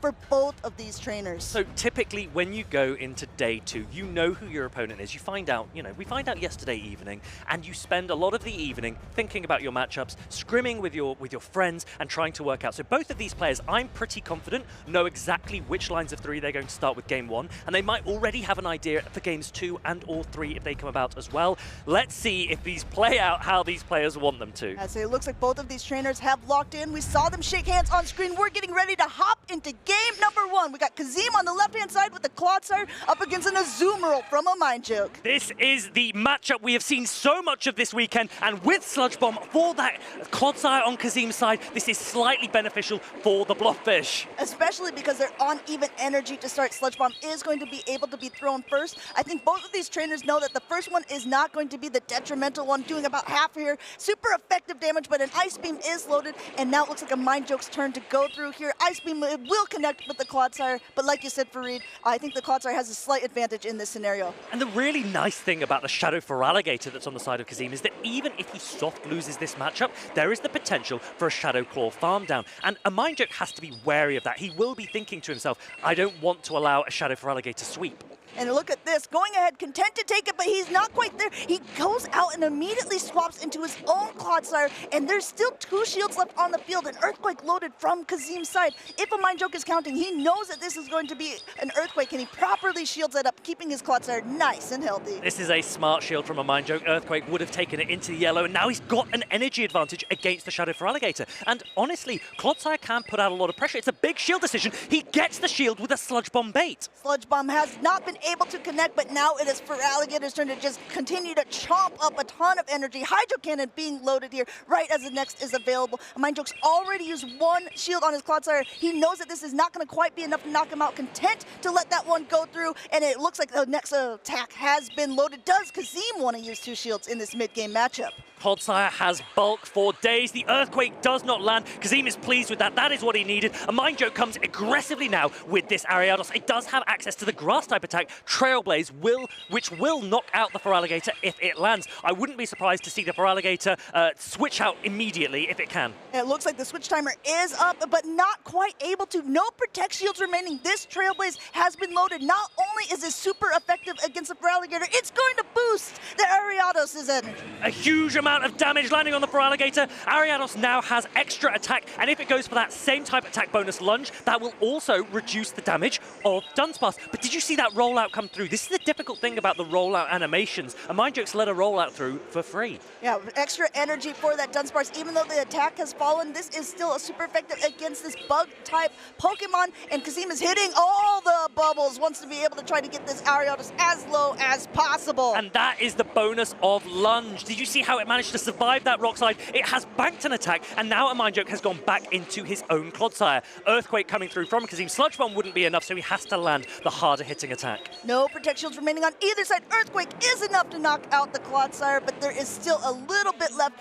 in the tank for both of these Pokemon. It might not be enough to face Kazim. This is the thing. There was so much play for that shiny spider, but unfortunately it doesn't quite have the bulk that Clodsire can boast. And a Mind Joke knows this is going to be a little bit difficult now. The Azumarill also on low health in the back. Yeah, Trailblaze will connect. It is still not quite enough. Azumarill 1 away from the bubble. The Poison Sting's gonna do it, and Kazim is gonna take number 1. A big Game 1 victory for Kazim there. A Mind Joke will have to rethink, replan. It looked like he had a lot of play, especially when that Trailblaze landed, but the bulk of Dunsparce, of Clodsire, and the pressure of Feraligator to get shields down, Kazim's pretty confident. Mind Joke day number 1 was really always relying on his Shadow Feraligator. He would use that as that safe swap position where if he lost the lead or if he just wanted to gain a little bit of energy quickly, and he would use both shields in that mid-game matchup. It looks like he's gone for a little bit of a different strategy here, day number 2. We'll have to see if he has some adjustments because it looks like those games were both very close, but Kazim was in the driver's seat for most of the match. Now the interesting thing here, especially for a Mind Joke, is was the team that Kazim played a team that he expected to see? Was it one that he had prepared for? And this is the real thing about the preparation you get in advance of these games. If a Mind Joke saw a team that he goes, do you know what, I've played against this so frequently, that is exactly what I expected to see, that might help his adjustment going into game 2. But if Kazim threw him off there, then a Mind Joke really needs to compose himself, make sure that he is not rattled and goes into game 2 strong. I think both of these trainers, though they are on the winner's side of the bracket, they definitely want to keep it that way. These two have something to prove, and both of them desperate for their first place medal for the first time. And I think here in Dortmund could be a place to do it. This is the winner's semifinal. So I think both these trainers really want to lock in, want to decide which Pokemon are going to be the best to use against the other one. Like you said, Fareed, they may have practiced against specific lines, but in the actual real-life tournament, practice maybe makes perfection, but you got to actually play it to perfection as well. I mean, one thing that I've always said, Amanda, is that practice, it doesn't make perfect, right? Practice makes permanent. Whatever you practice, that is what you will learn. And if you're practicing the wrong thing, you'll become very good at doing the wrong thing. Kazim here showing that he's been practicing the right thing. He wants to take that momentum into game number 2. The players are nodding at each other. It looks like they've locked in. Amanda, let's take it away. All right, getting excited here. I hope you guys are excited in the chat. Let us know who you are cheering for between Kazim and Amindjo, because we're jumping into game number 2. We have a Clodsire versus Superior on the field. Now, again, this is the benefit of running Sludge Bomb on your Clodsire. You have so much more play into the grass type, so Kazim comes straight in with that Dunsparce. Rollout is resisted, but Drill Run will be super effective. And this is what we've been talking about. Dunsparce being used so often in that safe swap position, because once it gets a little bit of energy, it can throw either the rock type or the ground type attack at whatever's coming in. Looks like Amindjo is responding with his own Dunsparce. Amanda, do you know what this reminds me of? This reminds me of when you used to play with Lickitung, right? You used to chip and then just match with your own Lickitung, and Dunsparce has become the new normal type safe swap of choice. I think so. You know, another Pokemon was Licky that learned Rollout. I expected maybe we would see a bit of a Lickitun's older evolution brother there, but Dunsparce has decided that it is here to stay in the max out meta, getting a ton of extra energy on the Amindjo side. There are 2 Drill Runs loaded, and it looks like one of them is about to be onto Kazim's Dunsparce. That's right, Drill Run is a hard-hitting attack. The rock and ground type coverage of Dunsparce has caused it to be the most popular normal type. We call it edge quake coverage. Not many Pokemon can resist both attacks, and you can see here that Amindjo's chip and dip strategy has worked. Worked out for him. He was able to keep that middle game matchup of securing this lead. But guess what? This is actually a horrible matchup for the Dunsparce. And if you're Kazim, you're content to take any of these charge attacks. Maybe just going ahead, getting as much energy as possible to be able to throw a heavy-hitting Frenzy Plant. I'm really interested to see if Kazim commits to the Vine Whip Farm Down, because Frenzy Plant hits hard. You know you're going to be able to tank this Rock Slide. It has been nerfed as part of the most recent Battle League update. Frenzy Plant will hit both Clodsire and that Shadow for Alligator in the back. Oh, wow. Not only that, but banking the energy, coming in with the own Clodsire to get a little bit of an energy advantage. But now there's an Alligator. Eat him up as it comes onto the field, throwing a Hydro Cannon against Kazim's Clodsire. And Clodsire does not really want to take more than one. Amindjo sees that Clodsire. He's got the grinning gator. He goes, feed me. Shadow for Alligator comes in. The Hydro Cannon's coming thick and fast. Amindjo really does need to shield this Earthquake, though. And it looks like he last-second shield. He does like to shield up the Feraligatr. He knows how good of a swap it is at this point. He knows how much of a dominating matchup he has. If he can just keep that alignment, going for the Hydro Cannon at that charge attack priority, forcing Kazim to use that last shield as he also has the energy. But guess what? Amindjo still has another shield. Watch the switch timer, okay? Because Superior has a Frenzy Plant loaded, and he can. I would expect Kazim to start pausing now, right? He wants to throw Amindjo off. Amindjo, if he gives up this shield, which he's not doing yet because he knows about that Frenzy Plant, he's going to commit to the Clodsire instead. He does not want to risk his Shadow for Alligator getting sniped. That's what we call a combination play as well.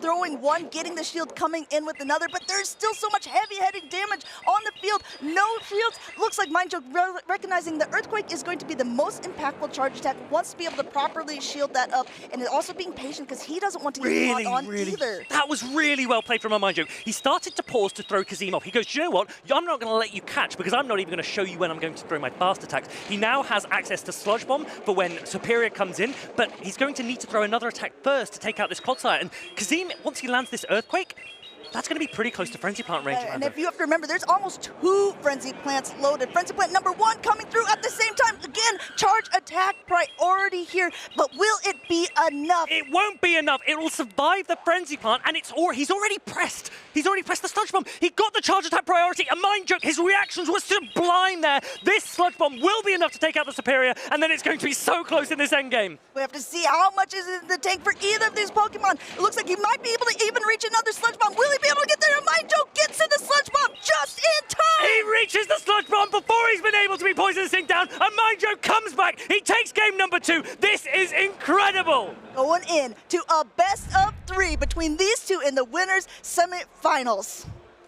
Wow. I think both of these players, both of us, we need to take a breath. Those games were so meticulously played. Amindjo, he did compose himself. He did adjust the way that he played. He anticipated that Superior. I really liked that he let his Feraligatr go.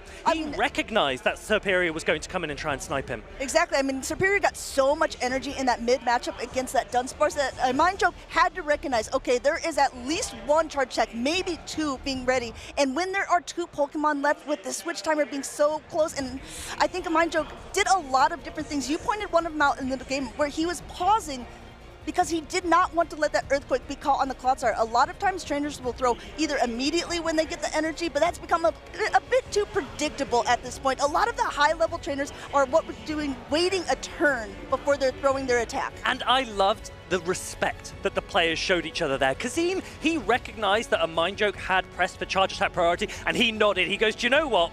Really well done. That was your win condition. You found it. I recognized it. You recognized it. Fair play. Yeah, and I think that goes to show just how good of trainers both of these are, right? I mean, Kazim recognized his only potential win condition, and a Mind Joke just completely negated it by that point. Yes, and exactly as you said, right? It wasn't, there was no lag, there was no, it was a Mind Joke pausing. He threw his opponent off by going, I'm going to throw fast attacks when you're not expecting to see them. Because Kazim is very, very good at catching and avoiding catching himself. A Mind Joke knows that. He knows the caliber of his opponent, and he goes, I really need to distract you with plays that you don't usually see. You don't see them in day one, that's for sure. That's why we're here in day two. That's why these guys are here in day two at Dortmund. And day two has a lot of interesting matchups that have already been played. But again, as a reminder, we are on the winner's side of the bracket, meaning that these two trainers have come in, they haven't actually lost yet. So even when one of these two will end up losing this best of three that's happening,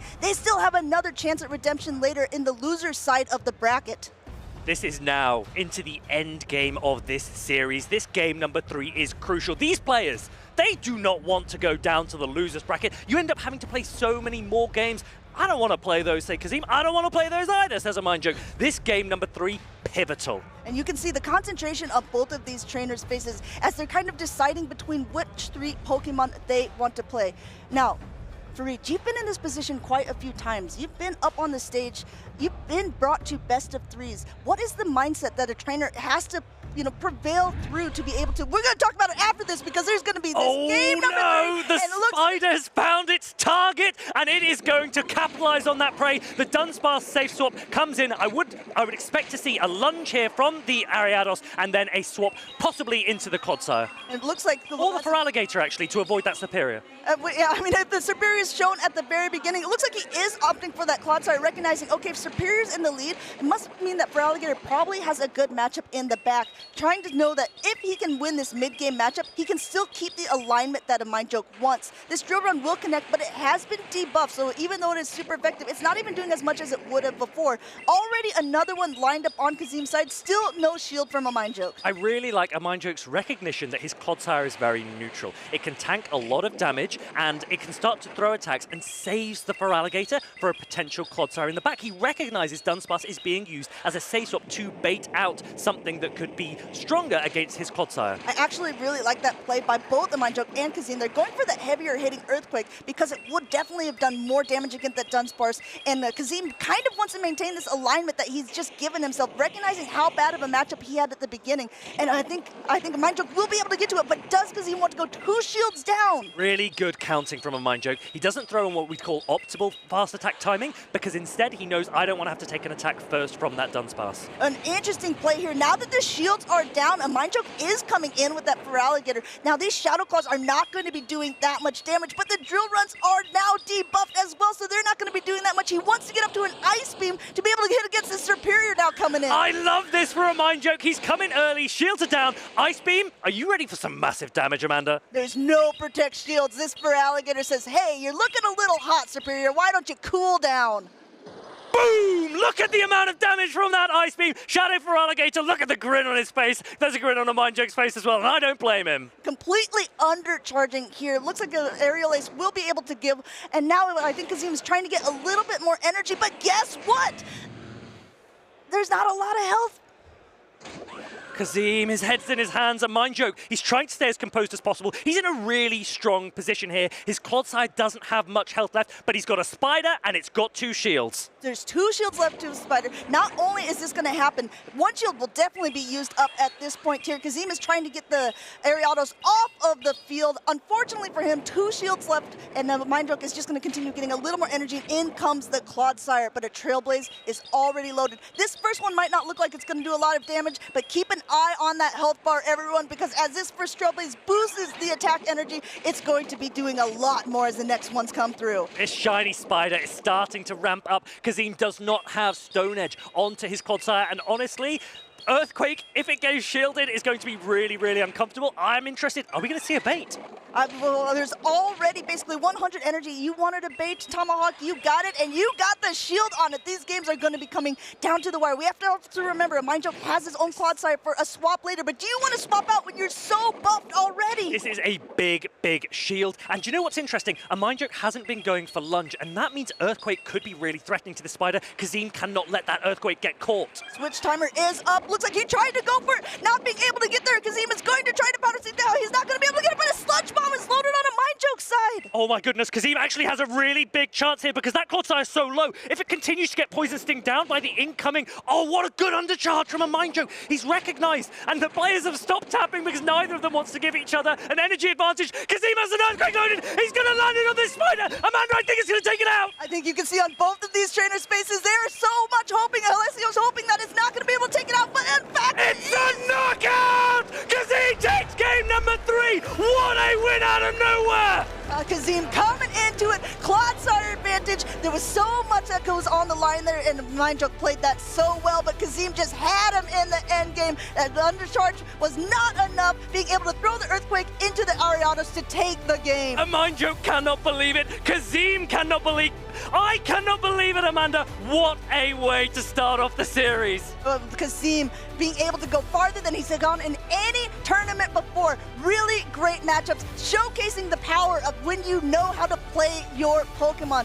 A Mindjoke played very well. As a reminder, if you're a fan of those matches, he will be knocked down to the loser's side of the bracket. Well, he will continue on his run, but congratulations to Kazim there. I mean, I think that he was just one step ahead in that last game. Do you know what? Kazim, the whole time, in the last couple of minutes, he was there thinking, I don't know if there's much I can do, right? But he did not give up. There are so many players in that situation that go, I think I'm done. I think I'm over. I'm gonna start thinking about what's for dinner, right? And Kazim goes, hold on a minute, look, let me at least play what I can. Let me play to my potential win conditions.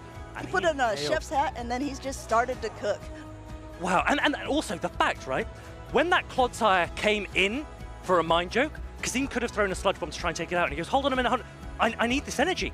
I need the energy on my Clodsire. I'm going to come in with Dunsparce, and I'm going to force you to throw an attack on me. Yeah, it was so good. Let's go ahead and look at these replays because these were some incredible matches to watch. Mindjoke here with this Trailblaze boosting the attack of the Ariados and knocking out this Shadow for Alligator. And there was some back and forth between these two, but eventually this was the incredible play there. Being able to throw at charge attack priority, being able to take out Kazim. Oh, these Clodsire mirror matches, they get uncomfortable. There's the one where a Mindjoke takes the advantage of it. Kazim, he puts his hands to his head. He applauds his opponent. This is exactly what I mean about the respect that these players have for each other here at this top level. But wow, the Ice Beam that comes through from that Shadow for Alligator, this really rattled Kazim. He wasn't sure what he was supposed to do there. He almost paused. He goes, I'm not sure who needs energy more. And actually, he went for that charge attack priority on accident because you can see he's already shaking his head. He clicked the button and he completely undercharges here, which actually gave him a little bit of saving grace because he was able to knock out the Feraligatr at the same time the Superior. And look at Kazim's face here. Look at Kazim's face here. His eyes look up. And guys in chat, this is called mentality. This is what is so important at this level of the game, to make sure you are paying attention, to make sure you do not give up. And what a win for Kazim. I am so happy for him. I mean, 2 shields down, 2 shields left for your opponent's side at this point. You do have a Clodsire, which has a fairly decent matchup against the Ariados, but you still have to play masterfully, and Kazim did absolutely that to be able to take that game. But it is not over for a Mindjoke. This was the winner's side of the bracket, so that one defeat means he does go down into the loser side. He still has an opportunity. Many players we've seen before have gone through the loser side of the bracket, and there are many strong players there too, so this is going to be very interesting for a Mindjoke. He too needs to show that mentality. He too needs to stay composed. We saw the winner side of the bracket a little bit earlier on in the tournament. We just casted over the very first 2 from that side. So as a reminder, in case you missed it before, Tonton Batus was able to knock Z's Wireless down to the loser's bracket, and Kazim has just now put down a Mindjoke. But there's still plenty more trainers in this. I mean, and all of them want to be crowned the first regional champion of this 2025 season. I'm really excited to see how Kazim approaches Tonton Batus. We all know Tonton Batus. I think this is how you approach him. He's a bonjour. Bonjour. He is a dominant player, right? Tonton is a dominant player. Both of these players have Galarian Moltres. But Kazim, I think he'll be licking his lips. He likes to play against top-tier opponents. He knows that they play in a way that he has practiced against. He has so many friends that are at the top level, and he will want to really take the most of this opportunity. I mean, Kazim is my friend, so obviously it's at the top level. He's also friends with Inadequents. They're in the lounge. They're going to go for a little interview. Thank you, Amanda and Farid, the Skarmory lover. I'm here with our Dortmund winner finalist, the player we just saw with Kazim. Kazim, how did you just win? Honestly, Martijn, no idea. The 50-second switch timer, I think, certainly helped in that aspect, and I think overall it's made for some fascinating games over this weekend. I said to everyone that I shouldn't lead Superior. What did I do? I led Superior twice. And it worked out for you. I see the Ariados game 3, and I'm like, yeah, this is over. You probably, the crowd probably see me just distraught the whole game, facial expressions wise. He brought in Claude against my debuffed Claude's Dunsparce, sorry, meaning it can tank 3 draw run rather than faint to 3 draw run, and it was just bouncing around. I think I got a bait call with the Sludge Bomb. I was ready to stop tapping if he called that, but and then I saw the Claude was super low. It meant I could utilize the Dunsparce, which had some HP left. I didn't even remember. Honestly, it all feels a blur. And just dance around. I think game 2 also, I made really close, even with a tough lead. So that's what kind of made me trust the SERP lead again. Managed to almost win. It was only for an amazing call on the CMP with the Claude against the SERP. So I've probably more than answered your questions there. No worries. I believe you're now in the top 3 of the tournament. Is this the furthest you've gone so far? Higher distance. It's been a bit of a mental block making a top 16. So being all the way here, I've never actually made a day 2. Kind of, it does feel surreal, and I'm just happy to keep enjoying and taking things one game at a time. Very good, and keep your focus, keep your calm. Kazim, you are known to be the Whimsicott warrior. Are you getting this far because you dropped Whimsicott? I refuse to say yes, but I just couldn't bring it into a Clodsire meta.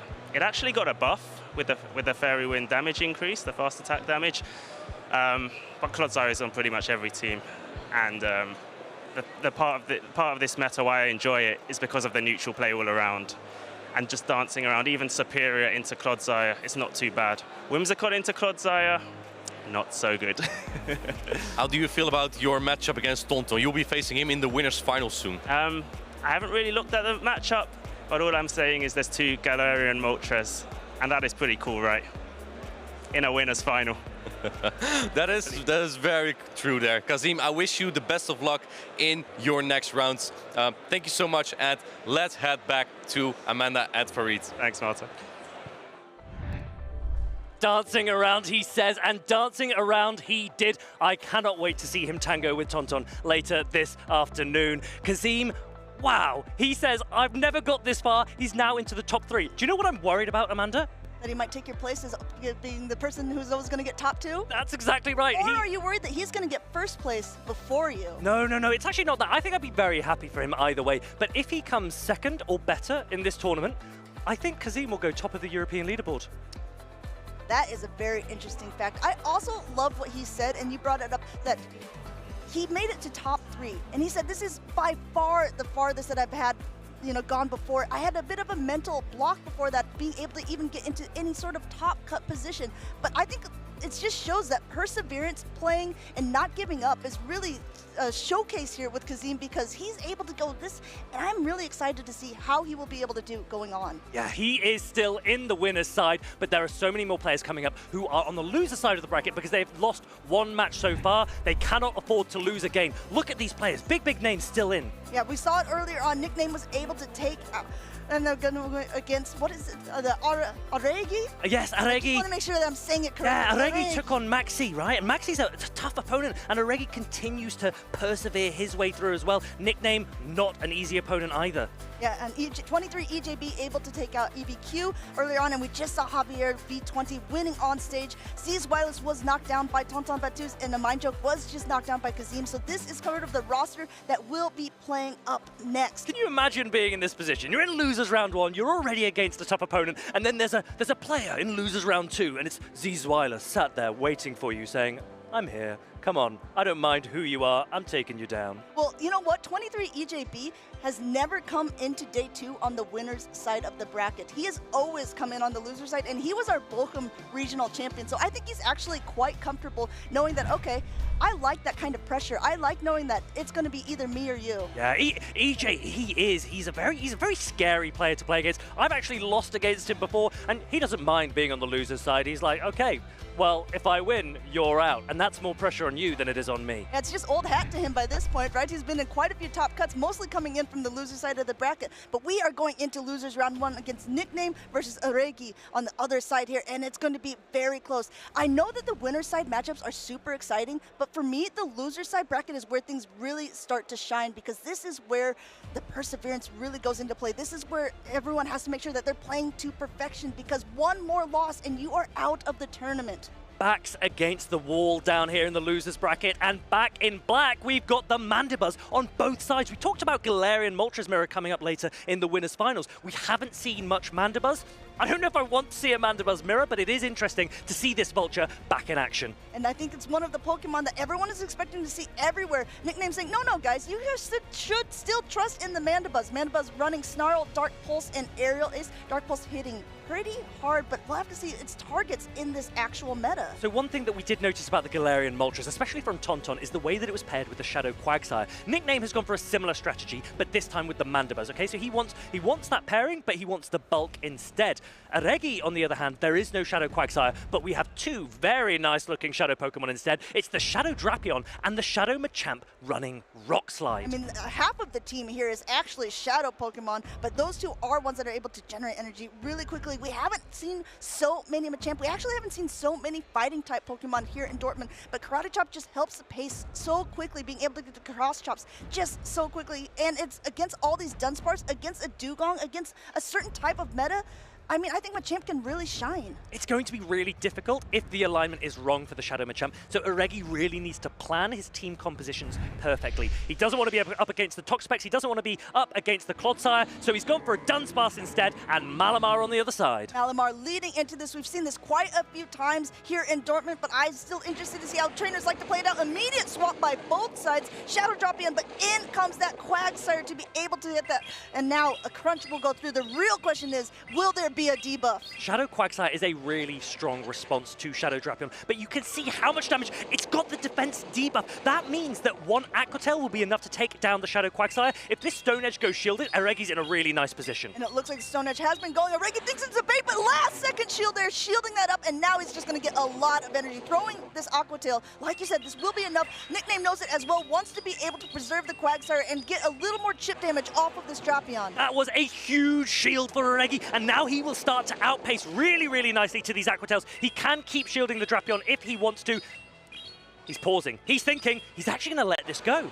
Looks like he's going to be able to, and Drapion is going to go down, but Quagsire is so low. Is this perfect farm down energy for the Feraligatr in the back? We're about to find out. 1, 2, 3. He's going to be able to get it before the Aqua Tail is even loaded. Really great for Aregi. Really nice. The Feraligator's attacks are going to be absorbed by this Toxapex, but the Shadow Claw damage and the number of Hydro Cannons that could come off here could be okay for Aregi. Aregi's saying, okay, I had all this energy, but where is it going? As basically this spiky sponge just takes it all. Now both of them throwing up a little more energy. In comes the Dunsparce again to be met with the Malamar. We didn't get to see it very much at the beginning, but now we're going to see how these 2 trainers want to play it out, because those switch timers are locked. And do you know what's interesting again? Even if Dunsparce is the first to go down in this matchup, that Feraligator can come back in and continue to Shadow Claw down and generate more energy to throw at that Toxapex. It looks like there is basically 2 charge attacks loaded. Nickname going for that superpower, this heavier hitting damage onto this normal type Pokemon, and Aregi uses uses the Good shield again from Aregi. He is in his opponent's head here. If this drill run lands, that Malamar's going down. Nickname knows that as well. He puts up his shield. Shielding this because his down defenses have been lowered. Another superpower is already loaded. I think he's going to go for a little bit more energy. He knows how the Dunsparce's energy drive. You see Aregi desperately trying to click to get out of this matchup, but the timer was not up yet. Superpower will connect with the Dunsparce. It is a debuff superpower, so Dunsparce holds on. The Feraligatr now comes in. Toxapex comes in. It's got the Sludge Wave. Aregi quick to press that Hydro Cannon. Really, really important. If he's got the charge attack priority here, Toxapex might want to undercharge and continue to poison jab down. Nickname is in a very commanding position. There's so much energy still on that Malamar as well. Content, I think, to go ahead and take out this Feraligatr, forcing Aregi to make some decisions with only a Dunsparce left on the field. Dunsparce has to not only hit one charge attack, it has to hit two, and I think Aregi knows it as well. Still trying to go for it here, having this drill run connect with the Toxapex. Can Dunsparce reach another drill run? That is the question. I think the Psy Wave's going to come through far too quickly. Yes, it does. Dunsparce goes down. Malamar and Nickname take game number 1. Not even needing that extra superpower to boost him there. Nickname taking game number 1 off of Aregi. And I think that these were really fantastic matches. You have this strategy. I've noticed a lot of trainers also in Brazil were using this strategy. Toxapex has seemed to be coming up very high in this current max out meta. Toxapex, it has a massive defense stat. It is an extremely bulky Pokemon. It is the hardest answer to Azumarill that could possibly exist, resisting every single attack that it throws. And we've seen some of those really worrisome matchups earlier today when an Azumarill gets locked into Toxapex. But one of the really nice things as well is that Toxapex has a lot of neutral play as well, because there are so few steel types in the meta. There's no Skarmory anymore. And so Toxapex and even Pokemon like Dunsparce, I mean, Skarmory, it's no Pangoro, right? Dunsparce is being used as a safe swap, Toxapex being used as a closer. This new meta, I'm really loving it. I want to ask your opinion. What are you thinking about Aregi's Shadow Machamp actually against this lineup? There's some very horrible matches for it, but there's also some very positive matchups. Do you think that there's any potential that he's going to take some risks and play it into Nickname's team? I don't think so. You know, I think that Shadow Machamp has play into Mandibuzz, it has play into Shadow Quagsire, and it has play into Dugong, but it struggles so hard against the Malamar Psy-Wave damage when shields are up. It struggles so hard into Clodsire that resists both of its attacks, and Toxapex again, yum yum. I think that you're probably right. However, we've made some predictions in the past. I believe even when you were playing in Baltimore with that Pangoro, Speedy as you said, there's no way he's bringing it to this next game, and there it was. Sometimes you have to take some risks, some Pokemon that you're like, okay, well, if my opponent doesn't expect that I would ever play this, then this is actually the Pokemon that I need to play to break the team composition that they're looking to go against. Yeah, and do you know what? I really like that way of thinking. If someone tells me you're not going to bring Pangoro, I go, you want to bet? That's exactly, I think, what happened. There's so many different Pokemon. If you look at this field, actually, I mean, there's not that many crossover Pokemon besides Mandibuzz, which actually hasn't been in this tournament too much, and the Clodsire. I think I would like to see, from Aregi, a Shadow Drapion lead. And if you see the Quagsire, yes, you need to get out of there pretty quickly, but Shadow Drapion, I think, is one of Aregi's most flexible Pokemon. We saw that Nickname answered the Shadow Drapion safe swap earlier. Maybe Nickname also thinks that Shadow Drapion could be a lead for Aregi and leads his Shadow Quagsire. It's a real mental game here now. Having both the Clodsire and the Quagsire on the team is an interesting strategy. I'm anxious to see if it will go for him for game number 2, because we're hopping right into it in the losers round 1. We got the Mandibuzz taking the skies. Oh no! I think you cursed us with it earlier when you said, I really want to see a Mandibuzz mirror. Wake me up when September ends, Amanda. Mandibuzz mirror, here we go. A lot of this has to do with who will win charge attack priority. Both of these trainers wanting to go ahead and get up a ton of energy. It looks like Nicknames is going to be able to win that attack with being a little bit higher, but this, as you will see, will not do very much damage to Aregi's. And the difficulty here is, if that Shadow Drapion comes in and is met by Shadow Quagsire, that's a difficult position for Aregi. So what he might look to do at some point in this matchup is try and come in aggressively with Dunsparce and bait out the Shadow Quagsire. If Nickname is really on it, he will actually respond with Clodsire, but let's see how this goes.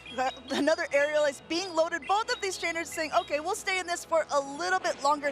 As a reminder, there's potential when there are big, bulky Pokemon like Mandibuzzes, like Clodsires, that we could even see maybe a potential timeout strategy, especially as you see how much this first portion of the match is taking of the game. That is right. You can go put on the kettle, come back when the Mandibuzz have finished against each other. Nickname, he's happy to stay in here. He doesn't mind frontline, and honestly, looking at the backline, he doesn't really need alignment as importantly, but he does come in aggressively with that Shadow Quagsire. Aregi recognizes the swap in and goes for the harder hitting Dark Pulse. Dark Pulse here will be able to connect. Not only that, Aregi has a ton of energy. He basically has another Dark Pulse already loaded. Gonna go ahead and throw that, wants to get this Quagsire as low as possible. Quagsire has to throw the Stone Edge to be able to knock out the Mandibuzz at this range because those Mud Shots just aren't doing it.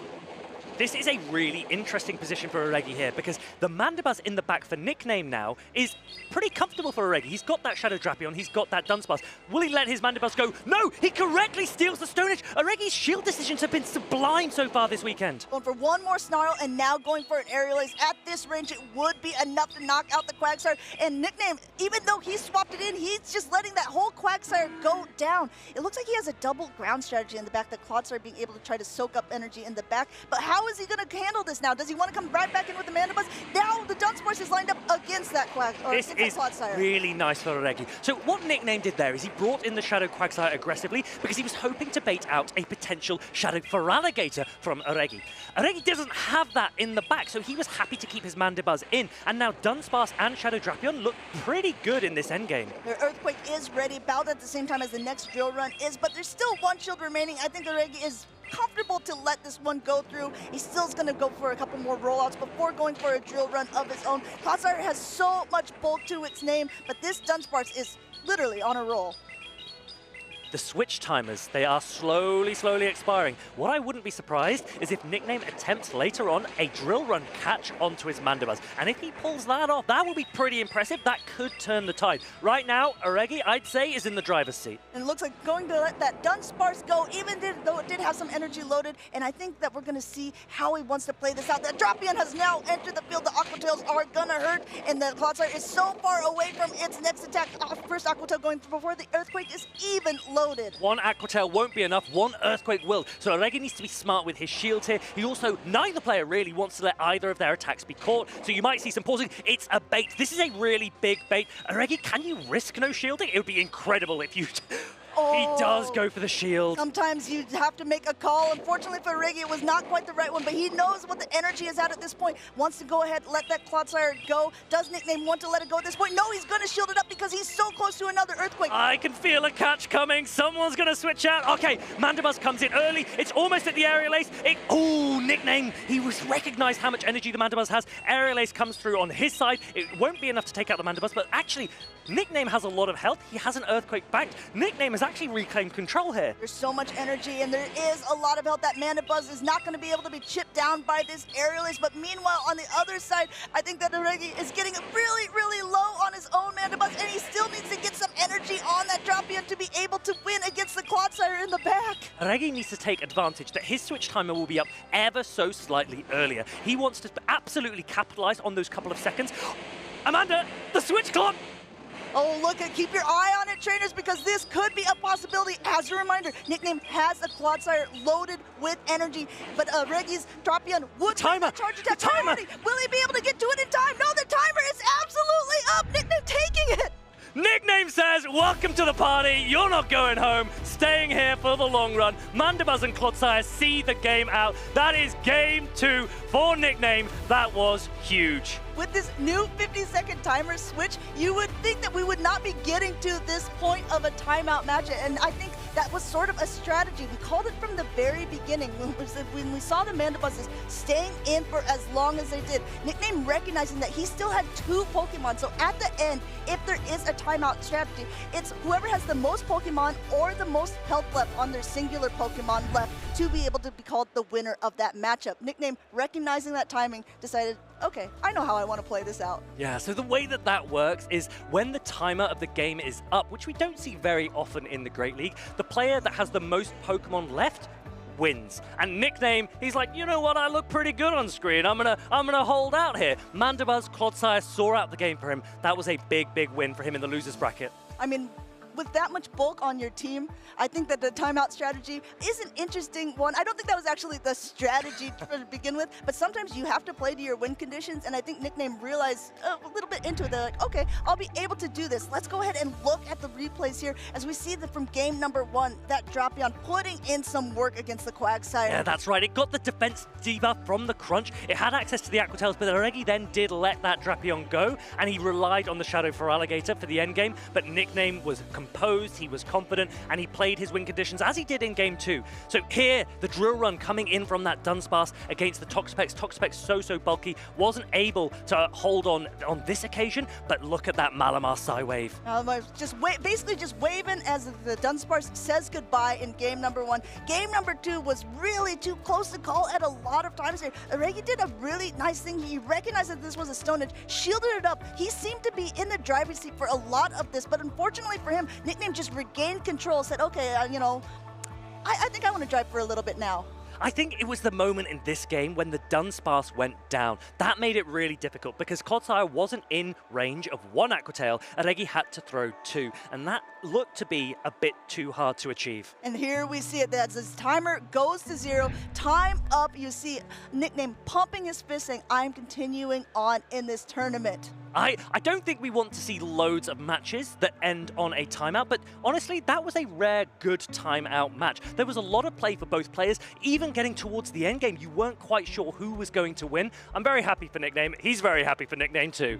Yeah, I think Nickname is one of those nicknames that we're going to be seeing more and more throughout this tournament season. He's a very good player. He was our Bremen Regional Champion a couple years back, and I think that in these new metas, it's really interesting to see which players really thrive in certain types of more dynamic play, which kind of players thrive more on early game metas when it's just like, okay, no one knows what they're going to run yet. I'm a really good team builder.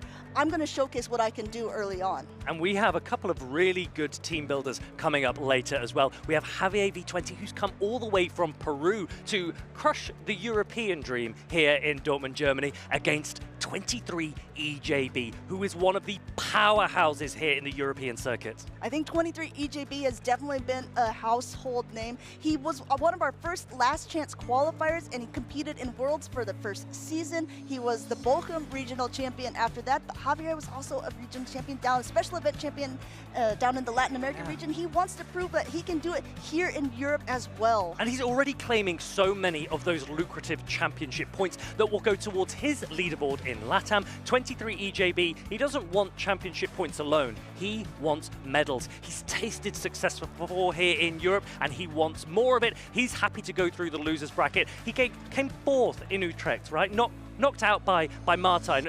He told me, right? He goes, look, Martijn asked me, he goes, I really want to win this event. It's my hometown event, and I need more followers. So please let me have a go. But 23 EJB, he doesn't have to worry about that anymore. He's going to go full steam ahead. And Martijn, even though he did maybe perhaps bribe EJB to lose, he does have an interview with Nickname, and I think he's going to go ahead and nail that one on his own. Thank you, Amanda and Farid. I'm here with the winner of our previous matchup, Nickname. Nickname, congratulations on your win. Can you go through with us what happened in that last battle? So last game, I totally wasn't expecting it to be a timeout game. That's first of all. Well, Mendebas mirror lead could have maybe told that it might happen, but I wasn't expecting it at all. My idea was to bait out the Feraligatr. That's why I safe swapped Quagsire in the middle of this matchup. And then later on, when Drapion came in, I knew my win con is to land an Earthquake on it. And I was kind of scared that he might come up with perfect energy to get an Aqua Tail on my Mendebas and Drapion as well. So I just needed to be aware of when he's throwing, and I needed to wait to be able to throw this Earthquake. But apparently it wasn't even necessary since it came down to the timeout, which I won because I had still 2 Pokemon. Yeah, exactly. If you have 2 Pokemon remaining, you win in a timeout against a player who has 1 Pokemon remaining. Nickname, I love your team. It's so goofy and derpy with the double Sire, right? The Quagsire and the Clodsire. How did you come up with that? Well, the Quagsire idea wasn't my idea. It was my friend's idea from North America, out of pocket. He came up with the Quagsire idea first, and I really enjoyed the idea because There's a lot of Drapion safe switches, which is very, very good in this meta, I think. We see also a lot of Dunsparce, which is also really good. Tox Apex, Clodsire. I just think it has a lot of great matchups and coverage, and its coverage is very nice because the only thing that Quagsire fears are grass types. So yeah, I think it's very good, and Clodsire is just the staple in this meta. Well, thank you for those insights. This is the first time you've gotten this far ever since you won the Bremen Regional Championship in 2022. Do you think this meta suits you better? Than 2022 from Bremen? Or just the whole past season? I think I like this meta more because it's of its variety that you can play a lot of Pokemon. We see Galarian Moltres, we see Dewgong, we see Quagsire, a lot of different stuff, so I really like that. All right, thank you. What are the odds you are going to make it to the grand finals this weekend? I won't tell the odds, but I hope it will happen. Sounds good, Nickname. Thank you so much, and I wish you the best of luck in your next rounds. Let's head back to Amanda Farid.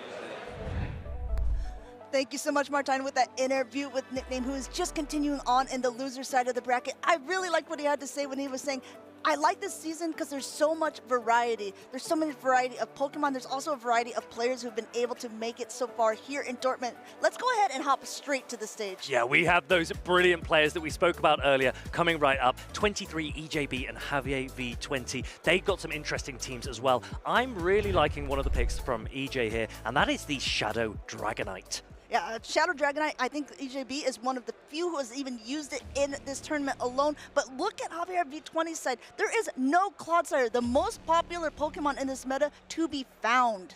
I'm really liking the color compositions of Javier's team here. The purples, the blues. He's gone for a team that has a lot of same type coverage, but in different ways, right? You look at that Shadow Drapion with the poison, and Toxapex with the poison and the water, Azumarill with the water as well. And the way that he covers his team allows for so many interesting compositions of 3 that I think it's a really flexible team. I mean, Nickname said there's a variety of Pokemon, that is for sure. If you go ahead and take a look at that bottom portion of the screen, you can see all of the different Pokemon. There is quite a few actual similarities between these teams, although these teams are very different than what we've seen even in the previous matchups. Look at this, 2 Chestnuts, 2 Drapions, 2 Azumarills. It's incredible. They've gone for 2 different normal types though, and Diggersby, I think you know, is one of my preferred Pokemon in this meta. Dunsparce, we've actually seen have so much success. I'm interested to see how these players utilize their normal type Pokemon. Will they be safe swaps? Will they be looking to close in the back, or will we not see them at all? As a reminder, this is the loser's side of the bracket, meaning that whoever loses this will be out of the tournament. Their Dortmund dreams dash to the stage,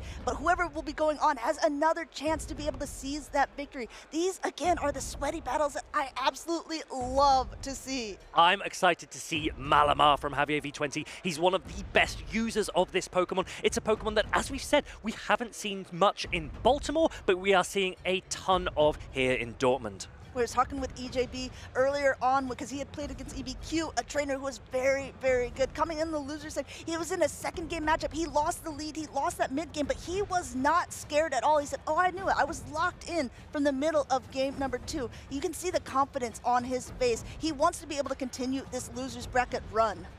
I think we might see some Azumarill here, and that's because it's the only Pokemon that is a really hard response to EJ's Shadow Dragonite. Shadow Dragonite, not a Pokemon we've seen a lot of this weekend. Will we see it right now? Doesn't look like there it is in the back for EJ. It is in the back, not on the leads here. Otherwise, I would say that looks like a pretty funny looking Dragonite. These side waves are not doing much and going for that crunch, which does have a potential of a debuff. Not only that, this Shadow Drapion hits with 20% more damage. Javier is going to let the first one go through because if he does get that defensive drop, then he wants to know where he's going to be placing those shields, going for that heavier hitting superpower. So one of the things that I like to watch is how players learn and play different matchups. EJ here, he's gone for the crunch immediately, and he's letting this first superpower go, knowing that his Drapion will be able to hold on. Javier aggressively swaps his Shadow Drapion. EJ has the very good response in Dunsparce. Dunsparce just doing what Dunsparce does best here, going ahead and being able to take this crunch. And 23 EJB still has a lot of nice energy already stored on the Dunsparce. Probably going to go for another rollout. It's a big defense drop. That is massive for this matchup. Not only that, now he has to decide where he wants to use those shields. Javier has no problem understanding where he wants to use the shields, knowing that this drill run would do a lot of damage. Wants to try to keep that drop down healthy because it has so much energy. Now going for an Aqua Tail. This is a bait. Even though the defense has dropped, it won't be enough to take out the Dunsparce. EJ calls it. He knows his Dunsparce can hold on to this Aqua Tail. He nods his head. He's fine. He's going to reach another drill run that will really put pressure on Javier, on the Drapion, and on his shields. Yeah. Shield comes up. Shield comes up. No more shields left on Javier's side. This Dunsparce is desperately low, but he's going to be able to poison Sting down. But Dragon time, baby! Shadow Dragonite comes out. He's got 2 shields for it. EJ is going to start doing that oppressive Dragon Breath pressure. Not only that, there could be a potential crunch debuff, but even so, wants to use that shield. No debuff here, already at an Aqua Tail. You can see 23 EJB counting here. He's like, I think this is just Aqua Tail. Doesn't want to risk it. Going ahead, shielding it up. Will we see a whole Dragon Breath down? Because now in comes Azumarill, one of Dragonite's hardest counters, and no Protect shields left on either side. Oh dear, the 2 shields have gone. The Azumarill's come in. Maybe this is why we don't see much Shadow Dragonite in this meta. Azumarill's like, hello, remember me? That superpower coming through, and as the Ice Beam is loaded, it's an okay play by 23 EJB. If there's no Protect shields left, no matter what, no matter how big the defenses are, you're going to get knocked out by an Ice Beam from an Azumarill. Coming back in with the Drapion, but there's just so much health left on this Azumarill and not a lot of time on EJ's side. Azumarill is a bulky bunny. This crunch won't do much. The poison stings, they do add up, but honestly, the bubbles are hitting quite quickly. Bubbles are already there. One of the crunch is loaded, but it's still not going to be enough to knock out Azumarill, just teetering from side to side, almost taunting the Drapion as another bubble will go through. This is a scary thing now for EJ. I think he knows that he's going to be in a really difficult position with his Dunsparce. It's got such low health. Javier's confident, nods his head. Azumarill, all 3 Pokemon still around, takes game number 1. Takes game number 1 and takes some notes as well, saying that, I might be taking notes, EJ, but maybe you should be taking some notes as well. And the nice thing for Javier here is that Shadow Dragonite, it could have been very scary if it had avoided the Azumarill, but it didn't. And now EJ has to think, do I want to bring this again? Because that matchup was so punishing for me. And I think that EJB definitely had a plan, and it looked like it was going to his plan in his mind, right? He's like, okay, if I get these shields off of the Pokemon, then, I mean, Dragonite can just go to town. Dragonite's one of, like, the most oppressive Pokemon, but it also needs shields to his name. He had 2 shields, Javier had none. But then the Azumarill came in, and it just changed everything.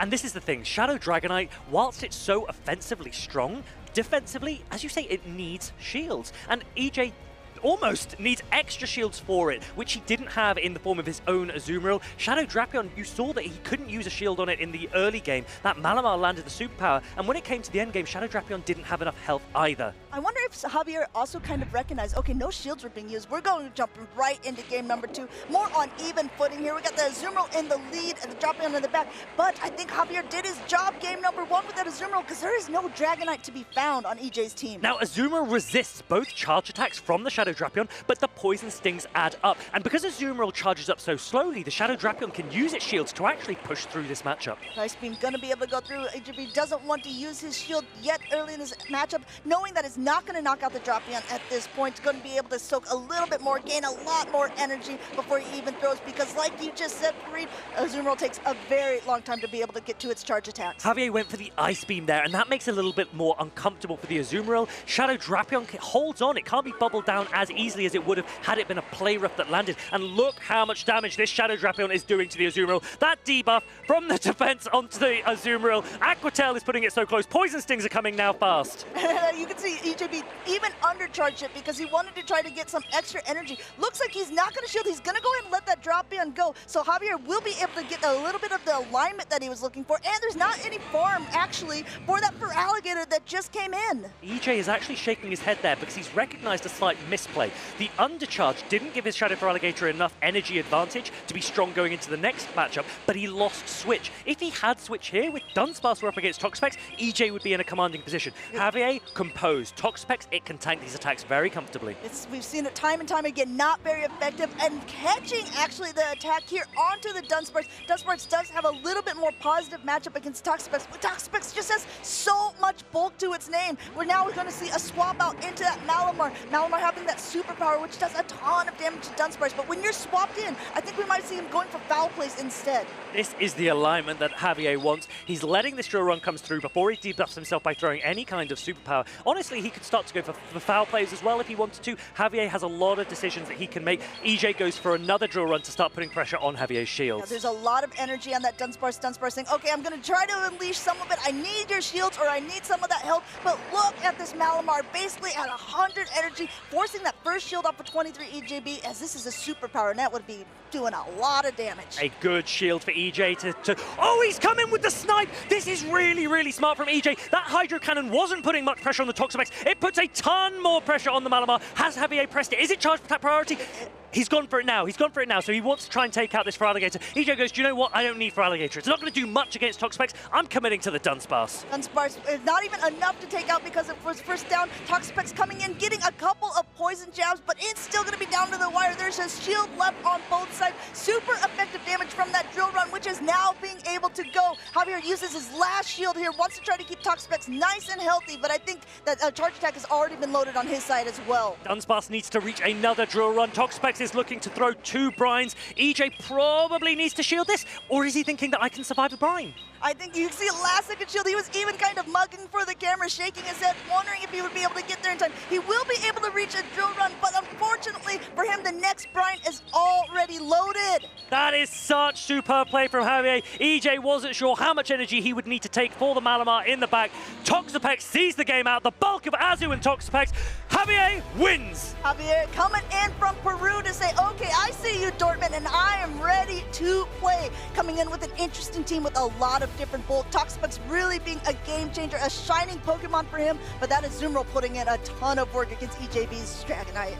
I like the way that Javier dominated alignment there. It wasn't so much hard counters, but it was really positive play from him. He recognized which Pokemon he wanted to have up against the Shadow Feraligatr, which Pokemon he wanted to have up against the Dunsparce, and he maintained the alignment as and where he needed. He didn't allow for too much movement there, and honestly, it was very difficult for EJ to do much about it. I mean, both of those trainers were champions. Both of those trainers were world's, competitors as well. They played against each other most likely in some sort of grassroots Show 6 PvP tournament at one point or another. It's always interesting to see the different playstyles of the different regions. I had asked Javier yesterday, I was like, do you think that the event going on in Joinsville, we're going to see the same Pokemon? And he said, you know what? I actually think it's going to be a lot of different dynamic play than what we're seeing here in Dortmund. But it looks like what he's doing here is being very effective. That's right. Now, there has actually been a potential review going ahead. So the players are discussing with the judges. They just want to make sure that everything that happened in that match happened as it should have. If the judges deem that there was something that occurred, we might have a replay. Otherwise, Javier will continue to go through. But for both of these players, they got so far into this tournament already, the number of championship points, a little bit of cash as well, and trading card game pack prizes for these players. So regardless, they'll be going home with something, that's for sure. I think that they'll be smiling at least about their placements. It is an important point that we bring up. There is the match under review. Both of the trainers are able to, have their screens recorded. The judges are going to be able to look over things, and then if they decide that it would be not a rematch, there could even be a secondary review. And this is something that you should definitely know as a trainer. So if you're playing a matchup and you think something might not have gone right, make sure to flag it for the judges, because the judges won't be able to do anything unless you bring it up yourself. And speaking of you flagging things for us, we want to see so many of these social posts. Message us in the chat. Use #PlayPokemon. Those of you that have his Jonkers, this was yesterday when he went 2-0 so far in his first tournament in 1.5 years. We saw him on stream. He played really, really well. Do you remember the Arctibax play, the avalanche from that Arctibax yesterday, Amanda? Yeah, he was actually the first trainer. We did this thing where it was like, actually, you guys in the chat could choose who our first matchup of the day. Everyone wanted Jonkus, and it was predicted that he was going to win. And guess what he did? He went 2-0 at the very beginning. Obviously not here at day 2, but his brother Z's Wireless is. Yeah, Spooder, #Spooder for the win there. And we've also got one from Martine. He says, this weekend we also have a regional championship in Joinville, Brazil. Look at this team. Shiny Diggersby, I like it. It's actually, if you look at this team, there's a lot of similarities between the Javier's team and this with that Toxapex and that Diggersby, but there's also some different choices with that Arachnid and a Shadow Jumpluff. What an interesting choice. We did have it on our trending up, but we haven't really seen it here in Dortmund. So this player, this is LNDS Cannon, and he's made it to day 2 on the winner's side. But Amanda, you and I spoke yesterday very briefly about Jumpluff, and there is a Shadow Jumpluff on my screen right now. You weren't backing it. What do you have to say to this? Well, I mean, we did have it on the trending up. But I don't know for sure if it is actually going to be the grass or flying type of choice. It definitely hasn't been here, but that doesn't mean that it doesn't have play in other regions, and especially in other places where Talonflame seems to be more of a popular pick. Jumpluff doesn't have a lot of play. Well, this is exactly what we're talking about, right? As the meta develops event to event, Talonflame, a lot of prominence in Baltimore. We saw quite a few. I took one myself. We haven't seen as much Talonflame here this weekend, and this is where Shadow Jumpluff might pop back up and go, hello, I still have some work I can do. So make sure that not only are you tuning in to our broadcast to find out who is going to be the champion in Dortmund later on, there will also be the champion of Joinsville. That champion will be able to get an automatic qualification for Worlds. We're crowning 2 this weekend. Yes, so #PlayPokemon. We want to see your posts on X as well. Let us know in chat what you're enjoying. We are here for you. We're going back to the stage very, very shortly to find out the outcome of this match. Yeah, I believe that there is no rematch for that actual battle, so we will be moving on to the next round. Javier has continuing on in this tournament with a 2-0 sweep against 23 EJB. Huge for the LATAM community, huge for Javier. We're so very, very pleased for him. He'll be very pleased, but now he's got to focus because there are some big games still coming up. He'll be up against Z Zweilis next. Yeah, let's go ahead and look at some of those replays from those battles in case you missed it. Javier did some fantastic, masterful plays. Let's go ahead and take a look at them there. Zoomerl hanging on through that drop down, being able to completely bubble down for what we call a 3 Pokemon flex in the end game of game number 1. 3 Pokemon still, none of them fainted at the end of the match. Oh, he's looking after his little buddy Pokemon, and here it's the Shadow for Alligator throwing Hydro Cannon into the Toxapex that says, I don't mind. A catch onto the Dunsparce, but honestly, Toxapex punished everything that came its way. Yeah, Toxapex just was one of those Pokemon that just soaked up all of the damage and was able to dish out so much more damage with these superpowers. There was Javier played this Malamar masterfully, and 23 EJB danced around, tried to find some footing here. Unfortunately for him, was not able to do so. Really, really nice Malamar play, taking out the Dunsparce, taking out the Shadow for Alligator. Javier and Malamar will be up against another Malamar in Z Zweilis very, very soon. As a reminder, we are in the loser's side of the bracket, so that means that these trainers just have one more game and then they have to go home. So I think a lot is on the line for all of these trainers. Yeah, and all of these trainers, the reason that they are doing this is because they want to be there. Anaheim, California World Championships next season. The World Championships is an incredible event. There's so much to do. You can compete, you can watch, you can also go to the Pokemon store. We have a couple of people who went there last year. Hello and welcome to the Pokemon Center pop-up here in Honolulu, Hawaii at Pokemon World 2024. We are here with some champions who are going to show us what it's like to shop with a pro, right, Spraggles? That's right. This is the best place to be here at the Pokemon World Championships. And who are you standing here with? And an international champion, Polaris. And I am here with international champion, Avery. And what is it like to compete in a Pokemon championship? Well, kind of stressful. If you're doing a battle, you have to determine if you win or not. How do you feel about competing this year? It's pretty fun. Are you going to win, do you think? I hope so. What are your favorite things to shop for? Plushies. I mostly like the big ones. How do you feel coming here to compete in Hawaii?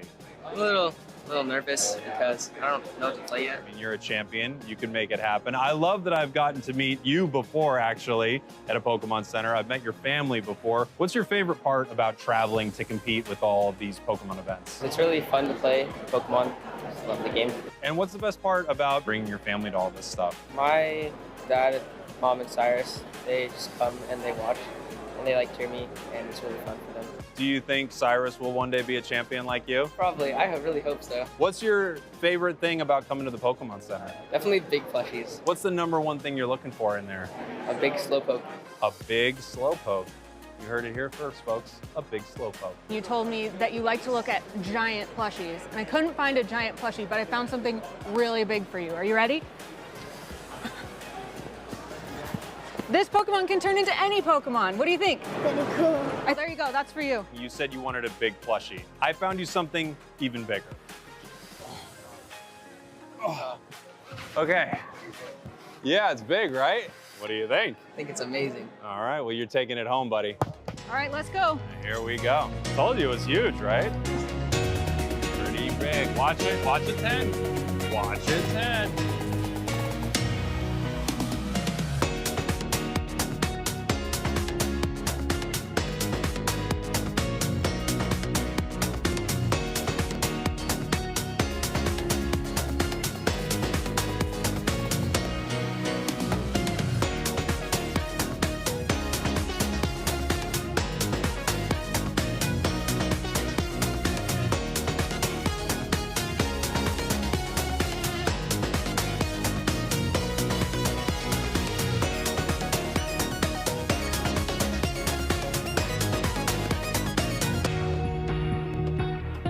I think the toughest thing will be getting it in your carry-on, but once it's on the plane, like, you're good to go.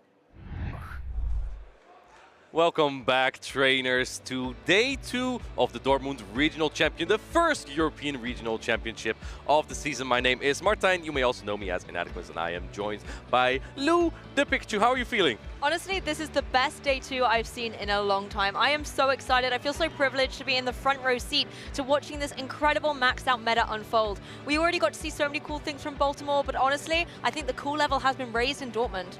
I agree. We just saw Javier knock out 23 EJP, the 2023 Bochum Regional Champion. Latam is coming for the Europeans, and Javier got some really good points. It's a big weekend for Latam in general, because we also have a regional championship going on in Joinville, where many Brazilian players are going for those championships and try to get that EUIC Travel Award. And I think in the build-up as well to the first international championship on our radar, the Latin America International Championships, everybody is trying to put all the practice and their skills to the test to be able to establish themselves as a front runner for that competition. It's gonna be super exciting. It's such a great start to the season already. But we're gonna have more exciting battles for today as well. Our next matchup is gonna be a mind joke with that shiny Ariados versus Nickname with the Mandibus. I'm so looking forward to this matchup. When we last saw a mind joke in the winner's bracket, we were actually sat watching it together and we were on the edge of our seat. That Ariados is definitely a little bit of a spicy pick coming up, particularly the shiny variant as well. Love to see it, but I know that he is desperate to try and go through this loser's bracket and get the #1 spot. Yeah, let's see how far these players have come and where they came from. We started with 12 competitors on the day here, and here we see the loser's bracket. Nickname took out Argi to get here in the losers round 2, and Javier took out 23 EJP, and he will be facing Zwylos. Both of those players, Mindjoke and Zwylos, started on the win side of the bracket. They lost their first round, but they're not out yet. They will still be competing here in the losers bracket to get to that grand finals. I love the caliber of players that we have at this point in the competition as well. Mindjoke versus Nickname, that is going to be such an incredible match, but I also cannot wait for Zwylos and Javier. Zwylos looked so unstoppable yesterday, but unfortunately ran on to Tonton Batiste today and fell down into the losers bracket, but still wants to be able to say, hey, you know, 2 seasons in a row, I won the first European event. I just want to point out here, Lou, we have no Mandibus in the winners finals soon, but we have 2 Galarian Moltres. Anyway, first we continue losers round 2, a mind joke on the left, Nickname on the right. A mind joke with that Ariados that has been so important for him, just barely not been able to win earlier. A Nickname with that goofy team of the Quagsire and the Clodsire. What Pokemon here really stands out to you here, Lou? I'm going to sound like a broken record, but it's this Ariados. For me, the one thing I really like about it is its charged attack coverage. Being able to hit with the Trailblaze into Pokemon like the Quagsire, for example, on the opposing side, and at the same time having the option of the Bug-type Lunge to maybe apply pressure to something like the Malamar that's been running around everywhere, I think is a really nice tech in the meta to have, and it's something that these Malamar players that I feel being confident with that Pokemon in the current meta have to watch out for. I think you're right, because Ariados also has Grass-type coverage for that Quagsire, for example. Quagsire used to be such a good counter to it, and now it's not really anymore. On top of that, Ariados can also fight back into that Mandibus. We see again the Clodsire with Sludge Bomb primarily on day 2. Also on day 1, we saw only one with Stone Edge instead of Sludge Bomb. Do you think it's the better moveset right now? Definitely. Sludge Bomb is the key. I think with the amount of grass types you've got running around, as well as the Azumarill being so strong and detrimental at the moment, you want to be able to have some way to apply pressure against it. As well, it takes that little bit less energy so you can get to it a bit faster and then already put the pressure on your opponent. And I think also because there's less Talon Flame, you don't really need Stone Edge, right? So it just makes sense. And on top of that, if there is Talon Flame, it's just scary to bring in all those Dunsparce with double water teams.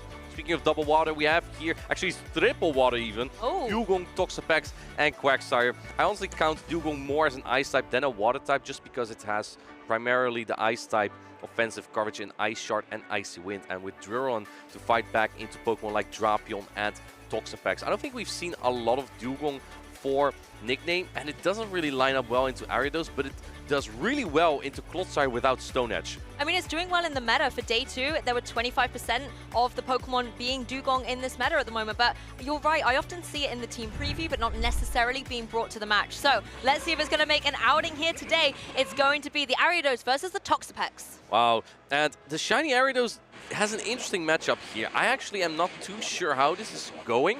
Comparable to the Drapion, I would not be surprised if Toxapex would win the Zero Shield scenario here, just because of the Poison Jab and the Brine adding up. But because Ariados paces quicker and deals neutral damage with that Trailblaze, that's also adding up because it boosts the attack of the Ariados.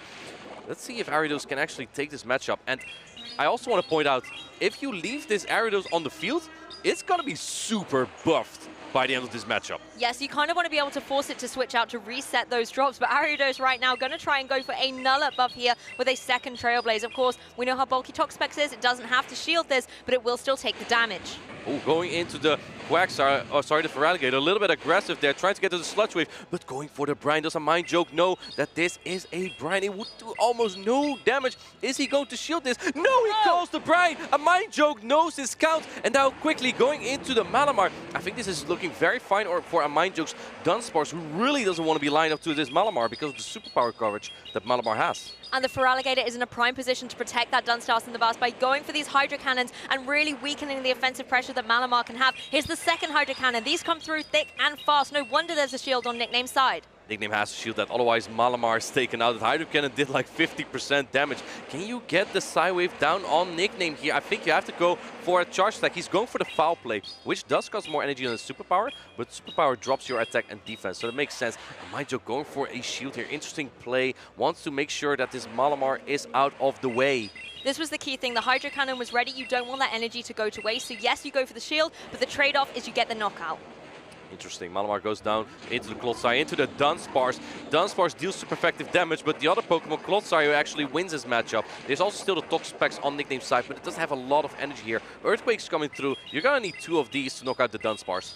Yeah, incredibly bulky. And Mind Joke has the potential now to keep one of these shields, but instead uses it. Really wants to make sure that all the natural bulk Dunsparce has can be utilized in this match. Drill Run comes through, and it is going to find its mark down onto this opposing Toxapex. This is a big catch, and looks like a Mind Joke is undercharging, trying to get some more energy, and successfully can Toxapex get some damage in? Yes, it does, but it doesn't get to a charge attack here. And a Mind Joke basically coming out with 2 more rollout here to throw into the Clodsire. What do you shield here?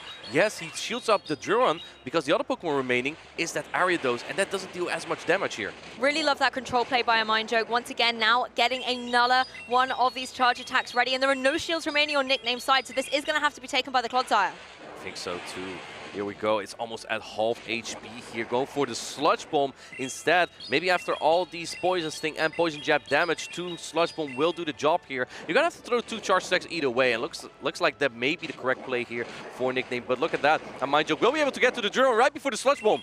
It is a 1v3 for this Clodsire as well right now, so it's a very tall mountain for it to climb. The Dunsparce able to go with this Drill Run, find his connection, puts it down into the red. Now let's see how this is going to go, because Nickname needs to manage his energy perfectly, going for the Sludge Bomb right before the Drill Run, and now it's up to a Mind Joke to get to that Lunge or Trailblaze before this Clodsire can get to an Earthquake. It's going to be close. You need to be 4 off as Nickname. He's going for the Sludge Bomb instead. This is resisted, but is that going to do enough? It could just put it into the range to start being farmed down at this point. It's still got to get a couple more of its fast attacks in to get its charge attacks ready. Trailblaze Lunge only seconds away. Trailblaze has been locked. Wow, Trailblaze barely getting there and knocking out the Clodsire here. A Mind Joke is winning the first game in this set. And the Ariados coming through victorious to get the knockout, gets another attack boost as it's been doing all day long with those Trailblazers. But oh my goodness, Clodsire put in some work towards the end. The 1v3, that is a very difficult position to manage. I think that Nickname's only option really was to go for the Earthquake here. Ariados is pretty fragile, but it can hang on to resist the damage. And Sludge Bomb was just barely not enough. Maybe Nickname recognized the situation where he was in, where he couldn't get to that Earthquake and had to go for the Sludge Bomb. Hope he could get the Poison Sting down, but it was just barely not enough. And Mindjoke's MVP Ariados has just been so good for him. Yes, it was good to be able to see it in a position where it could shine, and what I liked is it kind of opened and closed that particular game as well. Coming out front and center, applying a lot of pressure with those Trailblazers and the buffs, and then getting the Feraligatr into the prime position to deal with the Malamar on Nickname's side. I think so too. How are you going to deal with this as Nickname? How are you going to make that comeback? There was no Mandibuzz on this side, but there was also no Azumarill also on the Mindjoke side, so maybe that makes it more appealing to bring that Mandibuzz that has pretty good play into both the Ariados and the Feraligatr. That's the thing, if you can get an Aerial Ace charged up as well, that will apply a lot of pressure to the Bug-type Ariados on the opposing side. And although Mandibuzz does take a while to get going in this current meta, because of the bulk that Nickname has with Pokemon like the Clodsire and the Toxapex, you could potentially find yourself in a position to have the time to be able to set that up, maybe then find yourself in the position to target down the Ariados. And Mandibuzz has enough time because it's a very, very bulky Pokemon. You mentioned yesterday it is a very bulky meta. And look at the Pokemon that we have here, right? We have Clodsire, Azumarill, Dunsparce, Cresselia on the Mindjoke side, the Dugong, Toxapex, Clodsire, Mandibuzz. There's bulk all over the field, but it's the offensive Pokemon that often really take the lead here. For example, the Ariados and the Feraligatr have been dominant as well. I'm curious if we're going to see that Quagsire from Nickname. He might be a little bit afraid to bring it because he uses that primarily to counter Poison-type Pokemon. But you don't really counter Ariados with it because of that Trailblaze that's double super effective. And I think you make an excellent point. And Mindjoke was successful in that previous match because he positions the offensive threat like Feraligatr and Ariados in their moments where they could deal the damage. On Nickname's side, I think all the pressure kind of really came from that Malamar, but a Mindjoke was able to counter that really, really well, not allowing Nickname the opportunity to thrive with that Malamar. And here we go. We have from a Mindjoke, Shadow Feraligatr. On the right, we have from Nickname, Malamar. Let's see how this goes. I believe that Malamar can win the 0 shield scenario here, or the 1 shield, either one of those. And Feraligatr definitely wins the 2 shield scenario just because of 1 Hydro Cannon doing so much damage. Look at this, Lou. Look at his damage. So much damage into this Malamar. It is retaliating with these Psy Waves, using its tentacles to get a lot of damage down onto this Feraligatr and get into a superpower. Oh, interesting. Going for the superpower. He has 2 loaded now, but Mindjoke is also at another attack. I think the superpower might barely knock out. It does knock out. Malamar winning the 0 shield scenario here. And what do you bring in now as Mindjoke? He brings in the Ariados, but Nickname has covered the Ariados really strong this time. He has the Clodsire and the Mandibuzz in the back. Yes, and the Ariados has to take this damage as well. The Malamar does go down. Now, if you're Nickname, you have the opportunity to bring in a Pokemon free here, and it is going to be that Mandibuzz facing down against the Ariados. Mandibuzz loves to see it. Interesting. What is Nickname expecting here? Perhaps fearing a potential Azumarill in the back. I think that the Clodsire has a better matchup here, but just in case, right, the decisions that Nickname makes is really like sort of preventive because he doesn't want, he wants to make sure that if it's the worst Pokemon for his Mandibuzz in the back, he doesn't want that aligned there. So he makes the choice here to bring his less effective Ariados counter. And the Aerial Ace not able to get the knockout thanks to the drop it took to lunge as well, enabling that Ariados still in play. It's now going to be time for a drill run coming through from Dunsparce. We've seen it time and time before in Dortmund here, the drill running Dunsparce, but not going to be able to connect this time. And Nickname putting on the Protect Shield immediately, recognizing this does the most damage out of everything that can be thrown into this Clodsire. Going for the Sludge Bomb, which does less damage than an Earthquake, but I think as a Mindjoke, you kind of have to put up your Protect Shield at some point. Now keep in mind that a Mindjoke kept an attack on his Ariados, so if he can get like shields down and land 2 drill run, he might be able to get this Clodsire off the field with a combo play. Well, there's 1 shield down on Nickname's side. Of course, this Clodsire just able to farm up so much energy, but so is Dunsparce. They're both so threatening with these fast attacks. The Sludge Bomb coming through. Is a Mindjoke going to use his last shield? Yes, he does. Wow, and this leaves him very prone to an Earthquake. Mandibuzz also not exactly in that Rock Slide range. Going for it immediately. And this makes sure that Nickname gets this Dunsparce into Dark Pulse range or close to. Yes, setting up for that endgame, allowing Mandibuzz to maybe capitalize and get some damage on the board. Mandibuzz does join here, but it is going to be, oh my goodness, what an amazing call. What a fast reaction there from a Mindjoke. Saw the switch, and it is the Rock Slide there. I'm not sure if it's going to make a difference. It's a great reflex, a great call. But there's almost a full Clodsire in the back still, Lou. And there's so much bulk on that Mandibuzz as well. It's able to easily reach for this Dark Pulse, start whittling away at this opposing Dunsparce, and a couple more of these Snarls will be able to get the knockout. charge attack priority. This has to knock out that Mandibuzz, and then you have a Durant for the Clodsire. I'm not sure if Clodsire after that will be into range for a Trailblaze. No, absolutely not. Let's have a look at this. Clodsire almost doesn't need the shields anyway. It has so much bulk to itself as well. The drill run coming through, connecting, does put it in the yellow though. I think at this point you may have even considered going for a lunge just to make sure that the poison sting would do less damage, but on the other hand, lunge resisted won't do even remotely as much. So Ariados paces quickly, but it won't be able to get to the next charge attack. Nickname getting to the Sludge Bomb and bombs this victory to tie up the score. Yeah, I'm going to be able to use the charge attack, a little bit of over damage here into what looked like a 1 HP Ariados here, and Dunsparce, well, it's only a matter of clicking one fast attack to fell that Pokemon. We've seen this from Nickname all weekend. When he is just tired of a specific Pokemon, he starts countering it twice or even 3 times in this case, right? He had the Malamar, which shields up, is very fine into that Ariados. He had the Clodsire, so good into Ariados. And then the Mandibuzz, the flying type Pokemon, was also quite good into the Ariados. So just making sure that he basically plays like 3 versus 2. That's basically what Nickname did here. On the other hand, though, he did take a big risk into a potential Azumarill lead because Malamar doesn't do great there, but neither does the Mandibuzz. We don't want to talk about the Mandibuzz match versus Azumarill. You have to avoid that at all costs as the Mandibuzz. But I think as well the fact that Nickname is able to pressure potentially coming through to this Azumarill is meaning that a Mind Joke is keeping it safe at home. I want to talk a little bit about the Clodsire on Nickname's side as well, because we've been talking about Malamar a lot, but Clodsire is the #1 Pokemon in the meta at the moment, and you could see the bulk and the brawn that it had for Nickname here. Even in Game 1, where it was in this 3v1 situation, it was still able to hold its own, and in this Game 2, the amount of, or the lack of damage it was taken from that Trailblaze, for example, was exceptional. Clodsire takes super effective damage from almost everything on a Mind Joke's team, but it has good matchups all over the board, right? In the mirror, super effective damage from Earthquake, from Feraligatr. You can actually win the one-shield scenario there as the Clodsire, which is crazy. You don't even take super effective damage. Sorry, the Feraligatr does take super effective damage. It deals super effective damage, but loses the one-shield scenario. The Azumarill takes super effective damage, but Clodsire wins because of the poison type damage. Dunsparce, you take super effective damage from the Duron. I said a lot of super effective right now. And Psycho Cut from Cresselia, guess again, super effective. But you still win most of the times as the Clodsire. It just makes it such a good pick, and it's no surprise that Nickname has been bringing it every single game here. I think super effective is no longer a real word. You said it so many times. Please think of something else. But actually, to be fair, it's quite nice seeing again in this new meta where different types are starting to maybe be able to move to the forefront a little bit more, making sure that there is a lot of variety in a brand new meta and there are lots of different Pokemon choices and types out there. It is making things a bit more unique and putting more pressure on the alignment of these teams.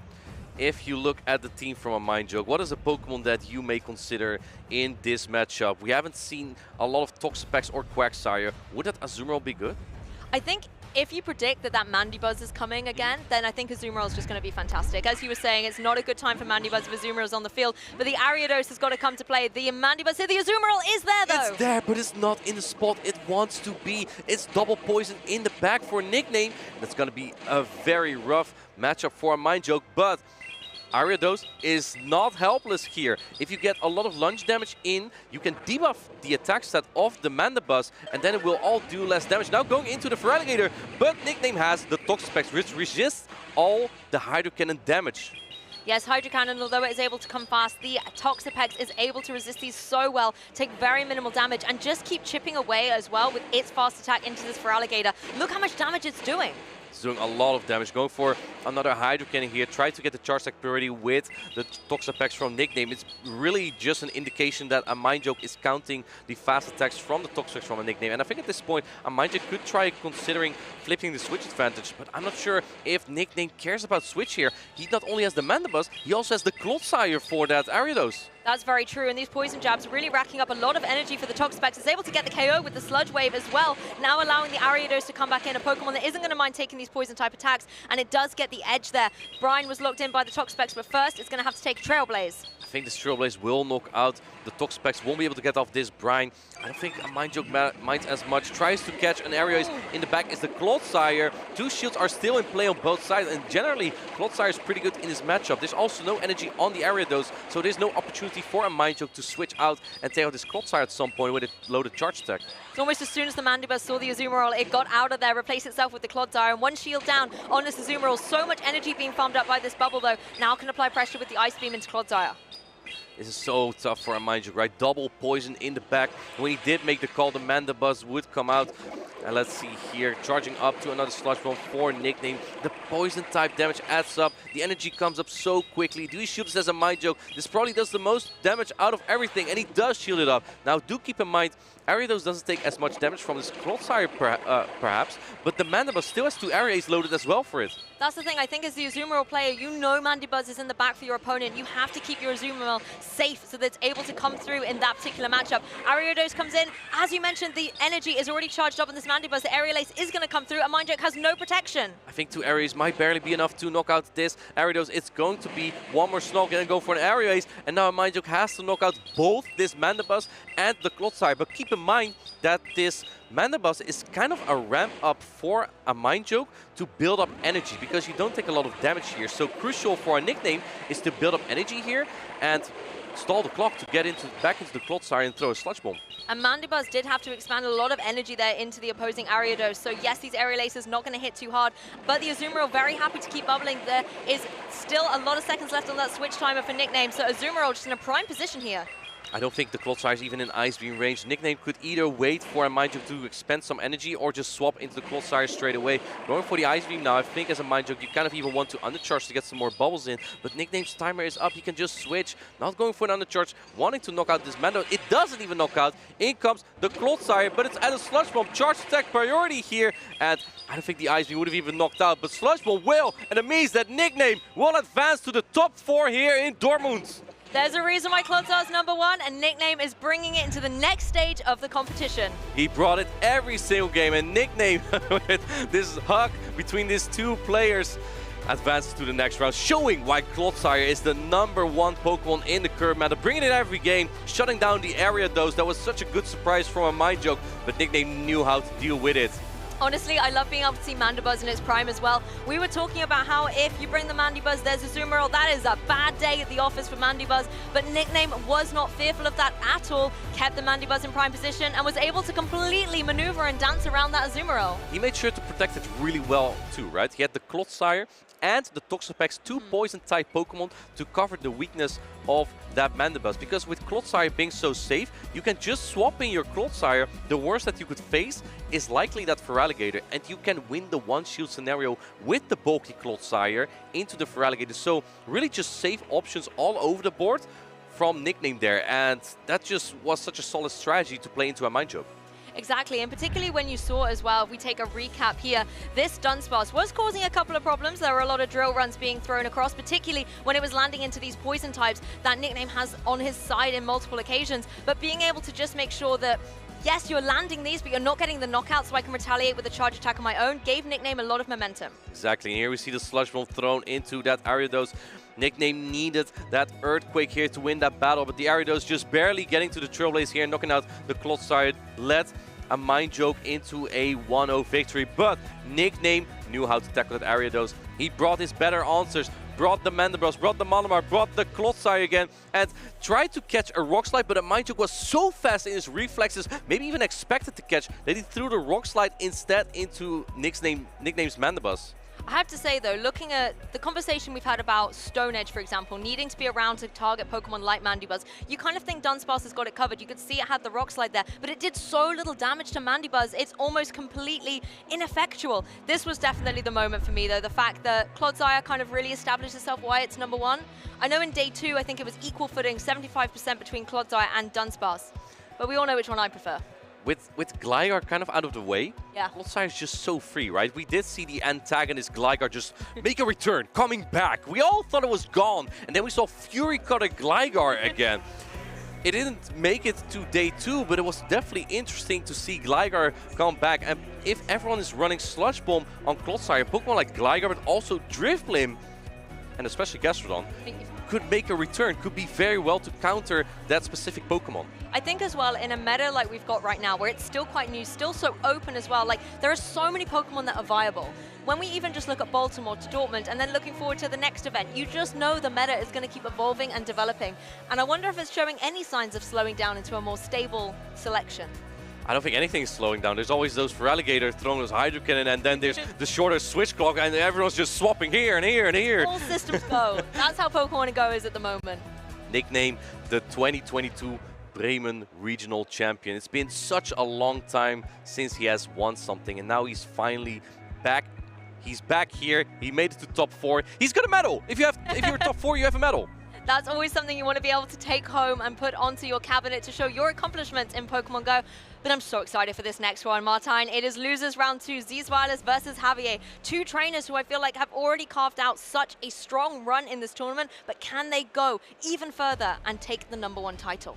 Swilo is one of the very few Talonflame users. We haven't seen a lot of Talonflame just because of all the water-type Pokemon. And here we see on Javier's side that Toxapex, the Shadow Drapion, and the Azumarill. On the other end, though, Talonflame would line up really well into that Diggersby and the Chestnut. Diggersby has been an absolute staple for Javier all over the day, too.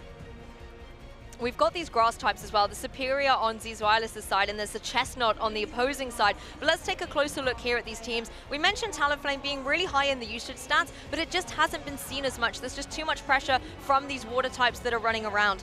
Azumarill as well, in a really nice position to take a lot of bulk, be able to farm down with lots of bubbles. But I wonder if, in this particular matchup, we're going to see the Superior come to play. It'll be difficult to bring, right? I believe Javier has some really good counters into the Shadow Drapion, the Toxapex. So that's going to be tough to bring, especially when it's on that Toxapex. It's just such a good core breaker for an Azumarill plus grass type core, and that's exactly what Zweilos has. On top of that, the Talonflame doesn't do too well on it. Although I must say, Talonflame in the zero shield scenario, not the worst. You can get to a Fly and a Brave Bird, 2 hard-hitting attacks that are barely resisted throughout the meta, and they hit very well, especially Brave Bird, dropping your own defense. And let's take a look here at the team. Would you bring Talonflame into this team, Lou? Well, this is the question. Talonflame looks kind of good against things like the Chestnut, for example. You can apply a lot of pressure there, but there's just so many things that Talonflame is gonna suffer if it takes hits from, like, for example, the Toxapex or the Azumarill. So I think it would be a little bit dicey, but if you can get that alignment right, if Chestnut would be something you're worried about, then that could be a key piece. It would be great to have Talonflame on Chestnut because you resist everything, right? I think that the Drapion might be key here again for Javier. It has been throughout his entire tournament, and that Diggersby would keep the Clodsire Dunsparce so well in check with the bulk and super effective damage. Yes, Malamar again has been such a standout here in Dortmund, and I'm sure we're going to see it reign supreme in this match as there are 1 apiece on each side. But the Talonflame is here, Martijn. It's there. I thought it wouldn't come out, and Javier did bring out his 2 water-type Pokemon, but Zweilos cannot really swap out because he has that Superior in the back, going for the Fly right away before taking the Brian, seeing what the shield decision here is going to be for Javier. Putting up the shield on the Fly. This leaves the field open for a potential Brave Bird. We'll have to see this come through the Incinerate, one of these really powerful fast attacks, but not when it's going down into a Toxapex, and Toxapex now has a moment to retaliate. It is unshielded by Zeeswilers. Look at this knowledge from Zeeswilers, knowing that it would hang on here, going for this attack. We have Talonflame charging up the Brave Bird. Look at this Brave Bird taking on the big water-type Pokemon. Here it comes. Zoom! It does a lot of damage to that Toxapex, and it kind of like neutralizes the threat that it is to the Superior. That's the thing, it makes it easier for the partner Pokemon in the back to be able to shine through this match. First of all, Dunsparce is going to have a crack at it, going for these rollouts, but now once again, it's going to be Toxapex's moments to try and get some damage back with a charge attack. Zeeswilers not shielding though.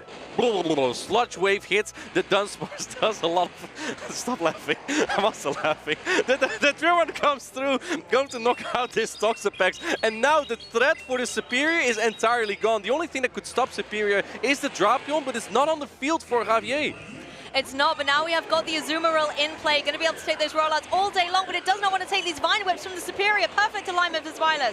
Oh, if you look at Javier, I think he knows, oh man, not this Pokemon. Not today. Shielding up the Ice Beam, knowing, Zweilos knows this is probably the attack that would deal the most damage out of anything that could be in the back. In comes the Malamar, which has a pretty neutral matchups here. The Sideways will add up, but Frenzy Plant is such a good charge attack. It's going to do a lot of damage to this Malamar. There was so much energy stored up in that Superior. I think it's already in range of getting another Frenzy Plant in play. Just one more Vine Whip needed, but first of all, Malamar's going to have a say.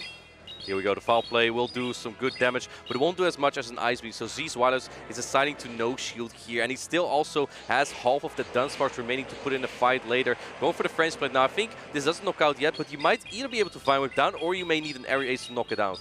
I think particularly as well the fact that Malamar is unprotected here, no more shields remaining on Javier's side. It's going to take a significant chunk of damage. But a switch in, we're going to be able to see the Dunsparce go for the drill run here. This is going to get the knockout. I don't know if this is that good for Zizwalos, Lou. Here's the thing. This gives Javier a lot of momentum to build up energy on the Azumarill. In fact, you might even want to go for a full bubble down, because then you can get perhaps the 2 Ice Beam on the Superior. That was a great play by Zizwalos, but might also put him at risk here. It almost gives the free switch in for the Azumarill to get those bubbles down and get loads of energy on the field. That's exactly what it's doing here. You called it perfectly. All of these bubble energies getting the Ice Beams ready, the Play Roughs ready.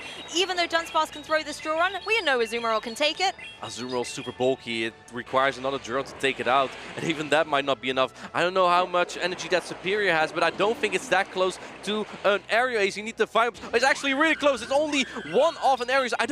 I'm not sure if you get to a Frenzy Plant. The third Frenzy Plant is 5 Vine Whips, meaning that he will be able to get there. But let's see if Zizwalos is at the charge. He's at the Frenzy Plant, and Zizwalos takes game number 1. The Azumarill just too slow off the mark there, unable to get to the second Ice Beam. The Superior is going to reign supreme and take this first match.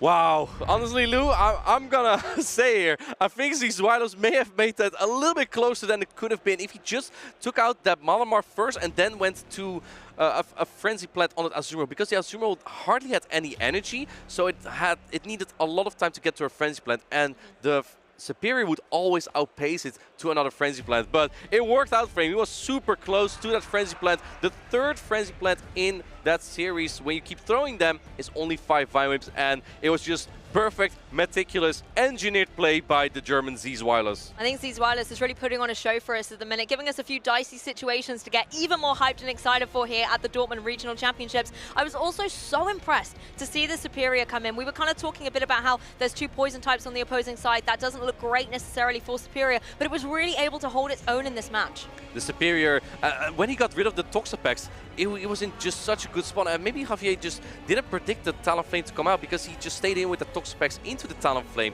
So probably feeling a little bit safe from Superior. It just happened to be the Superior, and it was just really tough to deal with. He needed that Drapion, but if you lead Toxapex, you cannot really have the Drapion in the back, because you will be super weak to a potential Clodsire lead. And Clodsire is not bad into Javier's team. There's the Malamar to take it on. So there's not really... This could be Clodsire coming out, but here is the Azumarill into the Shadow Drapion from Javier. No Talonflame this time either. It looks like the Azumarill is just going to try and get a few bubbles down, a little bit of energy, but then it's going to have to get out of there. I think these poison jabs are coming through really, really strong.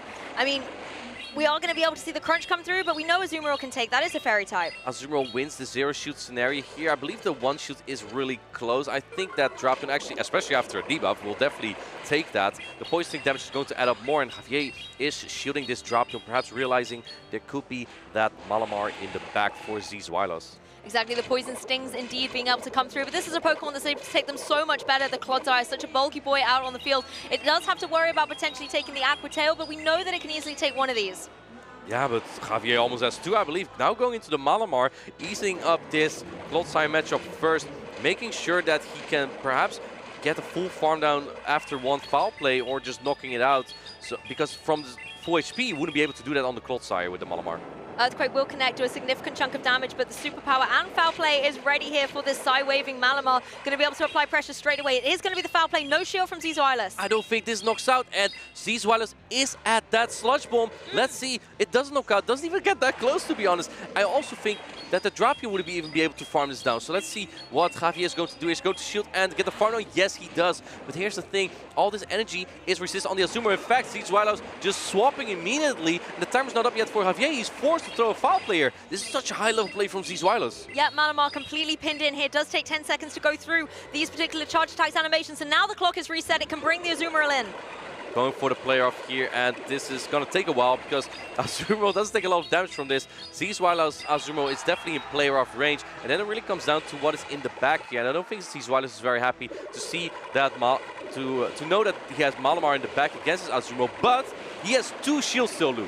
He does have the 2 shields, but Javier's Azumarill has an opportunity now to farm up lots and lots of energy to apply pressure to something like the Clodsire in the back. It is going to be going for this play rough, maybe trying to force a shield out at this point, but Zizwalos is happy for it to go down to bring the Malamar in play and also play the energy game. Zizwalos is known to be a shield keeper, going to put up his first shield now on the Malamar, and Malamar is going to be key here. He needs to get a lot of energy, make sure to hit the superpower on the Drapion as well later. And here's what I really liked about how Swilos has been playing, because with keeping the Clodsire in the back means that he still can clear the debuff from the superpower if he has to throw on into the Drapion at some point. Exactly, gives yourself flexibility and options about whether you want to switch that Pokemon on the field. But it looks like Malamar's here to stay for a moment, going to go for a foul play.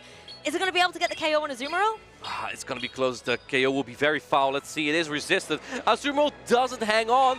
And now another thing I want to point out, you cannot really farm down that Malamar because Psywave is triple resisted. Going for the crunch. Does see Swilos think this is an Aqua Tail? That might be his only win condition. He is going to put up the protection at the very last second. I think at this point it may come down to a catch from either of these players. The defense drop again. Oh, they tried to call a catch from each other. That is such a high level play by Javier. And Swilos has to throw right before the next superpower, but unable to. And Javier, he takes the next game, ties up the score. This is what we like to see, getting these games right down to the wire. One apiece, one Malamar into the other. Oh my goodness, we have a game 3.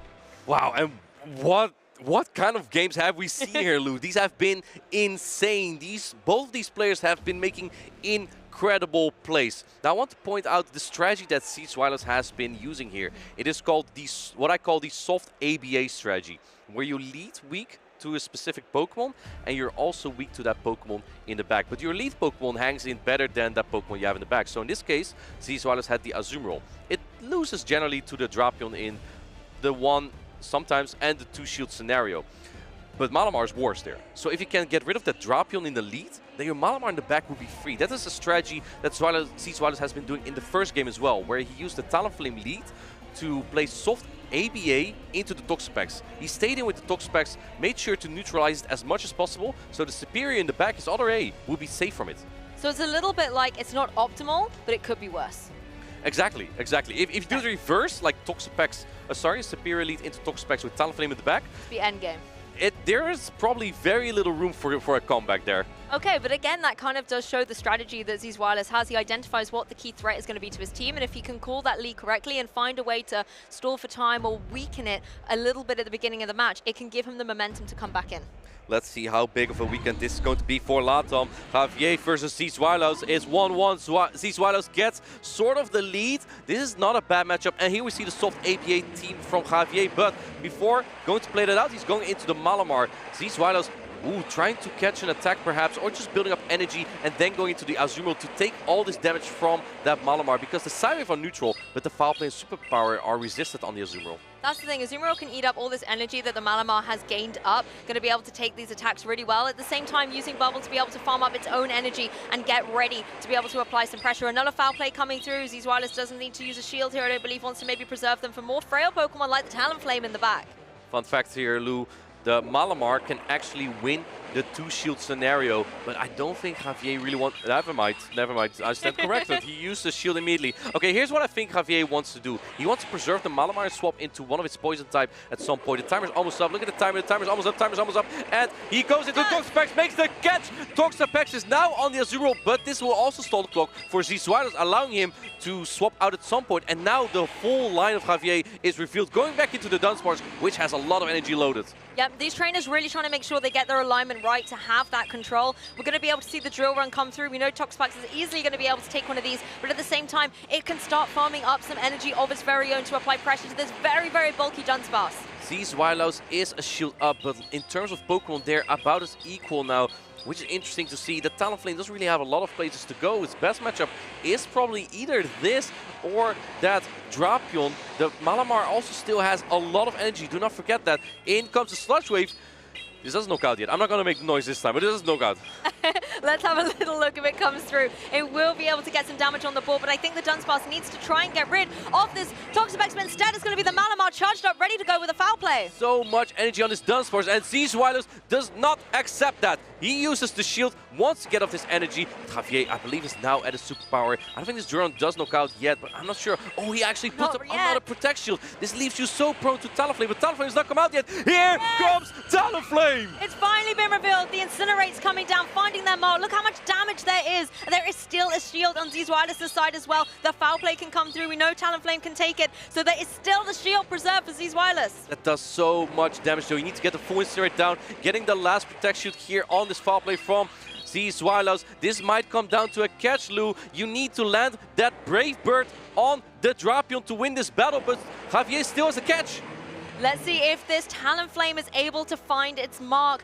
Oh, this is a really intense moment. Zizwilus has to get the 50-50 correct. And Javier has to make a catch. Perhaps he's going to try to make a peekaboo play. Going, oh, he tried! He tried to make the peekaboo play. Javier tried it. And now in comes that Brave Bird. Here it comes, the bravest bird. Talonflame is loading it up. It was lying in wait, waiting for its prey. Talonflame is here, able to get so much damage on the Drapion. And there's another one ready to go. Talonflame's unstoppable. Another one bites the fly, and here it goes. Talonflame takes it for Zizwilus in game number 3, and he advances to the top 4. Let's go Talonflame, let's go Zizwilus. What a set! Wow, and what a high-level play we saw from both these players. I think Zizwilus can hardly believe it himself. Javier tried to pull the peekaboo trick where he swapped in one Pokemon, then swapped immediately into the other one, tried to catch a charge attack, but Zizwilus was just thinking a little bit ahead, maybe expecting his opponent to do this, and he made the perfect call to win this battle here. The strings are still going through it. I know Zizwilus loves to talk about how the battles goes and how his thought process was, and that's just, it's always lovely to see the inside of those trainers. Yes, but that's also, I think, testament to how skilled he is as a player, because yes, you can win all the matches you want, but it's really your losses you learn the most from as well. And I always notice Zizwilus, whether he wins or he loses, he always looks at the match, looks at maybe where his opponent could have got an edge or where he could maybe have got the edge in a particular match. So being able to reflect on that does show how he's always able to learn and keep moving forward, and he is definitely moving forward through the bracket today. And what did you think of the Talonflame? Did you expect that to come out? I mean, when I saw it in the team preview, like waiting in the back, I was almost, it was like the anticipation was building. When's it coming out? When's it coming out? And as you said as well, you know, we had the Tox specs there that can be a little bit dicey with the brines. Even though it's not the most heavy hitting charge attack, it's still going to hurt a very frail Talonflame. But then the fact that it needed to get that damage on the Drapion, and that's exactly what Zizwilus was able to get and completely maneuver on the field, sublime. Sublime. The Talonflame just did what it needed to do, right? I love to see that. And having that Brave Bird coverage is just so big, because previously we had Flame Charge and Fly. Here we see in game number 2 here, we have Azumarill into Malamar. Malamar having only resisted charge attacks, and Zizwilus basically had energy banked all over the place here to make sure he could have coverage against whatever was in the back. And you mentioned it earlier as well, that Zizwilus' playstyle, he likes to preserve these shields, and that's what he did phenomenally throughout the set as well. One going up here on the Malamar, being able to hang on here and apply a lot of pressure with something like the superpower coming through. The switches, the catches, they were also outstanding in this set. The simultaneous swap, both players had the same idea, and it worked out for Javier to tie the score to 2-1-1, making the catch here on the player on the Toxapex. The timer was just barely up for Javier, but not for Zizwilus, and this did open up the option for Zizwilus to bring in the Dunsparce and set up the Talonflame that hit this Brave Bird. Look at that damage. Boom! Better late than never. Seeing Talonflame come in at the end and absolutely dominate the end game of this game 3. I mean, this is losers round 2, right? The player who loses, unfortunately, is knocked out of the competition. The stakes are so high. Talonflame knew the score, it knew the goal, and it was able to hit its mark. And Zizwilus just celebrating there his victory. He's making great content right here for his brother Jonkus. Yeah, Talonflame has been so important for him. One of the very few Talonflame we have actually seen come out on the battlefield here in Dortmund, and still making such an impression, right? Even though it doesn't always come out, it does pressure the opponent, you know, because Javier just looked pretty easy to give up shields there. If he knew it was Talonflame in the back, I doubt he would have done that. It would have been a different game, completely. Yeah. Knowing just how much pressure that Talonflame can apply, even just with the Incinerate, that was doing so much damage through the Pokemon. And considering we saw how dominant Talonflame was in that game too, if I was Javier, I would have been very wary about it. But I almost would have thought that he might have left it at home, that it was almost too easy to bring it again because it did so well. And that's what I love, the adjustment from Zizwilus. Yes, he still brought it, but it was in the back. Well, you do have 2 minutes to think about your team, so Zizwilus had the time to think about it. Regardless, though, a big weekend for Javier, coming from Peru to compete here. A big weekend for LATAM in general, right? We have the Joinville Regional Championships in Brazil as well. I believe they've already started playing too. They're in the top 8 currently as well. Yeah, it's been great all over the weekend. I believe that Joinville now also has newer devices, making it easier for the competitors to play there. Yeah, it's been lovely to see, and I love that Javier was representing LATAM here. So much brilliant Pokemon action. It's amazing to be able to see the Pokemon Go community and the game grow itself as well all over the world. And considering it's the start of the season, there's no better time to get into competitive Pokemon Go yourself. Exactly, and if you come to these championships, you don't have that many Pokemon yet. Paldean Wooper spawns right here. You can get that Clotsire that Nickname has been dominating with this entire time. There's so many Pokemon you can get for PvP, and a lot of them here are at the venue. Make sure you come out as well. That's one of the things I love, actually. You get the whole community together as well. Sometimes there will be a raid going up, like there was the Zacian raid just before we switched casters on the desk as well, and we were like, quick, we got to be able to get this. And when you're joining the raid, you see all these familiar names and faces from the broadcast, from the community, and it's just a really nice thing to be a part of. Absolutely. I actually got the shiny Zacian. But you did. I'm still waiting on mine. It's been a long time. We'll do more raids later. Okay. But anyway, Javier is, it's Zizwiles who's ready for an interview with Amanda. Amanda, take it away. Thank you, Martijn. Yes, I've been hearing all weekend these mad rants of this really good trainer saying, how many battles do I have to win before I finally am granted my interview? Zizwiles, congratulations on all of these wins. I am so happy that we are on speaking terms again, Amanda. And yeah, that was such a hype matchup, and it was great fun on stage. I mean, let's go over it a little bit because those matches came down to the wire. It was 1-1. It was the best of 3. Winner of that is going to be in the top 4.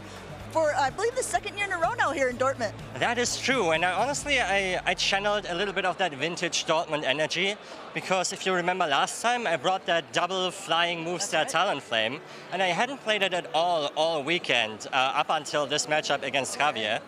But our co-caster, your co-caster, not my co-caster, Martijn, mentioned that Talonflame actually gets to 2 moves in the Zero Shield scenario against the Toxapex. So I figured, okay, this is the Toxapex team. I can just bring my Talonflame there, and it will have some play even in that unfavorable matchup.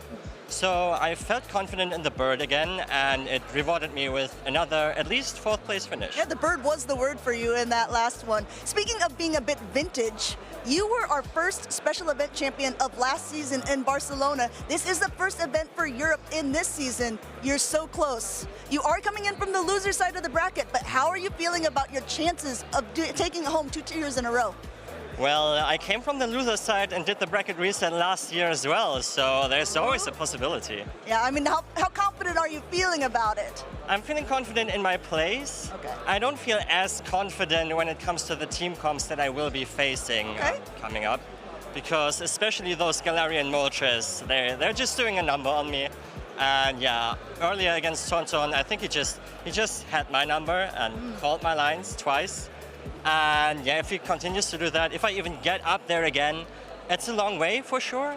But yeah, if anyone can do it, it has to be last year's first EU champion, right? I mean, I think there's a lot of people backing you in the chat at home. You have a lot of friends and family here. Is there anyone in particular you want to shout out or name now that we actually have you for the interview? Yes, I would love to shout out my brother, obviously, Jonkus. He has taken a break from Play Pokemon for a year and a half. This is his comeback to the scene. I don't know whether he'll have enough time to compete at more of these, but I love the support. We scrimped a lot yesterday, and yeah, he's been definitely playing a part in my success here. Also, like, shout-outs to my family at home watching, shout-outs to my teammates at Sharks and Recreation, and also our sister team, Delibird is the word. All of them, most of them North American, getting up early, watching the battles, and I'm really appreciative of the support. Well, yeah, like I said, you have a lot of support. I hope that we'll see even more for it. Let him know if you're cheering for him in the chat. We're going to go ahead and let you get ready because you definitely have some more battles coming up. If you saw the games earlier, you're not going to want to miss what's coming up because Zizwiles is going back to the stage. But for now, we're going back to the casters. Zizwiles is a big name here in Europe, but also very well known in the North American competition. I heard he's going to compete with me in Toronto as well, so it will be fun to see him there too. And I love to hear how he's been working with his brother. And he's also walking evidence that listening to us on the broadcast improves your knowledge. He heard that Talonflame can take that brine on from the Toxapex and get 2 charge stacks. Why do you think I'm sitting here? It's literally the best seat to learn from experts like yourself. But I mean, the thing I love about Z's Wireless as well, he's just such a showman. You can enjoy not only watching his competitive play, but hearing his expertise and insight as well. And I love that he shouted out his brother Jonkers as well. One of my caster picks for this tournament. I know he'd had a little bit of a break, but I was looking forward to seeing his return. I believe, was it you who has Z's Wireless? Oh, okay. I see where we're going now. I also had Javier, so that didn't work out very well for me. I still have one on my card, indeed. Okay. You might, I think, be the only one remaining, because the only other one I think at the beginning of the day was EJB. I think so too, yeah. Okay. Z's Wireless was a pretty safe pick. He's been very consistent in many of these tournaments, right? One of the best German players at the World Championships. I believe he got to top 16 there as well, and just been consistent all over the 2024 season too. Even though he didn't participate in many local championships, he still got near the top of the leaderboard last season. I'm pretty sure he's gonna try to do it again, especially visit the United States as well for some championships. And Anaheim, it's also in the United States. Why not visit the West Coast sometimes? I mean, that's the goal, right? A lot of our trainers are really trying to get those championship points to put themselves into the top placement of players to qualify for the Pokemon World Championships. I mean, there is no better platform for Pokemon play than the world stage. And this is already a great step up there, right? He's already achieved so many championship points just to start off this season already. And if you can do well in Toronto, just like Javier did here, for Latam, he takes all these championship points he got here to Latam. Z's Wireless can take points from North America to Europe. And it just really works to have that international competition in the race for those travel awards and just qualify or make it easier to plan your trip to the international championships all over the world. I've actually seen people literally plan their vacations around where Pokemon events are taking place, because as you said, it doesn't matter where in the world you are attending these events. If you can maybe turn it into some kind of amazing trip with friends and family as well, then it's just another exciting thing to add to your agenda. Exactly. Now, Lou, Z's Wireless talked about the Galarian Moltres players earlier. He was very afraid of them. You know what's coming up next? Is it Galarian Moltres versus Galarian Moltres. It's gonna be Kazim versus Tontobateus. I'm so excited. Winners finals is always extra exciting because it's a best of 5. So not only do we get amazing competitive play, but we get more of it to be able to show you. Let's take a look at how far these players have gotten today in this bracket. As we see here in the winners semifinals, Tontobateus won 2-0 against Z's Wireless, who we saw earlier advance to I believe the losers finals or losers semis, I can't remember exactly which one, but then Kazim also won 2-1 versus a Mind Joke, and now these two players will face against each other in the winners finals. The winner of this will move on to the grand finals. The loser of this will have another chance in the losers finals to get again into the grand finals. No matter the result, both these players are in the top 3 already, and that's an incredible accolade to your name, plus a medal.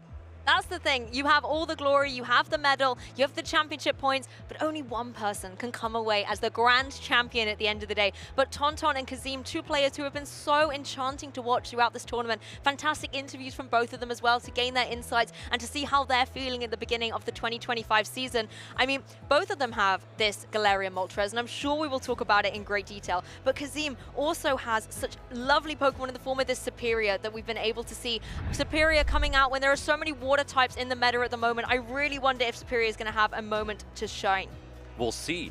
I also want to correct myself real quick that we don't have a player yet in the losers finals because we still have the losers semifinals afterwards, which is going to be the nickname versus Z's Wireless, who we saw earlier. So that's going to be after the winners finals, and as you said, the winners finals will be a best of 5. We're going to have a Galarian Moltres mirror matchup. I'm super excited for that. And we also have Dunsparce, Clodsire and Feraligatr on both teams.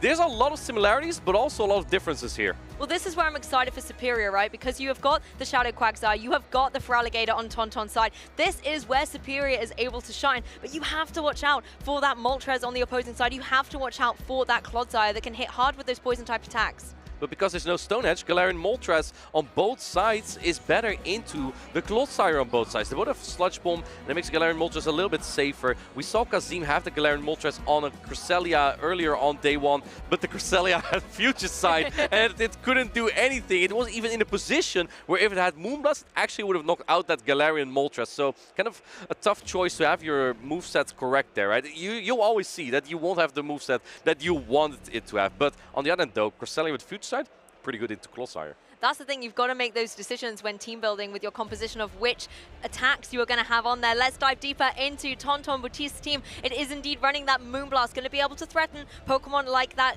Moltres on the opposing side. But other than that, I'm not seeing anything too kind of spicy from these compositions. Well, I do like, again, the Double Sire team. Look at how goofy they look. I know, they're so cute. It's like they're, I do keep saying this, it's like they've just rocked up and they're like, I'm pretending I know what I'm doing. Nobody let on I don't have a clue, and particularly the way that Clodsire has been performing this weekend, it definitely knows what it's doing. They're just part of the team. They're just there. They're here to hang out, have some fun, play some Pokemon. But I think critically, the way that Clodsire with its bulk has been able to really completely command this meta has been so impressive. I think so too. And also where Clodsire lacks for that coverage in Stone Edge, Tonton Baptiste actually has the Quagsire with the Stone Edge. He doesn't have Mud Bomb, which might be better into most of the poison type Pokemon, but Stone Edge does help into Pokemon like that Galarian Moltres. This might be the actual one time you may need it, because Mandibus has not been all over the place anymore. It's now Galarian Moltres time to shine. Although, Mandibus is still in the tournament, by the way. Nickname still has a Mandibus on the team. That's true. Mandibuzz is another Pokemon that does not want to have to take any of those rock-type attacks, and nor does the Galarian Moltres. As we looked at Tonton's team, as you said, there are a few different coverages. Even the rollouts coming through and the rock slides coming through from something like the Dunsparce, the Moltres does want to have to avoid. I wonder if we're getting to see that Dugong from Kazim here. It kind of looks iffy to bring into a team with Dunsparce, the Quagsire with Stone Edge, but the Clodsire has Sludge Bomb. The Cresselia is kind of difficult to bring with that Galarian Moltres lurking around as well, so may make the Dugong a little bit better for Kazim too. It's really going to come down to mind games here, I think. Fun fact about the Galarian Moltres, it can actually completely sucker punch down a Feraligatr before it gets to the third Hydro. Yes, we saw that happen yesterday. It was so impressive from the Moltres. I believe it was actually Tonton who did that in his match and showcased that power potential of the Moltres. I wonder if the Dugong here maybe does have play almost a little bit like the Talonflame we saw previously, where it comes in, does one job, and then is out, or is there some potential threat? Maybe it just has that utility on the field to support the other two Pokemon choices that are coming. Well, it breaks the core of Clodsire and the Galarian Moltres, so those two Pokemon cannot really be played together from Tonton Baptiste. Man, I'm looking at the teams and I keep forgetting, I might talk about the Raimon, but they're very similar. There's four Pokemon that are the same. It's the Dugong and the Serperior that are different for Kazim, and for Tonton Baptiste that is the Quagsire and the Cresselia. I think Quagsire could have a lot of play if you don't expect that Serperior from Kazim to come out, but there's only really that Galarian Moltres that hard checks it, and the Clodsire does well, but it doesn't absolutely dominate the matchup. Another thing I've just noticed, there's no Malamar.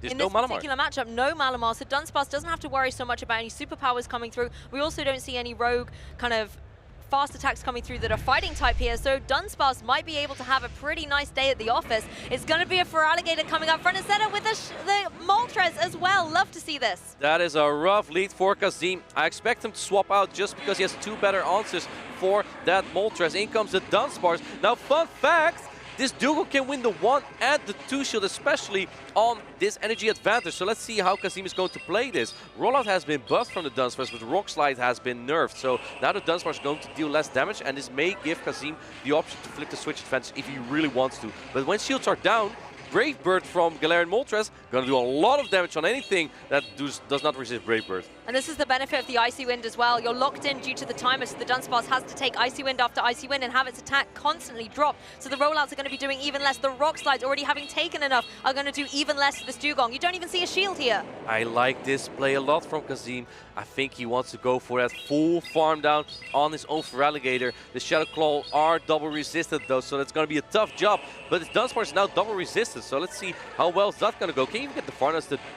Yeah, you do get the rollout down here, even though they're double resisted. Let's see Kazim going into that Feraligatr and not accepting it, swapping out right away, coming in with the Dunsparce. Dunsparce has a good matchup here, but man, if you land a Brave Bird here, that's going to do so much damage. Very fast switch from the Feraligatr getting out here, but instead we're going to see the Ancient Power come through. Is Kazim going to utilize one of these precious shields on the Dunsparce? Oh. No, so Ancient Power will connect, not do a huge amount of damage, but there are no buffs. Yeah, that's a crazy call, because if it was a Brave Bird, it may have almost knocked out that Dunsparce. Tonton Baptiste using his first Protect Shield. You know what? I think this Galarian Moltres is already in Hydro Cannon range, so that's kind of difficult. Going for another Ancient Power. Kazim, look at him, he's counting. He's like, huh? No? Is it this, that? No, this can't be a Brave Bird. And he is right. Calls the Ancient Power, gives a nod to his screen. Well done, Kazim. Yes, I counted correctly. Now going for the Rock Slide here to come out with a shield advantage even in this matchup. The mathematical knowledge coming in clutch for Kazim there. He's able to go for the Rock Slide in retaliation and KO this Moltres, but for Alligator now trying to go for these Shadow Claws and farm it down, get lots of energy on the field. Oh, I thought Totbatus may have tried to catch that drill on here, but Kazim with a double resisted Shadow Claws on these Dunsparce, still able to get to another attack, and he has still 2 shields. When you go to use them, it's a good time. He's going to use one now. I was going to say, one's going to come out your back pocket into play as the Hydro Cannon is able to come through, not able to connect. So the Shadow for Alligator, a piece for these trainers, just going to be Shadow Clawing down against each other, but Tauntauns looks to be in a perilous spot. Yeah, this is going to be pretty close. I'm not sure how much energy that Dunsparce in the back from Totbatus had. I don't think it can exactly get Shadow Claw down yet because those double resisted. Do you put another Protect Shield up here? This will do a lot of damage. And yes, Kazim does put up the Protect Shield. I also think that the Feraligatr from Kazim is not exactly in drill on range just yet. Yes, it still has a little bit of flexibility here. The drill run is going to come through, so we will find out if your prediction is correct or not. But I do believe that it's going to be able to hang on, maybe then get into a position where it can Hydro Cannon and get rid of this opposing Dunsparce. And there we go. No, farming up a little bit more, going for a little bit of extra energy. I'm not sure if it was going to be necessary because the Feraligatr from Totbatus is really low. This Hydro Cannon definitely knocks out the Dunsparce. Can you get the Shadow Claw down here? 1, 2, 3. Kazim takes game number 1 in this winners final against Totbatus. You can see the synergy there of the Feraligatrs going down in synchronization, but oh my goodness, what an amazing play with that Shadow Feraligatr, keeping it in at the back, making sure it was able to come in its moment, and taking down the Moltres. I mean, that was critical to allow the Feraligatr to shine. Exactly, even though Kazim had a tough lead there with that Moltres, he had 2 good answers in it, and especially it was just kind of obnoxious for Totbatus there, because his Dunsparce got so debuffed by the Dugong from Kazim that he kind of had to switch out. You can't have that Feraligatr farm it all the way down because it would come out with so much energy, which neither Galarian Moltres or Shadow Feraligatr want to take. And for Alligator, we've seen a lot of the time eat up those shields, but it is necessary and it is sometimes worth putting all that defensive pressure into your Feraligatr, because the way that you can apply the retaliated pressure with the Hydro Cannons and so much damage coming through just enables success for that trainer. I think so too, and let's see how these players are going to adapt. Keep in mind, this is the winners final. This is a best of 5, so plenty of opportunities for Totbatus to come back in this matchup. He has won the EUIC 2023 before, so we know he's capable of making those crazy calls, those really good plays he has. And in fact, I also want to point out he was once a runner-up with a Seeking. No one ever brings Seeking to a tournament but Totbatus, and even though he didn't win all of it, he got to 2nd place. That's crazy. I just wanted to point out real quick, Totbatus is capable of like everything. He really is, and he's using something. You might look at the Galarian Moltres and be like, that's maybe the little bit of a spicy tech, but it's really not. We're seeing it a piece here in the winners finals. A lot of trainers picking up its usage, identifying its potential. Kazim, I also want to talk about the Dugong, because it came in there, was able to apply the pressure it needed with those icy winds, and even though the damage that it was dealing out wasn't monumental, getting those drops onto the Dunsparce so the Feraligatr felt a little bit safer was critical. It was like a spring for the Feraligatr to set up Kazim for a farm down and get energy. Here we go. We have the Dunsparce from Totbatus into the Feraligatr from Kazim. This is generally a good matchup for the Dunsparce from Totbatus, but Shadow Feraligatr does win the 1 shield scenario here. Okay, the rollout's coming through thick and fast. Both these charge attacks ready to go on both of these Pokemon, but the trainer's not ready to click them just yet. It's going to be the Hydro Cannon first. Kazim goes for it. Looking at the smile of Kazim, I think he misstabbed the Hydro Cannon just barely. Now he has 2 though, and Totbatus also is at 2 attacks. Going for another extra Shadow Claw here. This Duron won't knock out the Feraligatr. Does put it, I think, close to red. It might be in the red actually. But it will be able to get another Hydro Cannon off before it does go back to its Pokeball. There it is. Now, is the Dunsparce going to go for a shield here? Does Tauntaun want to give one up? No, not early on in this game. So with different timing, Feraligatr actually does lose the 0 shield scenario here, but because he got that extra Shadow Claw in that scenario, he actually did do it. And Kazim shaking his head, I think that he wanted to switch out. He has both the Dugong and the Dunsparce for the Galarian Moltres, but the Galarian Moltres doesn't really have anywhere to go anyway.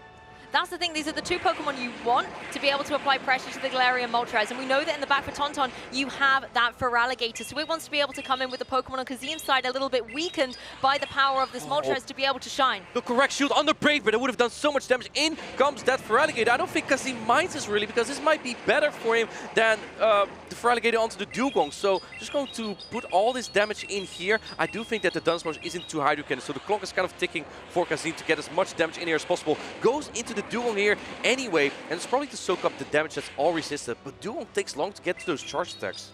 It does, but even if it gets the Icy Wind off, that's just going to be able to debuff the opposing Feraligatr a little bit, maybe make some of the offensive pressure it has a little bit more weakened, force Tauntaun to have to make some adjustments once that switch time is up. Let's see how this is going to go. Indeed, the switch clock is being stalled by all of these charge attacks here that may allow Toltebateus to swap at some point, but I mean, you don't really want Galarian Moltres on there either. Going for the perfect farm here. Duron right before the Hydro Cannon. Toltebateus trusting his Feraligatr to hang on. It's going to get really close. Let's see how much it does. Oh, Feraligatr able to hang on here. We're going to see the switch for the Moltres coming in. Oh, and barely not being able to get the Sucker Punch up before this Icy Wind because of that perfect farm down from Kazim. Kazim looking up again. I don't know what he's saying, but he's definitely thinking what he can do here. He's very close to potentially winning this battle. Dunsparce is so healthy. Can you get the knockout here? There's no shields on Toltebateus. In comes the Brave Bird. What does more, a deal of Brave Bird or Hydro Cannon? Looks like Kazim shields up this attack here. And there has been the attack drop as well previously onto this Moltres, so it's not going to be hitting as hard with these Sucker Punches, but the rollouts will still be able to connect. They see me rolling, they hating. Here we go, Dunsparce taking out Pokemon after Pokemon. And here we go, Feraligatr still has a Hydro Cannon, but I don't think that's going to be enough.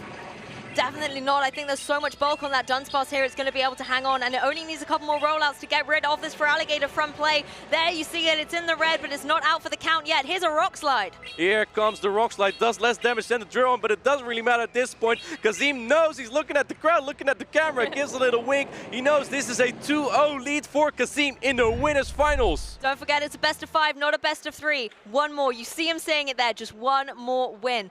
We have seen it before, however, though. Trainers maybe at a 2-0 deficit are able to kind of reverse sweep up. Tauntaun has the wisdom, has the experience to be able to pull that play off. It's just whether or not he's going to be able to make it a reality. I think Tauntaun may need to make some adjustments here. That Galarian Moltres just has not been working out for him. Kazim keeps bringing those good counters into Dugong and Dunsparce. And Dugong, again, just has been setting up that victory for Kazim here. Just soaking up all the damage from Feraligatr in game number 2 and making sure that the Dunsparce will be safe from all the damage from the Feraligatr so it can clean up in the end game. Such a high level play from Kazim. And now it's up to Tauntaun. He still has 3 battles that he could potentially win here to reverse sweep it, and Kazim is only 1 off.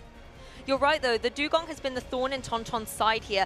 Kazim is able to bring it in for just one moment within the match. It stays in, has one critical play where it's either able to debuff or apply a lot of pressure, eat up some of the energy potentially that Tauntaun has very wisely preserved for his match. So it is becoming so disruptive. If you're Tauntaun, how do you deal with this Dugong? Is it all eyes on the Dunsparce, or is there another Pokemon that he could utilize? The Feraligatr does quite well in the even shields. Even though the Hydro Cannon is resisted, the Shadow Claws are neutral, and because it's such a strong attack, the Hydro Cannon, it still adds up on that Dugong. The other Pokemon that could deal well with it is the Dunsparce and the Cresselia, but Cresselia is just so scary to bring into a team that has Feraligatr and Galarian Moltres likely coming out, so kind of difficult for Tauntaun to make that adjustment. I do think that the Dunsparce might be key for him to break that core of Feraligatr, Dugong and Galarian Moltres of Kazim. I mean, I'm wondering if Tauntaun's thinking, is the risk of the Cresselia worth it? Because Kazim has not been bringing the Moltres on his side of the field. Yes, there's a few Pokemon like the Feraligatr you have to contend with, but because it is that little bit more frail, you have the pieces to be able to deal with it. So maybe you could go for that risk-reward play of bringing the Cresselia, but if Kazim wants to play into that and say, hey, I've got a 2-0 lead, I can maybe afford to play risky and lose a game here, then the Moltres could come to play. The Moltres would eat that Cresselia. Sucker Punch is the new counter. Such an efficient and strong attack that would deal with Cresselia no trouble at all. And Kazim also made all those correct shield calls, right? The Brave Bird from Toltebateus, Galarian Moltres would do so much damage, and just making all those calls was really valuable because in game 1, Kazim called all the ancient power baits, and that didn't help him either.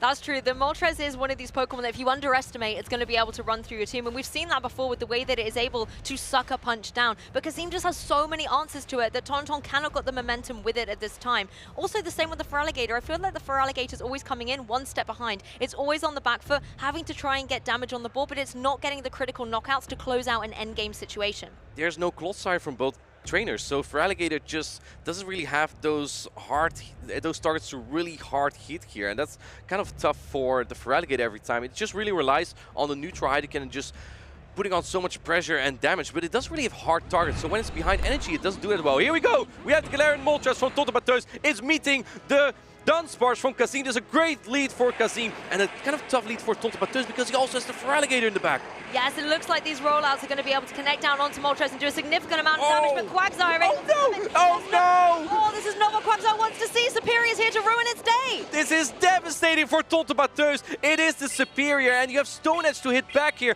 but it's neutral. It's not going to do as much damage as you'd want it to be. It still has a chunk, but Superior devours the goofy Pokemon here. What are you going to do here as Tonton Bateus not throwing the energy just yet, now going for the Frenzy Plant. I think areas may have been enough, but Kazim just making sure that this double super effective Frenzy Plant knocks out this Quagsire, but this does give Tonton Bateus a good opportunity to farm up energy, so this might not be the worst for Tonton Bateus. That's the thing, you lose the Quagsire early doors, but now you have the free opportunity to bring your Moltres in. There's lots of energy stored up on this Moltres at the moment. It's not going to worry too much about anything the Superior is able to send its way, so if it can sucker punch it down, get extra energy up, then it could start swinging this match back for Tauntaun. Oh, going for the areas. I think Kazim could have reached the Frenzy Plant there as well, which, even though resisted, deals more damage than Aerial Ace. And look at how low this Moltres already is. It has 100 energy, but if you throw a Brave Bird, you might not even hang on to one rollout here.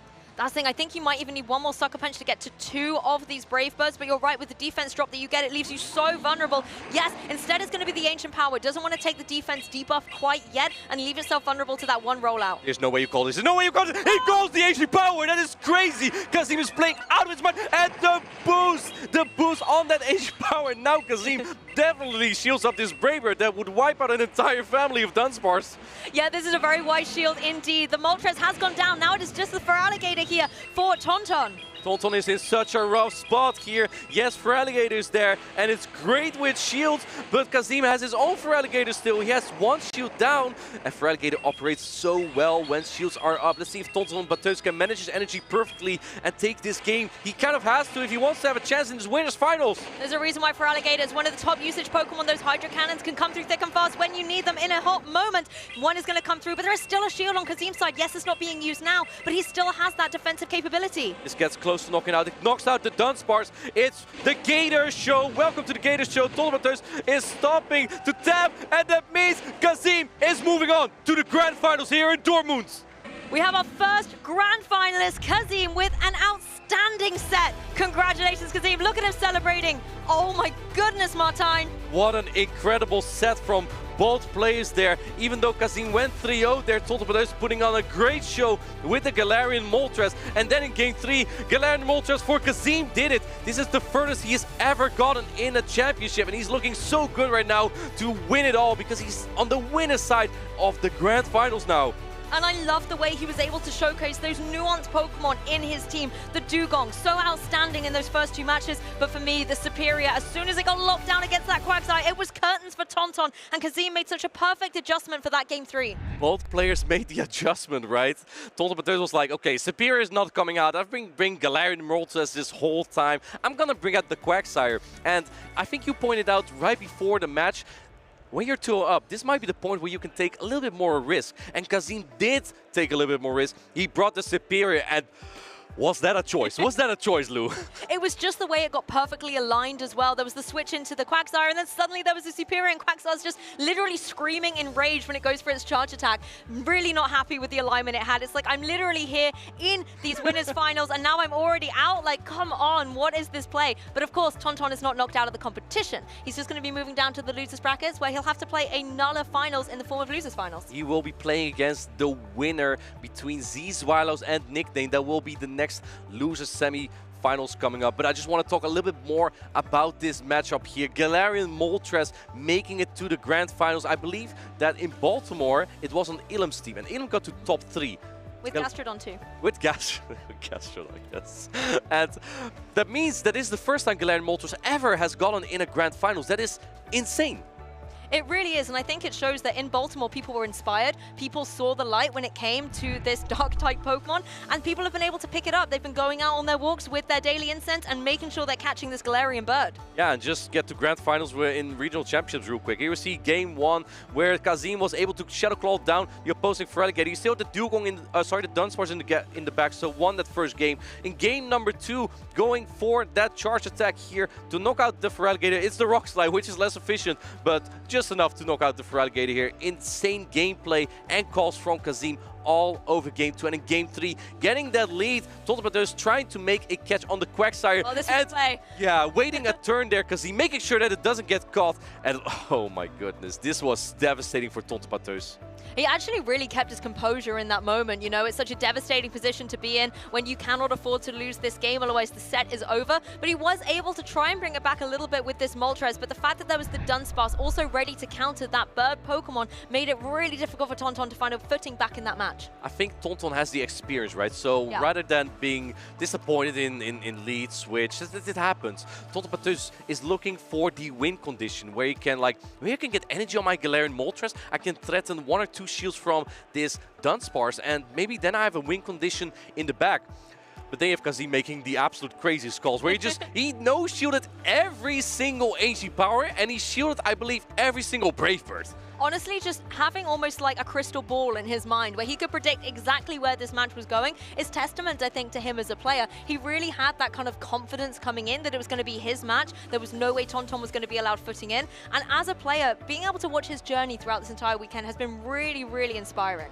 And I think also, when you look at Kazim, right, he's just thinking, you can visibly see him thinking. I love watching him count and figure things out. It's amazing. Like this, wait, hold up, this AG power. I don't shield this. You can just look at him and see his decisions made in his head. I love seeing that, right? Whereas Tontopateus, very composed. You can't really tell what he's going to do. And sometimes that he just pulls off that genius play, the rabbit out of the hat, right? It's really two opposite people that we have there, right? The way they express themselves in those battles and the pressure that they have on them. But I think that's really interesting, actually. You have to look at what it takes for you to be in that champion mindset, because both of these players have the caliber to potentially go all the way and win this regional championship. And I really like the way with Kazim, you can see him counter, but he has this notepad.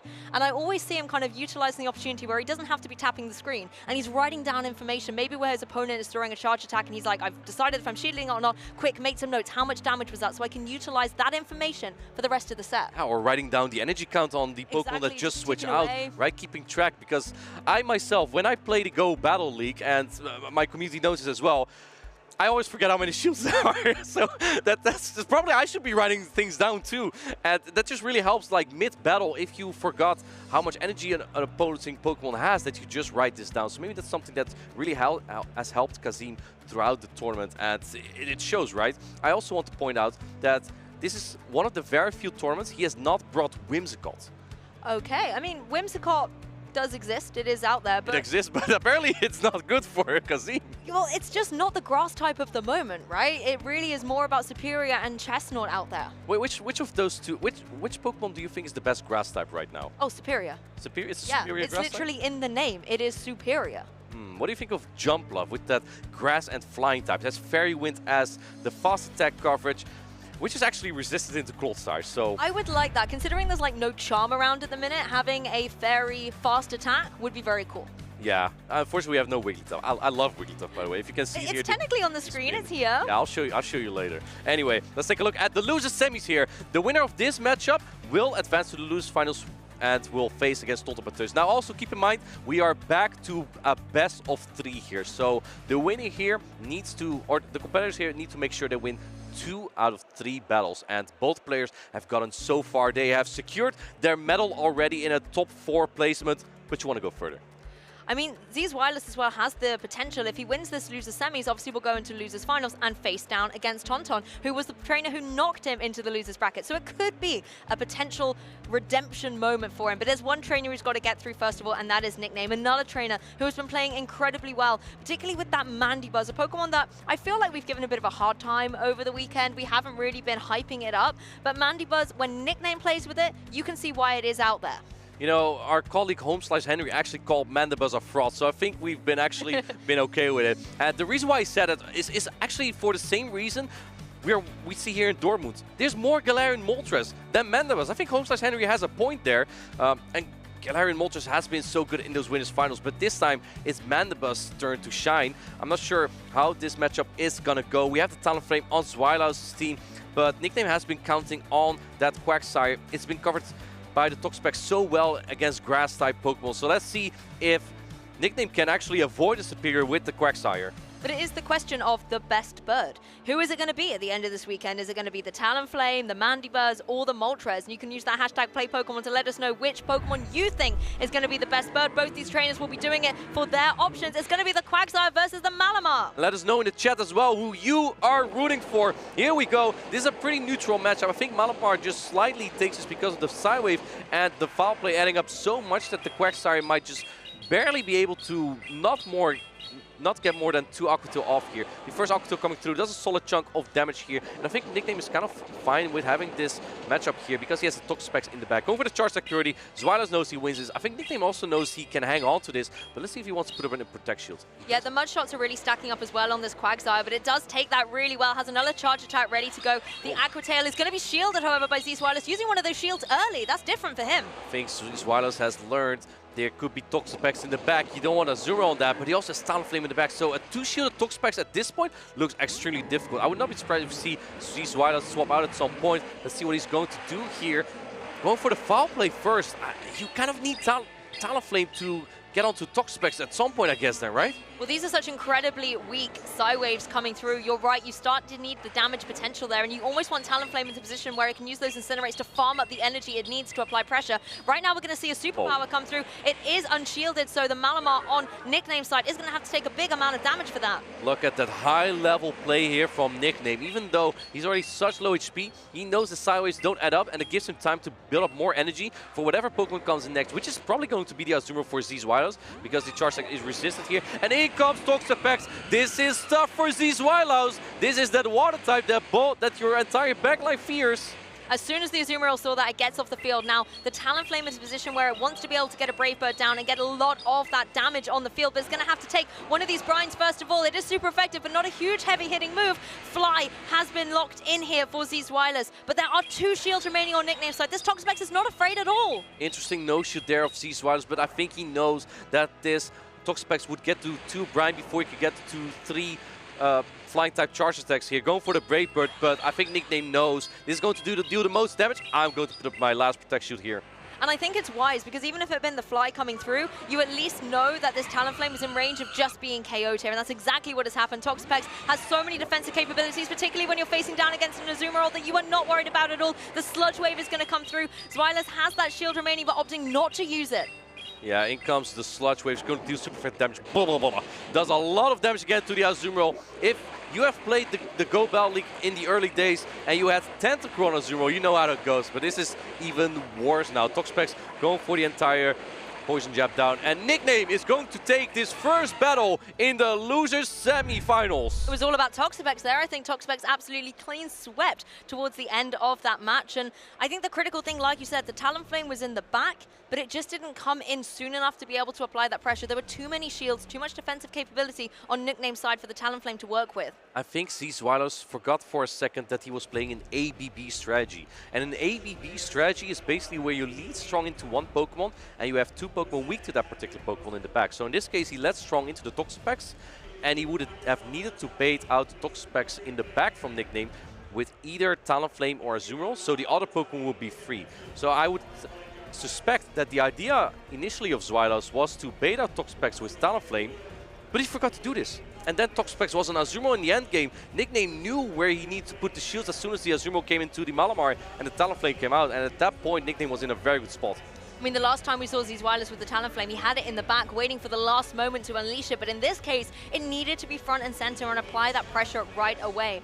If you're Zeezwilus, how do you find a way around this opposing Toxapex? Because it gave him so much difficulty. Well, we're about to find out. Toxapex is not here this time. Yeah, we have the Malamar Mirror. Both Pokemon waving their squids at them. They're not just waving, they're throwing Psywave, by the way. They're having a party. They're having a party, actually. Psywave are coming through, the foul play is coming through. 2 foul play are barely not going to knock out, but eventually, actually maybe 2 foul play may knock out, but the Psywave definitely don't end up here. Full-on disco going down on the battlefield right now. It's going to be a foul play coming through from Zeezwilus into Nickname, but of course, this Malamar is not afraid of taking that at all, knowing that the superpower might be too risky to go for at this point in time, but it looks like we're turning up the heat. Zeezwilus going for it. And Nickname not going for the superpower. Is he going to shield this? It might actually knock out. He trusts his Malamar to hang on, and it does! Yes. Going for the catch. Oh, look at that! Reflect! But I think he brought in the wrong Pokemon here. Brings in the Clodsire into the Talonflame. And oh my goodness, a full Incinerate sneaking through! All these Incinerates are stacking up against the mighty Clodsire. It's able to go for the Sludge Bomb. Talonflame can take it though, and all that energy is getting stocked up. There is a Brave Bird coming through. I think that Quagsire may have been a little bit better here. Nickname no shooting this. I think the Clodsire will barely hang on there, but 1 more Incinerate will likely knock out. Actually, it will be 2 more Incinerate probably. Nope, he's going for it right away. Does not want to take any chance. And Zeezwilus looking at the team sheet. What could be in the back if my opponent brings in the Clodsire here? I like this from Talonflame, not going to play games with the Incinerate calculation there, just making sure you're guaranteeing the knockout. As the Quagsire comes in, you can go for some Incinerates. They're not going to be doing too much damage, but at least you can get some energy up, and you have the shields to boot as well for Zeezwilus. In comes the Aquatail, and Zeezwilus really wanting to get this charge stack off. Now keep in mind, Nickname kept the Malamar. He could actually swap here, and looks like Zeezwilus may have predicted Nickname to do that, but no, he didn't. He stayed in, and now what do? You lose this whole Malamar if you let this go. Yeah, the shield comes up though, so Malamar is going to stick around for a little bit longer as the superpower comes in from Nickname. So now it is a vulnerable Malamar, almost like getting its redemption. You superpowered me, I'm superpowering you right back.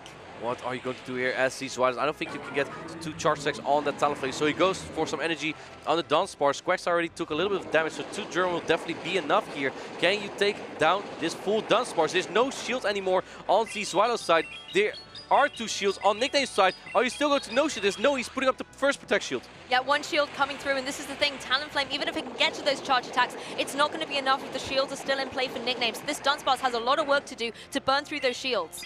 Let's see, Stone Edge is coming through. You need a Stone Edge and an Aquatail as Nickname here. It's going to do a lot of damage. I think Zeezwilus needs 2 attacks here. I'm not sure if you can get there. Maybe you need a very wicked play in a charge attack priority catch as Zeezwilus. That might be your only win condition at this point. Keep in mind, he has a fly stored. Let this Duron go, and oh, it hangs on. Are you going? Ooh, this is rough.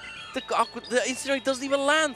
Oh, unfortunately for Talonflame, it's not going to be able to go for that fly that Zeezwilus was trying so hard to lock in. It's going to be felt here from the water charged attack. And now we're going to see the Dunsparce just keep going for the rollout here, but it's not going to be enough. The Quagsire is ready with another Aquatail.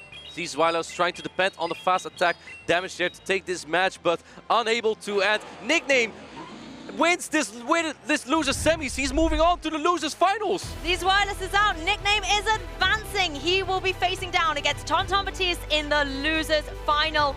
Huge congratulations, Nickname. He looked in complete control and command of that entire set. He was in complete control. He knew where to place the Quagsire, and he knew that there wasn't going to be a grass-type Pokemon, and utilizing that knowledge to make sure he gets all the alignment. When Zeezwilus thought, oh, there's going to be the Toxapex again, probably. There's going to be...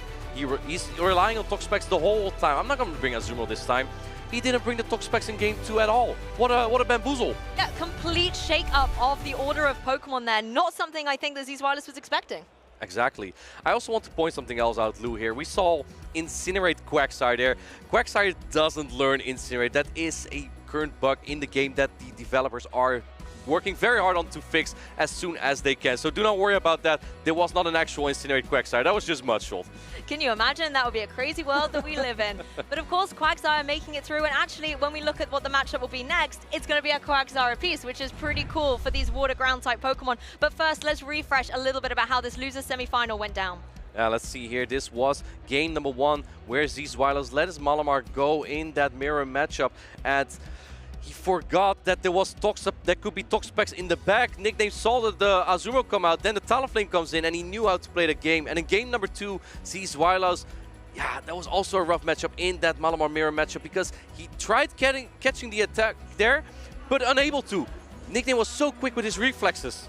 Yes, and this poor Talonflame just had such a rough time out there trying, you know, it's a very fast Pokemon, but it just wasn't fast enough for Nickname. I love to see this Quagsire as well, being able to get all these Aqua Tail damages off, getting lots of KOs. He's angry, he's happy to be here, he wants to be a regional champion. Nickname has been making such an incredible run today, coming all the way from the losers side from when the top 12 players were here, and he is now one of the top 3 trainers. That is the furthest he has come since he has won the 2022 Bremen Regional Championship. He's been making insane calls with that Shadow Quagsire that he had discussed with his friend Out of Pocket, who also made top 16 at Baltimore. So great plays from him so far. And of course, these Wylaus adding another medal to his collection.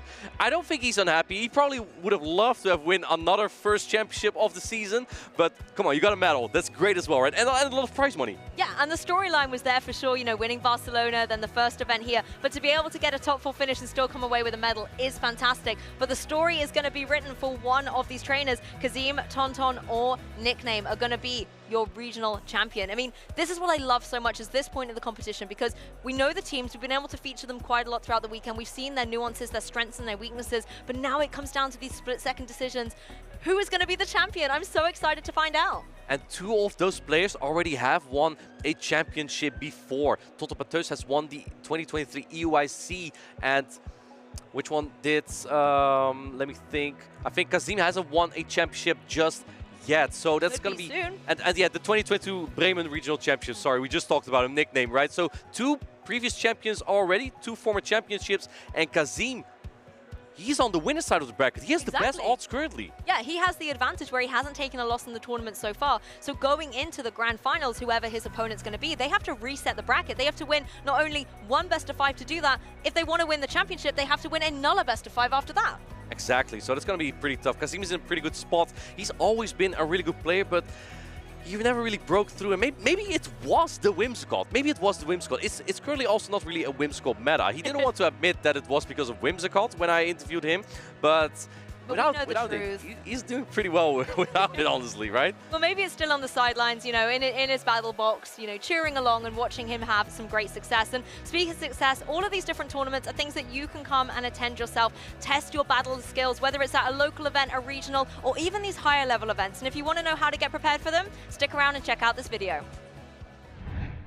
Hi, I'm Nighttime Clasher, and I am joined here by 2 aspiring regional champions, Thotechnical on the left and Tomahawk UK on the right. How are you guys feeling? I'm feeling great. Thank you very much, Mr. Regional Champion himself. Yeah, I haven't been able to make it, unfortunately, but both me and Tomahawk have made it to 2nd place before. So I think today we'll talk a little bit on how to prepare for these regional championships. Yeah, absolutely. So I guess we'll start with you. For that day 1, what does your preparation generally look like going into that tournament? I think one of the things that I enjoy to do is get used to using a Pokemon in Go Battle League. And when you're really comfortable with a Pokemon and you can build teams around it and you understand its matchups, that's when I start to pair it with perhaps more meta picks and build something that overall I have a lot of comfort using and confidence with. Yeah, absolutely. And speaking of building those teams, like what does your team building process generally look like the weeks or maybe just week leading up to the event? Much like Tomahawk, I prepare in Go Battle League. I find certain Pokemon that I'm really comfortable with and I build a team around that. Now, once I've got a team, I hit up my friends and we do some practice for the Show 6 format. And generally, my friends are honestly much better at team building than I am. So usually I end up stealing one of my friends' teams. Actually, the one time I made the grand finals, it was with my friend, the Nut 93's team. I actually end up facing him in the tournament as well and beating him with his team. So in general, that's what I do. I steal a team, but also I make sure that that team is something I'm really comfortable with. Yeah, absolutely. And you, on the other hand, I know you're very proud of like your own creations, your own teams. You've talked about how 3 of your top cuts in this 2024 season have been from a team of your own creation. How do you really come up with these like more unique picks? Like we know the Venusaur in Liverpool. Like how do you get to that conclusion that it's good? Yeah, that's a good question. One of the things that I like to do is identify which Pokemon a lot of people really want to use. And I tend to focus on what Pokemon they use as a safe swap in open Show 6 formats. And then I try and make meta calls and pick anti-meta Pokemon that will make it a lot more difficult for those safe swaps that we typically see. Venusaur being a great example for an answer to Whiscash, which then obviously in Liverpool you met with a Skarmory. So it is a fine balance, and sometimes these anti-meta teams won't work, but sometimes you can really do well with them. Yeah, and I guess for both of you, are there any like rituals you have or funny routines that you have before going into tournaments that may help you do a little bit better than you would have otherwise? It depends on the matches, but generally, if I've got a match I'm like nervous for, I try to chill out a little bit with some music, usually something with a good beat, some hardstyle. And if I've got a little bit of a private space I can be at, I always bring some juggling balls and I juggle a little bit, because that really just clears my mind and gets me ready to go into the match. Yeah, that's really cool. And for you, on the other hand, I know you're all about routines, maybe workout routines, but more so for your tournaments, what is like a fun ritual you do? I've got a lot of friends that go to these events, and a lot of the time they make the event really something special. And so what I try and do is spend a lot of time with my teammates, with my friends, with people that I don't get to see in person as frequently. And that for me is very calming and soothing. We have a lot of jokes and good banter, and I really enjoy that. Yeah, that's really cool. And to take it back, like thank you both of you for like these inspiring like ideas and messages. I hope both of you eventually win a regional one of these days. Thank you. But with that being said, let's go back and tap right back into the action.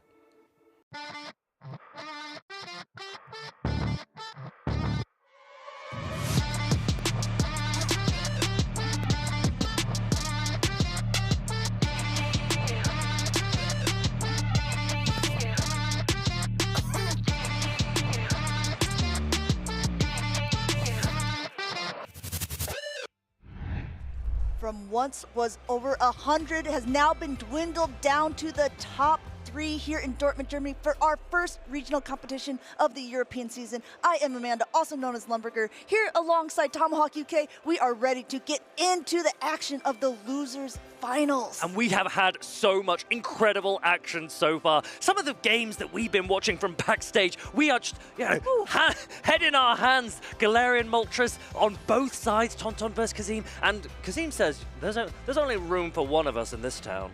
I mean, some of those games were really down to the wire. We saw it from the very beginning. All the games today have been really, really close matchups. Even in that last game, we saw it came down to the wire. A Talonflame barely able not to hang on, and Nickname being able to take it from Z's Wireless, our former first EU regional event champion of last season. Yeah, Nickname with that Mandibuzz has gone so far. He started the day in this losers bracket, and he is still here now. Mandibuzz and Galarian Moltres, both 2 Pokemon Dark Flying type. They'll be going up against each other very, very shortly. Yeah, what is the buzz about Mandibuzz? I think everyone thought at the beginning of the season it was going to be everywhere. It was going to be the Dark and Flying type of choice, but really, it's not really been on too many people's radars. Nickname's been able to completely utilize it, but Galarian Moltres, which we will see on Tonton's team, has actually made it into that top 12 usage of day 2, not only in the first event in the US, but also in the first event here in Germany. Well, which one are you backing, right? Galarian Moltres obviously looks very, very impressive. It's got a lot of attack. It's oppressively strong with that Sucker Punch. But Mandibuzz, so bulky, so immensely bulky that we've even had a timeout game here in Dortmund. Which one do you reckon will come out on top? I think it really depends on playstyle, right? Because Mandibuzz definitely has that bulk to it, so it seems like a more defensive style Pokemon. If you're thinking of sort of like Sword and Shield, maybe that's your shield, while the Galarian Moltres is more of the sword, more of the attack-driven, more ready to take down to the action. Speaking of the action, Fareed. Yeah, they have taken down a lot of players so far this weekend. This losers bracket has been immense. So many top-tier players have come through. We've seen 23 EJB, Zweilous just there going down. Nickname has knocked out so much of the competition here in this losers bracket, but he has won. Big competition coming up next. Yeah, there's going to be so many competitors that have been like vying for this title. Zweilous in the top 4 in Dortmund last year, also in the top 4 here, but there can only be one champion. We are already at least to our bronze. It's going to be Tonton Battus or Nickname that will be playing in the grand finals. And these are both players that have titles to their name. Absolutely. We obviously know with Nickname it's come up before Bremen, an international champion Tonton Battus. He was also very, very recently #1 on the Go Battle League leaderboard. Amanda, do you remember which spicy Pokemon he took to the top? I believe that he was playing in the Psychic Cup, but I can't remember which spicy Pokemon, but he is known for his spicy Pokemon, and that's why I think he's been able to pilot Galarian Moltres to such success. Which Pokemon was it? It's still in here. You're not going to believe this. It was a Shadow Girafarig. That is right. That is right. Tonton hit #1 in the world in Go Battle League with Shadow Girafarig. He'll be wanting to be #1 here this weekend. He first has Nickname to get past. He has to be able to do this. He was knocked down to the losers bracket earlier on today. Both of these trainers are ready to go. They want to see who will be in the grand finals. They have to get through each other in this best of 5 tournament. Normally throughout the day we've gone through best of 3s, but this is where it really comes down to the players. I think best of 5s are a little bit different than best of 3s because it allows a little more flexibility, trying out some different strategies because there are potentially more games to play. That's right, there is a very different approach, mentality-wise, when it comes to best of 5s, and that's because you get more information each game you play. And so when it comes into that 3rd game, that 4th game, maybe even we'll get to see a 5th game. Ooh. But by that point, each player kind of has a pretty strong understanding of what their opponent's tactics are, and it becomes a lot of mind games and a lot of pressure. As a reminder as well, since we are in the loser side of the bracket, that means these opponents have had to play more games than coming in from the winner's side. Nickname has been going through since the very beginning of today on the loser side of the bracket. He's got tons of practice with this team, and he has been utilizing it to absolute success. That Toxapex on his team has been nasty for about every single one of his opponents. Yeah, and taking a look at these teams, we're actually looking at cores that we've discussed earlier today. That is the Shadow Quagsire plus the Dark Flying type Pokemon of choice, Mandibuzz and Galarian Moltres. Will we see either of them? We've actually got a Malamar into a Dunsparce lead. Dunsparce will be able to do some nice neutral damage, but we have to be worried about that superpower on the other side. We've seen these trainers play this out in much different ways, so I'm really anxious to see how Nickname and Tonton Battus want to play. It looks like almost 100 energy, and Nickname is throwing first, going straight for that heavy-hitting superpower, getting that first shield off of Tonton. Yes, Tonton correctly shielding the hardest hitting attack available right there. Malamar, it's not quite going to throw another one before a Drill Run comes through. Now, Malamar has been debuffed by throwing that superpower first. Drill Run will do a lot of damage. Nickname is letting it go. Letting that go through, it does do a nice chunk. There's already another attack loaded, but choosing to go for a Psy Wave instead, forced now to use a shield because that secondary Drill Run would be enough to knock it out. Still has a lot of energy on Nickname's side, still staying in, and actually it's Tonton who swaps out first and is going to have to take another superpower. No shield by Tonton's side this time, recognizing it's not going to do as much damage. Yes, that's right. This second superpower has been debuffed. It still does a lot of damage, but that Feraligatr gets an early advantage with those Shadow Claws. Dugong comes in, which can sponge a lot of this energy. Yeah, Hydro Cannon's coming through, not going to be doing too much. I don't think we're going to see a shield from Nickname's side. Content to let this one go through. Looks like there's another one about to be loaded up, but Dugong still in the green, hitting a Drill Run first, and this will knock out. Looks like Tonton says, okay, see you later, Feraligatr. Well, it's very interesting to see that both of these players have opted for double water in the back. There are 2 Shadow Quagsires still there. Tonton leaves his, Dunsparce comes back in. This super effective rollout plus super effective Rock Slide will be good, but not before Dugong gets to an Icy Wind. Rollout, extra one going through there. This Icy Wind will connect. It is not enough to knock out that Dunsparce, but Dunsparce just content to get a little bit more energy before going for yet another rollout. Already basically at 100 energy, now throwing. It does Nickname want to use a shield? At least at this point, I think he's going to let the Dugong go. I wonder here if Tonton wants to come back out with the Dunsparce into the Shadow Quagsire so that the Dunsparce is no longer debuffed, or does he stay in? He does stay in. He throws this drill run. It is debuffed. It's not going to do a ton of damage, but it gets some chip against this Quagsire that doesn't shield. I mean, chip damage near the end game is proving to be really, really impactful. In comes a Quagsire of his own. We have two Pokemon that are not often seen right now in that max out meta going up against each other in the losers finals. The Aqua Tail has been loaded. Nickname is throwing first here, and still no shield from Tonton's side. Remember, Mudshot was reworked in this meta. It's no longer 4 Mudshots to the first Aqua Tail. It is 5. It will be 4 to the next one, though. Tonton reaches his Aqua Tail, and Nickname shields it. Nickname shields this up because he is one away, maybe at that Aqua Tail since he went that Mudshot through. Yes, he's at it. He doesn't want Tonton to get any extra energy, forcing Tonton to shield, because if you look at it, he's still almost there as well. This is going to come down to the wire. 2 Quagsires just Mudshotting away, but a quick swap out. But before the Malamar is even getting there, the Aqua Tail the Malamar. The Malamar's going to have to take this Aqua Tail. It will knock it out, and then it could be a race to the next Aqua Tail.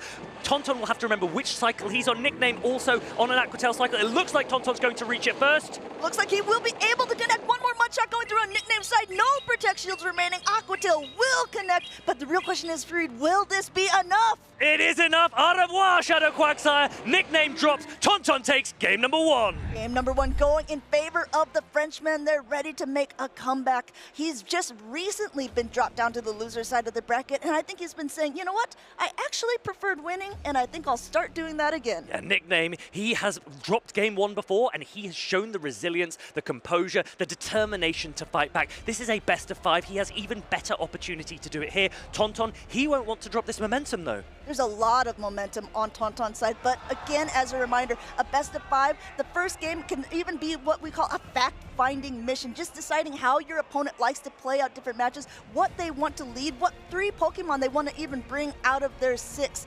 Looking at the lineup, so is there anything that was surprising to you that jumped out in game number 1? I really wouldn't be surprised if Nickname is trying to show off these 2 waters in the back, inviting Tonton to use that Cresselia, and all of a sudden, I'm fully expecting Nickname to then punish with the Mandibuzz. We didn't see either of the Dark Flyers in the first game. Do you think we'll see them in the second? I mean, they have very similar roles, but like you pointed out earlier, that Galarian Moltres is able to hit harder a lot quicker, but the Mandibuzz can just tank so much more energy. And I guess even against each other, the Mandibuzz probably has a little bit of an advantage. I really like the look of Shadow Quagsire for Tonton in this matchup. It has access to Stone Edge for Mandibuzz, Aqua Tail for the Clodsire, Stone Edge for the Dugong as well. Mudshot's doing super effective damage against the Toxapex, and Malamar is a neutral play. Quagsire is a really flexible Pokemon here for Tonton. The question is, does Nickname's Quagsire have quite the same flexibility? Yeah, I mean, I know that Nickname had said earlier on the reason why he wanted to bring the Shadow Quagsire is because he figured so many people would be using that Shadow Drapion as a safe swap, and he wanted to be able to punish them for that sort of behavior.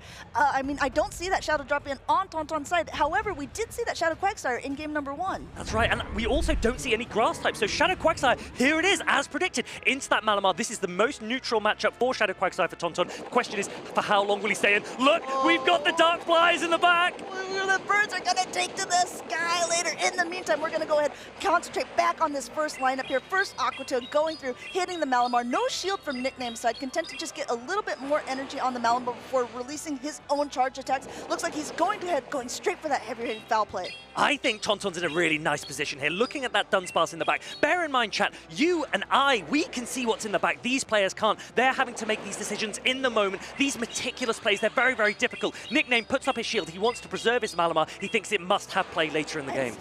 It doesn't have play, or at least has some energy, being able to get up to at least a superpower a little bit more. I think he's going to try to throw right before. No, yes. He was, I think, maybe trying to go for a farm down, decided wouldn't be able to do so. At this health, Tonton content to let that Quagsire go, but what will come in to a Malamar that already has quite a bit of energy? It's going to be that Galarian Moltres. And that Galarian Moltres is going to have to make a decision. Do I want to eat this superpower? Yeah, sure. Why not? I don't mind. Galarian Moltres, as soon as it starts ramping up energy, it has access to Ancient Power, super effective against the Mandibuzz. Brave Bird, not resisted by anything. This is quite a nice position for Tonton. In comes the Toxapex to try to soak up some of this energy. If we want to talk about bulky Pokemon, Nickname has been using this over and over again, just really taking and absorbing a lot of attacks, but he doesn't want to do it at this point. He knows that it was going to be a Brave Bird, and he says, okay, I'm going to use this shield here. I dare you to bring in something else. But no, with 2 shields on Tonton's side and super effective drill runs, we might be seeing a change of tide. Look at the power that Dunsparce is going to have into Toxapex. Nickname doesn't even want to go into Mandibuzz. Mandibuzz would take super effective from the rollout as well. He tries to catch a drill run. He doesn't know what he's caught, but it's actually going to be the Rock Slide coming in. Rock Slide, well, no Protect Shields remaining. Even if he knew there was going to be a Rock Slide at that point, nothing he could do about it. Mandibuzz has now shown its face, flapping its wings here, but at this point, there's still so much energy on the Dunsparce and a lot of health as well. Dark Pulse is going to be heavier hitting since this is a Dark and Flying type Pokemon. It will be able to connect, but look how much energy Tauntaun has. Another Rock Slide ready to go. Nickname winced when that first Rock Slide came through. Tauntaun said, I don't mess around, not at this stage of the competition. Dunsparce with a ton of energy, so much pressure onto that Mandibuzz. It's going to keep rolling out. Nickname goes for Aerial Ace. Tauntaun recognizes, this won't knock me out, I'm still good. Going ahead, just taking it. Still a shield left on Tauntaun's side and a lot of energy on the Dunsparce. Look at it, there is definitely 2 charge attacks thrown. So this one will go ahead and connect with the Mandibuzz, and I think we're gonna go ahead and see something connect with the Toxapex as it comes right back in. Toxapex now has to make a decision. Do I want to shield a super effective drill run, or, oh wait, I don't even have a shield. Toxapex relying on its bug. There's a drill run coming through. Can Toxapex poison jab this down, or does the Galarian Moltres come back and say, I'm about to punish you? Well, the thing is, there's so much energy right now on the Toxapex too, right? I think if you're Nickname, you're hoping to throw right before the Brave Bird connects, but guess what? You don't win that charge attack priority. Brave Bird will connect with this Toxapex, and at this range, it is enough to knock it out of this guy. Tauntaun but 2, more like 2-2. That was incredible from the Galarian Moltres. The power, the beauty, such an elegant Pokemon. I am so jealous. Do you have a Galarian Moltres, Amanda? I don't. I have one. It's not quite powered up, but it does power up to 1499. So I think I might be kind of looking at. Can I ask, why have you not powered that up yet? Well, I haven't really used it in any sort of competition. Do you think I can use it in the Go Battle League? Honestly, I think Galarian Moltres is so powerful. I think so many players at home will be thinking, I should probably start using my Daily Incense, because Tauntaun is showing that this Pokemon is worth it. If Tauntaun wins this next game, we're going to have another pair of Galarian Moltres into the final. There will be one there already waiting for them in Kazim 33. But before that, Tauntaun needs, as we've said, to maintain this momentum. Nickname, look at him. He's steely. This steely expression he's got there. He knows it's a big hill to climb back. I mean, if anyone can do it, it is Nickname. He started in the lower brackets earlier on this day, and the man just keeps on winning. We also know that there's been plenty of Cinderella stories, some reverse sweeps, as we call it, where you lose the first 2. All Tauntaun needs to do is win 1 more. But if Nickname can steal that momentum from under him, he can get 3 games in a row and be able to go on to the grand finals. I wouldn't be surprised if we see Dugong, if we see Malamar again from Nickname. He needs to work out, what do I do about that Shadow Quagsire and Galarian Moltres core, but also that Dunsparce. The amount of work Dunsparce is putting in, it looks so derpy, but it's so darn strong. That's the thing. It's like it's not even able to hit everything for so much damage. It just is so reliable that it has coverage against everything. Rollout as its fast attack, drill run, and rock slides as those charge attacks for both the sky and the ground.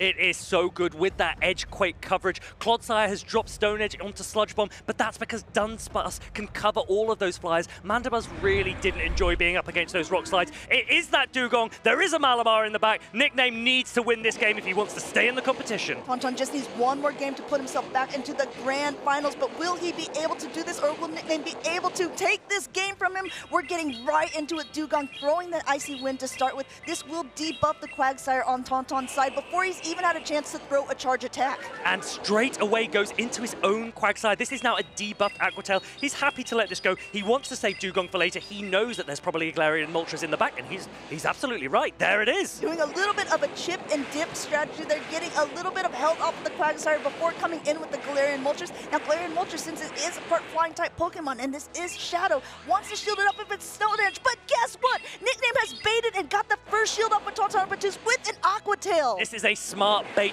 Question is, will Tauntaun allow him to reach a Stone Edge? He will. So he's going to probably shield again, commit to this full farm down, and start to unload this energy. As we've said, Brave Bird is not resisted. Even if Dugong comes back, Superpower has Ancient Power has super effective ability to hit, and Brave Bird can also do a ton of damage. I like this. Tauntaun goes for 1 more attack just to make sure whatever is coming in. He is going to throw that Ancient Power, hoping for a boost. He did get it last game when it didn't even matter. 1 is already gone. Guess what? Here comes the second one, Nickname. Shield goes up. That Ancient Power does put a lot of pressure onto the Dugong. Tauntaun is shielded down, though. He doesn't want to take an Icy Wind onto his Galarian Moltres. He comes in with that ever-flexible Dunsparce. Malamar now comes in. There's shields on... There's one shield on Nickname's side and none on Tauntaun's side. Tauntaun has no shields, and he also has a normal-type Pokemon against something that can throw a fighting-type effect. But Nickname is opting to go for the Foul Blade. Doesn't want to take away his own attack and defense because this Dunsparce has a lot of energy. And I think that Tauntaun was waiting just for him to throw in case it was that superpower. There's still one shield left remaining, a very healthy Malamar, and it looks like that shield is going to remain. Nickname needs to really think, when is the most efficient time to use my shield? Because these drill runs are coming through, but I don't want to take a Brave Bird later from Galarian Moltres, particularly because Galarian Moltres will win charge attack priority against all of my backline. I love that play by Tauntaun there, throwing right before the superpower was available, forcing Nickname to make a decision. Nickname then, in return, got a lot more energy, but it still got that last shield off of him, which could prove vital in the later game. Foul play coming through, knocking out the Dunsparce. In comes that Galarian Moltres, now to be met back with the Dugong, but guess what? This time, the Dugong has energy. This Icy Wind will do a lot of damage. Tauntaun does still have that Quagsire in the back, but Nickname has a lot of energy on the Malamar. Nickname has really, really managed his energy well here, and the question is, he does reach the Ancient Power. This is massive for the Galarian Moltres and for Tauntaun Battus. How much damage will this do? It looks like he's undercharging. He actually wants to farm up on the Shadow Quagsire. Yeah, you saw Nickname's face when this happened. He didn't like that, but that one mud shot was just enough for Tauntaun. He has the Aqua Tail! Malamar's low enough! Tauntaun Battus! He is a champion, and he wants to be another one here this weekend. He takes this series 3-0. Aqua Tail's raining down on the Nicknames Malamar as Tauntaun goes into the grand finals as these two trainers hug it out. Nickname had a very, very good day, played very well throughout the lower brackets, knocked out a lot of credible opponents, but in the end, Tauntaun just proved too fierce of a competitor, too willing to be back. And this is exactly the kind of momentum Tauntaun needs as he goes down into those, as he goes up into those grand finals. He dropped all of his games against Kazim, but he needed this kind of push. He needed this kind of confidence. These are going to be some incredible games coming up.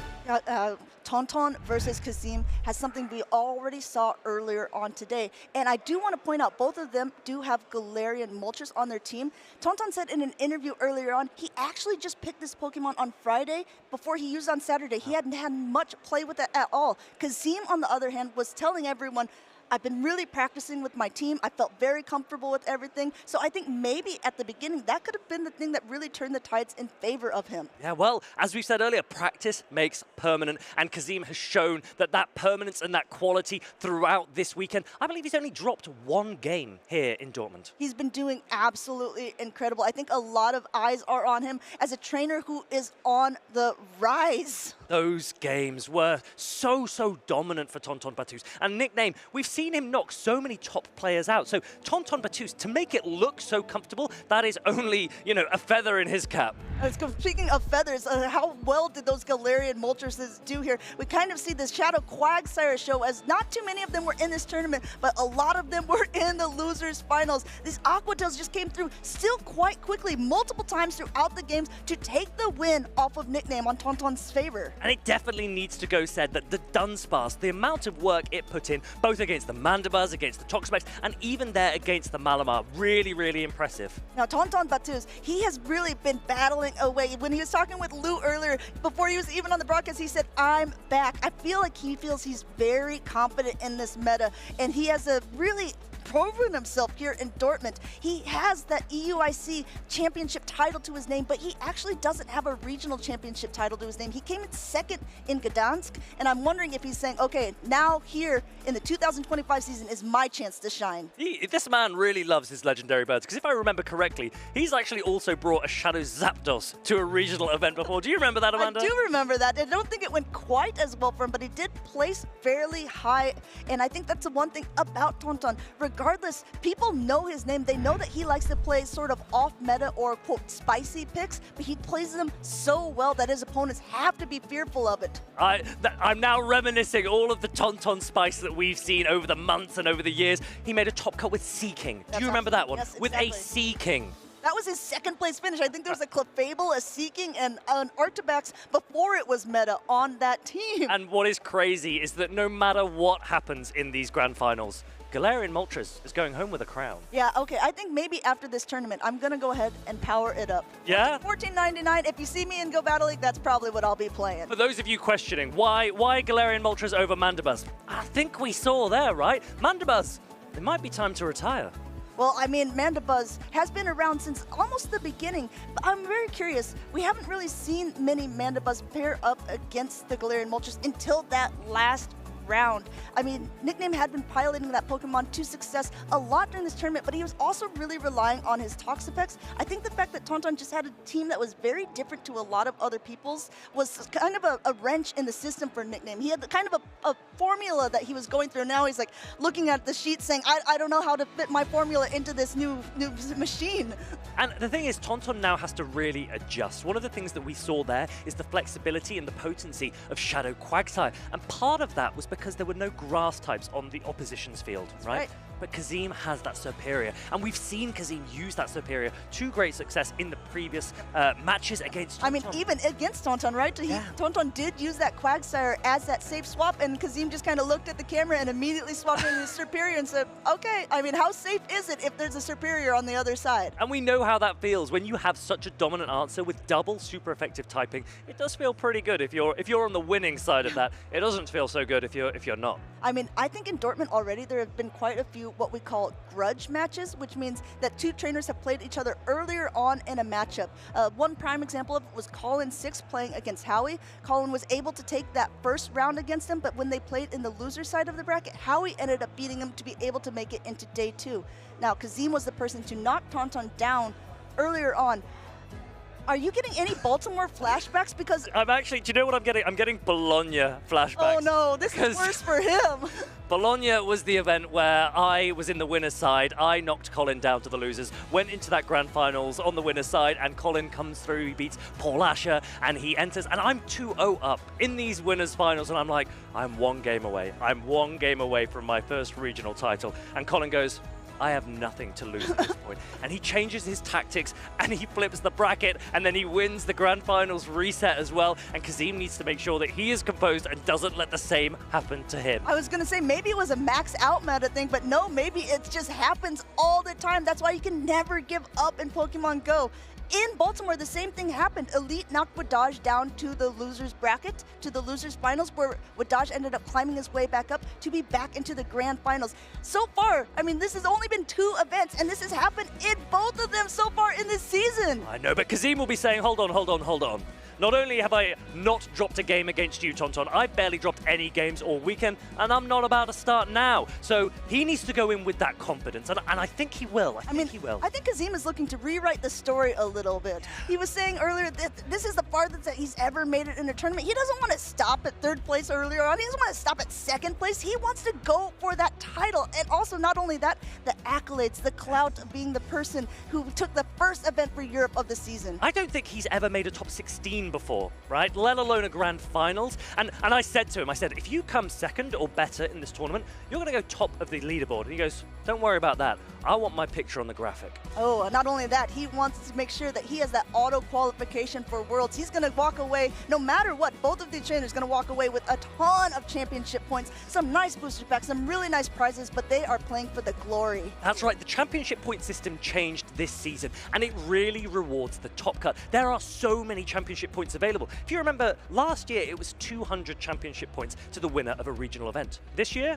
360. 350. 50. 350 championship points. And that is so many, especially when we have a best finish limit of 5. Your 5 best regional or international championship performances will go through towards your championship points total. And these players, they're coming away with quite a pretty penny. And I mean, I think that even if you do rather well, don't stop there, because if it's your top 5 finishes, say you come in, 4th, at one tournament early on in the season, you could maybe do better and get perhaps 2nd place. Yes, well, after this later on in the season. Yeah, after this weekend, one of these players won't be able to do better. They will have cemented their 1st place onto their CP roster, so to speak, and they will have 4 more tournaments still to go. First or second, still so much of an achievement for both of these players, but neither wants to go home yet. No, I think both of them are, they say go big or go home. Both of them are saying, I choose to go big, please. I would like to be the person who goes big. Yeah, I went so big that I had to go home. That's what we want from this story, and Kazim and Tonton will both be relishing their chances in these grand finals. I mean, and as the story continues, Lou is going to be there to help write a little bit of it because we have an interview with both of these trainers in the lounge.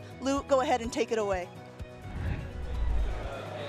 Thank you, casters. I am a very lucky Pikachu indeed, because I am joined by our 2 finalists, Kazim and Tonton Baptiste. I am so excited for this grand final. We have a Galarian Moltres showdown between these 2 players, but let's hear from them ourselves. Kazim, I'm going to start with you because you've come through onto the winners bracket. Now, I know we want to keep our strategies a bit secret ahead of the grand finals, but you 2 actually faced in winners finals, and obviously you were victorious. So how are we feeling?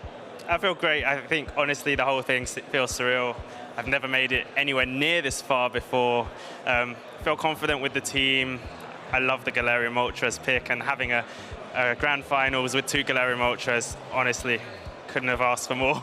The best way to kick off the season, for sure. So cool.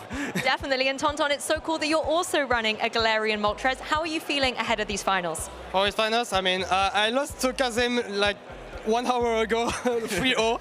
Matters a lot, but I will try my best to reverse the bracket and hopefully win this tournament.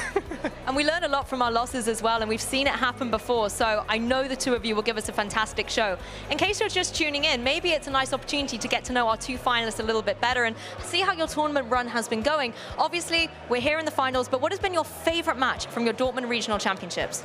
It'd have to be my winners final, my group winners final from yesterday. It was against IBI, and I remember the end of the game being super close. I'd never made a day 2 before, and just that relief when I landed the final sludge bomb on the Malamar. Enough to KO, I wasn't sure at the time. Just felt great. Oh, what a relief then when you see it go down. Fantastic plays. What about you, Tonton? What's been your highlight so far this weekend? I would say my first battle of today against Vilos, because I was really afraid of him because he's currently on a high level, because he's the first one to reach Legend this season. And I was like, maybe I can lose it. And I was really confident after my first win. And Galarian Moltres put a huge showdown on this battle, so I'm really happy with this. Oh, fantastic. And both of you have made incredible plays this whole weekend. Obviously, the winner of the Dortmund Regional Championships will get a qualification to the World Championships. How are you feeling about that potentially? Is that something you want to be able to go and do, be in Anaheim this year? It would be insane. And the relief to just qualify after the first tournament, I didn't even think about that being an option. Like, I've just been taking it 1 game at a time. But it means I could play some spicy picks. It means I can maybe play Whimsicott. I've heard the casters... Everyone's talking about this. I can't play it with a Clodsire everywhere, but, it's a bit of fun. It is good. Everyone says it's not good, but it can core break a lot. Hey, I was talking about Gastrodon for a long time, and now it's good. It beats Gastrodon. It does, which is why I'm glad Whimsicott's not around right now, but it might indeed have its comeback. What about you, Tonton? Would you be looking forward to already qualifying for Worlds so early in the season? I would be really happy about that, because you don't have this in mind for all your season, to still continue the run to the points, to have your qualification to the end of the season. So if you're already qualified for now, you can already plan everything to go to the Worlds and play everything you want of regionals if you do any other ones. So even more spicier things. And it would be such a way to kick off the season. Well, I know the match is only moments away. Before we let you go and get ready for the final of the Dortmund Regional Championships, are there any last words, any last thank yous and shout outs? Just want to thank the TN Pizza crew. They've been super supportive. Want to thank Anikor in particular. He kind of got me into the play Pokemon scene. I was very heavy into GBL early on and never really experienced the play Pokemon tournament until January 2023. And just to a lot of friends, family, and my girlfriend back at home, super supportive throughout. There's probably a lot more, but we've got the game coming up soon. Hey, they will all be rooting for you, I am sure, and you as well, Tonton. Any last shout-outs? Yeah, I want to shout out all my friends, especially Frenchies friends who are here to the crowd and also watching online. Also, I want to shout out my teammates from Infinity Go and LIGR Gaming. And also, I never do that. I never shout at them, but they are a huge support for me, my family. Well, you heard it here first, guys. Best of luck to both our competitors. I'm going to go get a front row seat because this is going to be an epic grand finals. Don't go anywhere, trainers. You do not want to miss this. So much support for these players, so much love for these players. And Karim's there talking about the Whimsicott. I'm also glad that there are no Whimsicott around because my favorite pick, little Pangoro over here, definitely doesn't want to see it. I mean, maybe because he was taking some notes, going, oh, wait. In a Clodsire meta, maybe there's so many anti-Clodsire picks that maybe Whimsicott could be relevant? I'd quite like that whichever of these players goes through gets to then have fun for the rest of the season because they've auto-qualified for the World Championships. They'll get that little gold ticket next to their name and then they can go and bring a lot of spice for us all to enjoy. Stress would be lifted from their shoulders, but for now, I feel like they are probably carrying a big burden, wondering which one of these two will come out on top to be the first EU champion of this season. I really liked what Kazim had to say, just in general. He thanked someone and he said, before I started doing the show 6pick3, I was just playing Go Battle League and I didn't even realize that there was this other side of the competition. If you're tuning in, if this is one of your first interactions, a Go Battle League is a great way to start learning your PvP skills, but go ahead, come to a local event, come to a regional, test out that somewhere because, you know, that's the way you're going to get better. Kazim didn't even hit a top 16 before this and now he is in the grand finals. This journey from almost from zero to hero, right? Kazim, as he said, he hadn't touched play Pokemon at all. It was very recent that he came and he hadn't hit a top 16, right? And now in a grand finals. Let's take a look at the journey that he has gone through to get to where he is right now. There's been a lot of action today. We saw him coming in from the winner's side of the bracket. He was able to take the 2-1 victory over a Mind Joke to be able to go on into the winner's finals. He played against Tonton Batuz there in a best-of-5 matchup, and as you can see, he swept him with a 3-0 victory. But guess what? Tonton's back. Tonton is back, and he means business because he also went 3-0 in his best of 5 just now against Nickname. He has learned, he has adapted, and I can't wait to see what tactics Tonton brings to really throw Kazim off. And when Tonton was talking about his favorite battles earlier, he said it was the first battles of the day against Zweilous. In his mind, Zweilous was the competitor to beat, and guess what? He did it in really high fashion, a 2-0 victory. I think that Tonton, you know, he's playing it very safe and close to his vest, but I'm hoping and I'm thinking that he wants this rematch against Kazim. He wants to prove who's the better Galarian Moltres player of the two of them. This could be a redemption arc for the Frenchman. Both of these players started the day in the winner's bracket. Both of them are here at the end. One of them will be crowned Dortmund champion. And the other one will get second place, which is still a high accomplishment, but it is not what they are playing for. We talked about it. These are go big, go home moments, and both of them are looking to take home that gold. And that is massive. That is such a momentum starter for this season. This is the first event of so many in the 2025 Play Pokemon season. We're getting the opportunity to cast it. These players are getting the opportunity, potentially, to win it, but there is so much more to come this season. Yeah, Lou was saying that she wanted to go and take a front row seat. You guys watching at home, you guys have a front row seat. We have a front row seat as well. I am so excited to see what these trainers are going to bring. Not to bring it back to Whimsicott entirely, because there's not on the field, but there's a Pokemon that has a similar type of thing on Tauntaun's side, and I'm talking about that Cresselia. That is right. So grass and fairy coverage is very interesting. It doesn't have the disbenefit, so to speak, of grass type defensive profiles, right? It's not a grass type, it's a psychic type. Kazim goes, if I'm gonna go grass, I'm gonna go grass. He's brought the Superior. Superior can hit hard. It really does want to avoid that Galarian Moltres though. Yeah, I mean, I think exactly, it only wants to avoid that Galarian Moltres, however, because everything else, Kazim said it even earlier, Frenzy Plant hits very hard on even things that it could be neutral against. The Clodsire doesn't want to take multiple Frenzy Plants, it doesn't actually take it very well. The Feraligatr and the Quagsire definitely don't want to see it, so having a grass type on the team kind of makes Tauntaun have to rethink about how he wants to play out his 3 Pokemon. And this is the thing, that Shadow Quagsire from Tauntaun, it's under a little bit of pressure.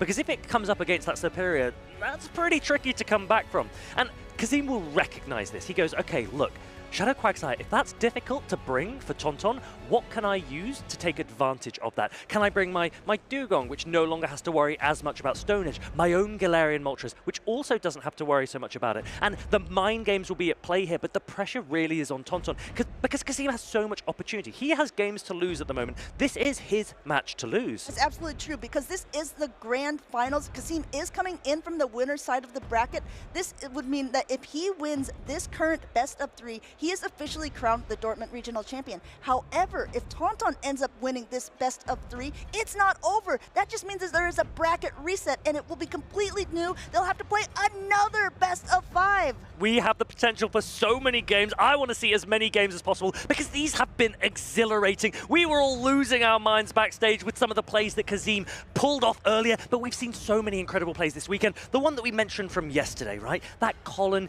Talonflame play. Do you remember that, Amanda? I do, and you know what? We promised the viewers earlier on we were going to talk about it. Let's just briefly talk about it before we get into the battle. Right, so Talonflame uses Incinerate, which is a 5-turn attack. And Colin had an Ariados in the back that really didn't want to be up against the fire-flying Pokemon. So what he did is he waited for 2 Incinerates, which 5 + 5 would take 10 turns of energy. And in that time, he did 4 Shadow Claws on his Feraligatr, which is 8 turns. It's a 2-turn attack, 2 times 4, 8. He then switched out, and he sponged the damage from the second Incinerate onto his Clodsire.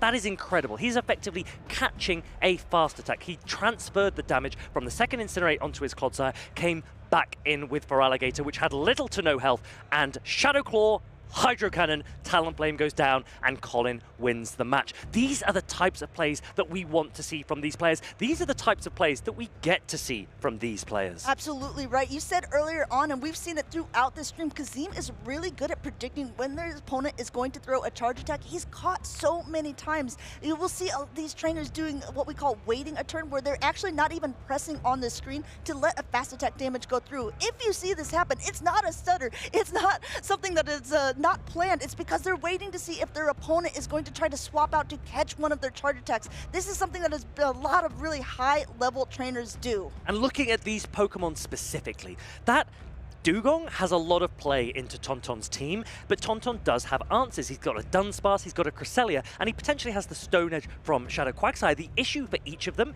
is that Kazim has a pretty solid response. Superior for Shadow Quagsire.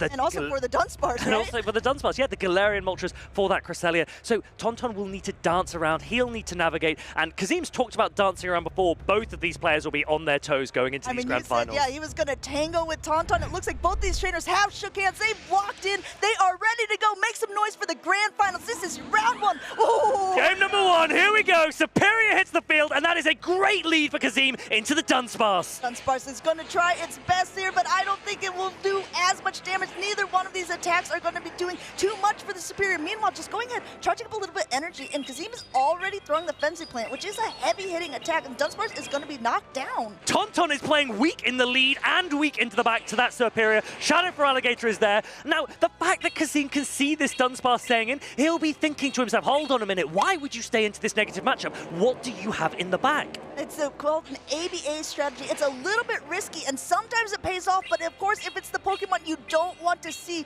then you have kind of forced to stay in, trying to get as much chip damage off as possible. As you can see, the Superior is actually getting quite low at this point, but it's coming out with a ton of energy. Kazim going to throw this Frenzy Plant right before the next attack is even loaded. I think Tauntaun will let this go, come in with the Galarian Moltres, and I reckon that Kazim will hard swap into the Dunsparce or into the Dugong. He knows that he needs to preserve this Superior if possible. There it is, the Dugong comes in. This is a little bit difficult for Tauntaun now because Feraligator's attacks, they are sponged by Dugong, but Shadow Claw does do a lot of damage. Shadow Claw will be able to add up, but it's going to add up a little bit less, as already this ice move is going to be able to debuff the attacks. Feraligator not even at its first charge attack yet, now throwing the Hydro Cannon, but it's not going to do as much. Both players throwing resisted attacks, but Dugong's in a pretty good position here because let's remember that Kazim also has Dunsparce in the back for that Galarian Moltres. These Hydro Cannons aren't doing a lot, they are debuffed and they are resisted. Yeah, Icy Wind already ready, but going for the heavier hitting drill run now that his attack is down. Tauntaun shielding this up because there is a lot of energy on the Feraligatr, and they do know all the Pokemon that is in the back there for at least Tauntaun's side. That is a really good shield for Tauntaun. He recognized that he was potentially in drill run range. This Hydro Cannon will come through. It'll be pretty close to see if it knocks out. I don't think it will.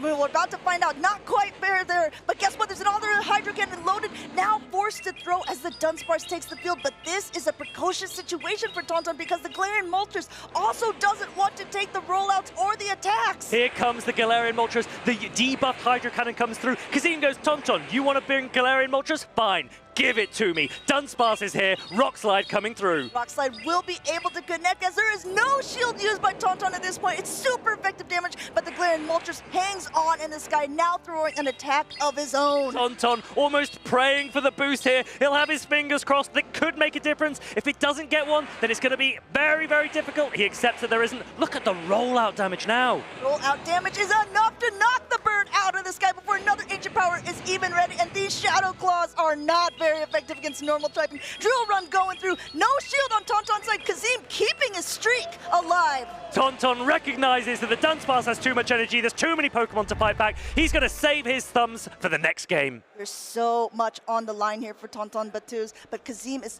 2 wins away from being able to call the Dortmund Regional Champion. If you're looking at these lineups, they're very similar in a lot of ways, but the difference makers are huge in actually this tournament play. Leading that Superior was so good for Kazim. That was a really nice ABB strategy from Kazim. We mentioned the ABA from Tauntaun, but Kazim played the Superior lead, and he goes, okay, if I lead into a Galarian Moltres, I want to get out of there. So I'm going to play 2 Pokemon in the back that have better matchups. He played the Dunsparce, he played the Dugong. The really nice thing for Kazim is that both of these Pokemon have a lot of play into Tauntaun. He has a lot of flexible options for him, and that's why I'd say he has the advantage. I think Kazim is thinking that he has the advantage as well. Tauntaun is wondering how to play out from a disadvantaged situation as well as a team composition. If anyone can do it, it is Tauntaun. He's fought his way back to be in these grand finals. He's been playing so well this entire day, but will it be enough to defeat this newcomer, Kazim from the scene? Dunsparce on both players' teams, but Kazim's is the one with better flexibility. There are so few fighters in the meta. Martine and I, we've been discussing Shadow Machamp, we've been discussing Pangoro, and do you know what? This is what happens when you have neither. Dunsparce is free. Dunsparce is a free elf. Dunsparce is even more free on Kazim's side because, as we mentioned, as we saw in game number 1, Dunsparce versus Superior, it just doesn't have a lot of places to go. I mean, the thing with some of these team compositions is they can be a little bit rock, paper, scissors. The real question is, how are they going to maneuver around these types of situations? I think definitely from Tauntaun's perspective, he almost needs to hard read Kazim's lines here. Kazim does have more flexible options, as we've said, so he has the ability to dip in and out. The Dugong pressure there was really, really strong. Ice and ground is such a great offensive coverage. Rock and ground, such great offensive coverage. Can Tauntaun overcome it here in game number 2? This is not the lead to see again! You were saying you had to hard read him? I think Kazim said, oh, no, I will hard read, and said, forced to swap now into the actual mirror matchup, but the one for Alligator has a little bit more energy to its side. This Shadow for Alligator's Hydro Cannon shouldn't look like it does much, but look how much damage it actually does. Kazim lands the Hydro Cannon, goes into the Dunsparce. Dunsparce resists those Ghost-type Shadow Claws. It can tank one Hydro Cannon. Kazim will think, shall I go for a rollout down, or shall I shield and throw my own attacks? There's a lot of play here for Kazim, a lot of options. A lot of options, but another Hydro Cannon is already ready, so Kazim does have to make one of those decisions pretty soon. He does have 2 shields up, content to let this one go through. It is not quite enough to knock out, and again, those Shadow Claws don't do a lot of damage. Roly. Dunsparce takes down the Feraligatr. The Shadow Claws do nothing. Look how much energy Dunsparce still has. Super effective drill run coming in now on the Clodsire. One is already loaded. I think he's like 1 rollout away from potentially another one doing a nice damage to that Clodsire. Already taking the build. No, yes, he is not quite able to make it in time. Tauntaun wiping the sweat off his brow that the Poison Sting takes down the Dunsparce before the second drill run comes, but that Shadow Feraligatr, it is oppressive. But do you come in with the Dugong instead? Yes, you do. There's no Stone Edge on the Clodsire here.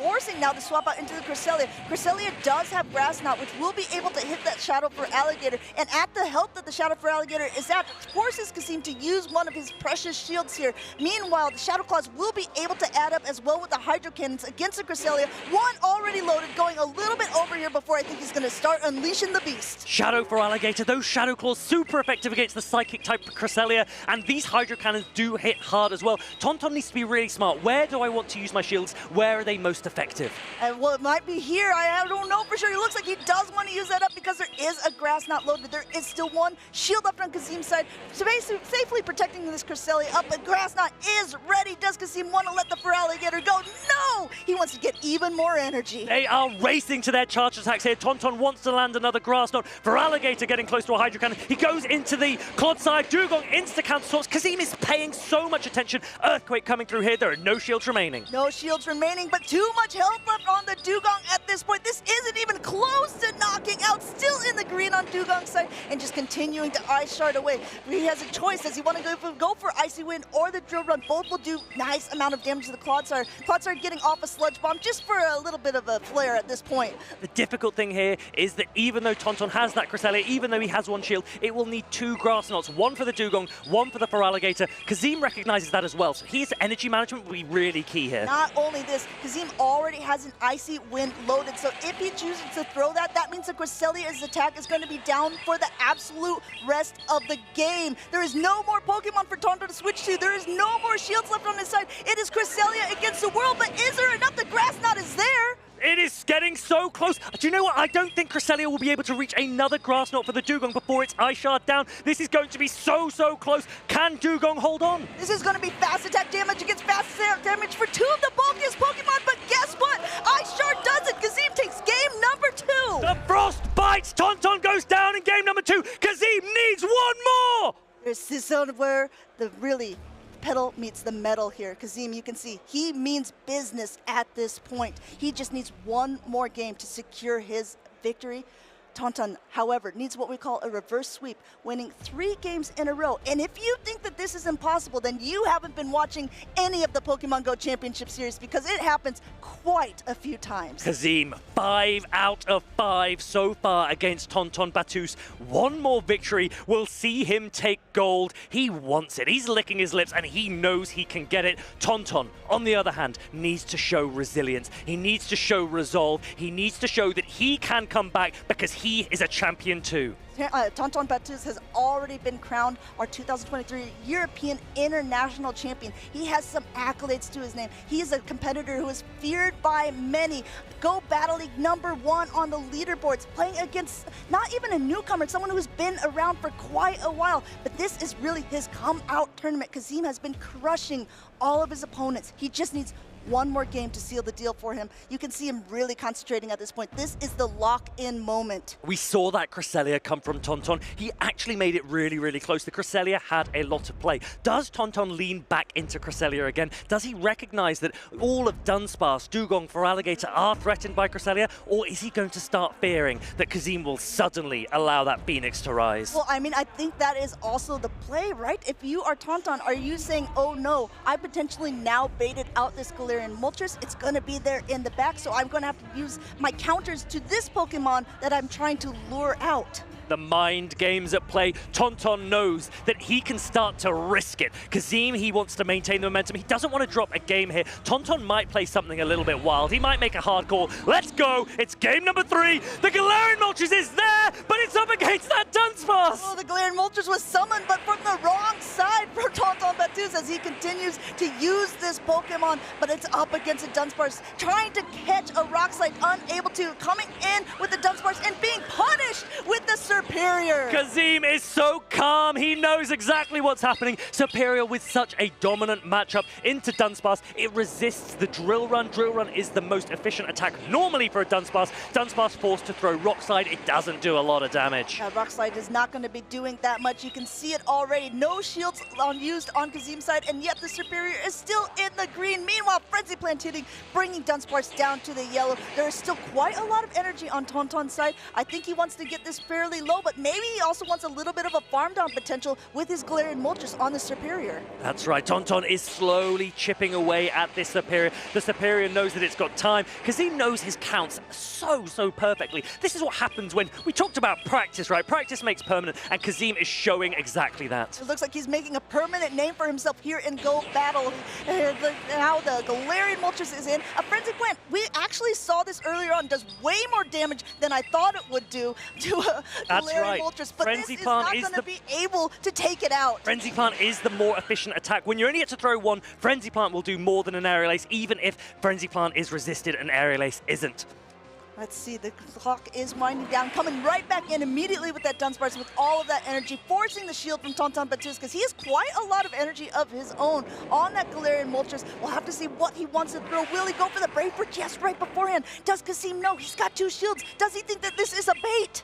Kazim has called baits before. This time, he gets it right. Kazim is living rent-free in Tonton's head right now. Dunsparce putting in so much work. Are you going to the party? Because I think Dunsparce is bringing maybe some chip and dip here, but the big problem is if he swaps out into this Feraligatr, he only has 1 shield left, and there's already some energy loaded. A Grass Knot is already loaded on Tonton's side. Does Kazim want to use the shield on the Shadow Feraligatr? Yes, wants to keep it as healthy as possible. Shadow Feraligatr can get Cresselia really, really low. Kazim will be conscious. He doesn't want to go necessarily shields down because the Dunsparce will be vulnerable to another Brave Bird. Tonton possibly thinking that that's his win condition. Both of these players, a lot of decisions to make here. And this Hydro Cannon is going unshielded. The real question is it enough to knock out the Cresselia? Cresselia barely hangs on. It's at the Grass Knot, but guess what? Charge attack priority, wasting all of this energy on the Feraligatr side, but getting the last shield from Tonton here as he pressed the button. Grass Knot, there are no shields remaining. This will land, and then both players will look to go into their backline as quickly as possible. Moltres will want to be landing that Brave Bird. Dunsparce, it's trying to do the rollout. We do reach a Brave Bird. This is going to do massive damage. Will it be enough? A Brave Bird is ready. No Protect Shields remaining on this Dunsparce here. It's a heavy-hitting attack. Knocks out the Dunsparce here, but will he be able to survive the Feraligatr? Alain Le Bleu screens Tonton Battus. He takes game number 3. That is the shift that he was looking. Kazim rues that moment. Tonton has a game back in his pocket. And a little bit of confidence perhaps as well. Tonton Battus is able to take away victory right as it was so close to Kazim he could taste it. Tonton says, no, I would like a slice of that pie as well. Getting a game is huge for Tonton because it can start to shift the momentum back into his favor. Again, just a reminder, this is the 2nd event of this season. The exact same thing has happened so far in the 1st event of the season. So Tonton could potentially reverse sweep, meaning winning the next 2 games in a row to get a bracket reset, and then we'll have a whole new best of 5. But Kazim is determined not to let that happen. Tonton, in typical gamer fashion, starts to sit up a little bit higher in his chair. He goes, hold on a minute. I think I might have a chance here. And Kazim really needs to recognize that even though he won lead and lost the game, he still has so much space to work with. He just needs 1 more win to take these grand finals. Tonton, on the other hand, still a very long way to go. It's a long uphill climb, but I think if anyone wants to do it, it's gonna be Tonton. He's sitting here in the seat. He's made his way back up into the grand finals.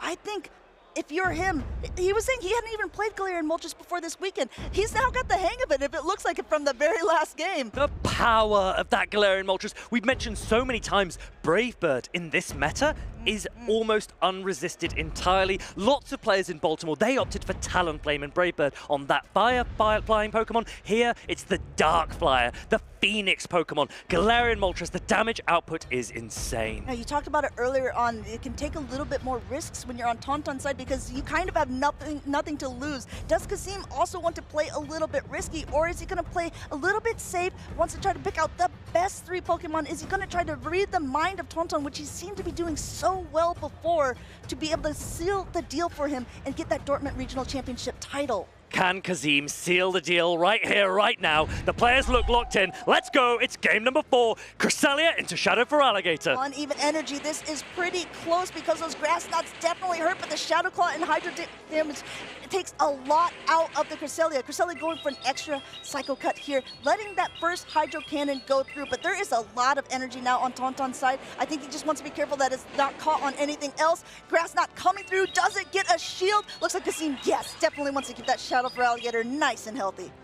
Look at that Galarian Moltres in the back. It's got a Dugong and a Dunsparce to face off against. Tauntaun's not even thinking about that right now because he's trying to deal with this Feraligatr in the lead. Yeah, Feraligatr, really, really nice counting by Kazim here. Going ahead, throwing this Hydro Cannon, definitely enough to take out the Cresselia at this range. Tauntaun using his first shield because it looks like he's at the energy as well, going for that Grass Knot. Either wants to take out the Feraligatr or go on even shielding scenarios. Kazim does use it up. We might see a Shadow Claw down. Look at the potency of this Shadow Feraligatr. Tauntaun still does have a shield, but the Hydro Cannons are going to be coming thick and fast, and they do a lot of damage. Hydro Cannon will be able to connect. None of these fast attacks, these Shadow Claws do nothing to the Dunsparce. Dunsparce doesn't have to worry about that. What it does have to worry about is those charge attacks. Meanwhile, trying to catch one of them onto this Dunsparce of his own, but Tauntaun Batuz, being patient as ever, goes and gets a little bit more energy before throwing the first.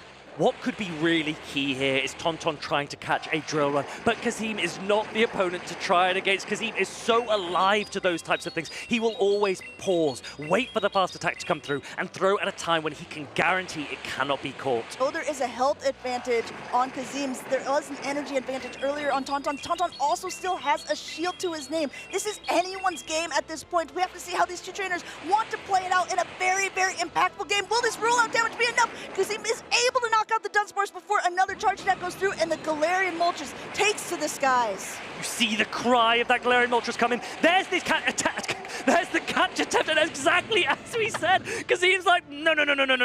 I don't fall for those kinds of things. Shadow Feraligatr comes in. It's going to take this Grass Knot damage, but Dunsparce, Kazim is going to rely on to close this out, and there's a full health Dugong there as well. There's a Dugong in the back, a Dunsparce with loaded up energy. There is basically the Galarian Moltres left. Tauntaun does have a shield, but now there's one Pokemon, and I think you guys know that this Icy Wind is going to end up debuffing it first. Ancient Power coming through. Tauntaun once again desperately hoping he gets that boost. I'm desperately hoping. I want to see a boost. Let's see. Well, it does connect. It is super effective as a reminder. He gets the boost!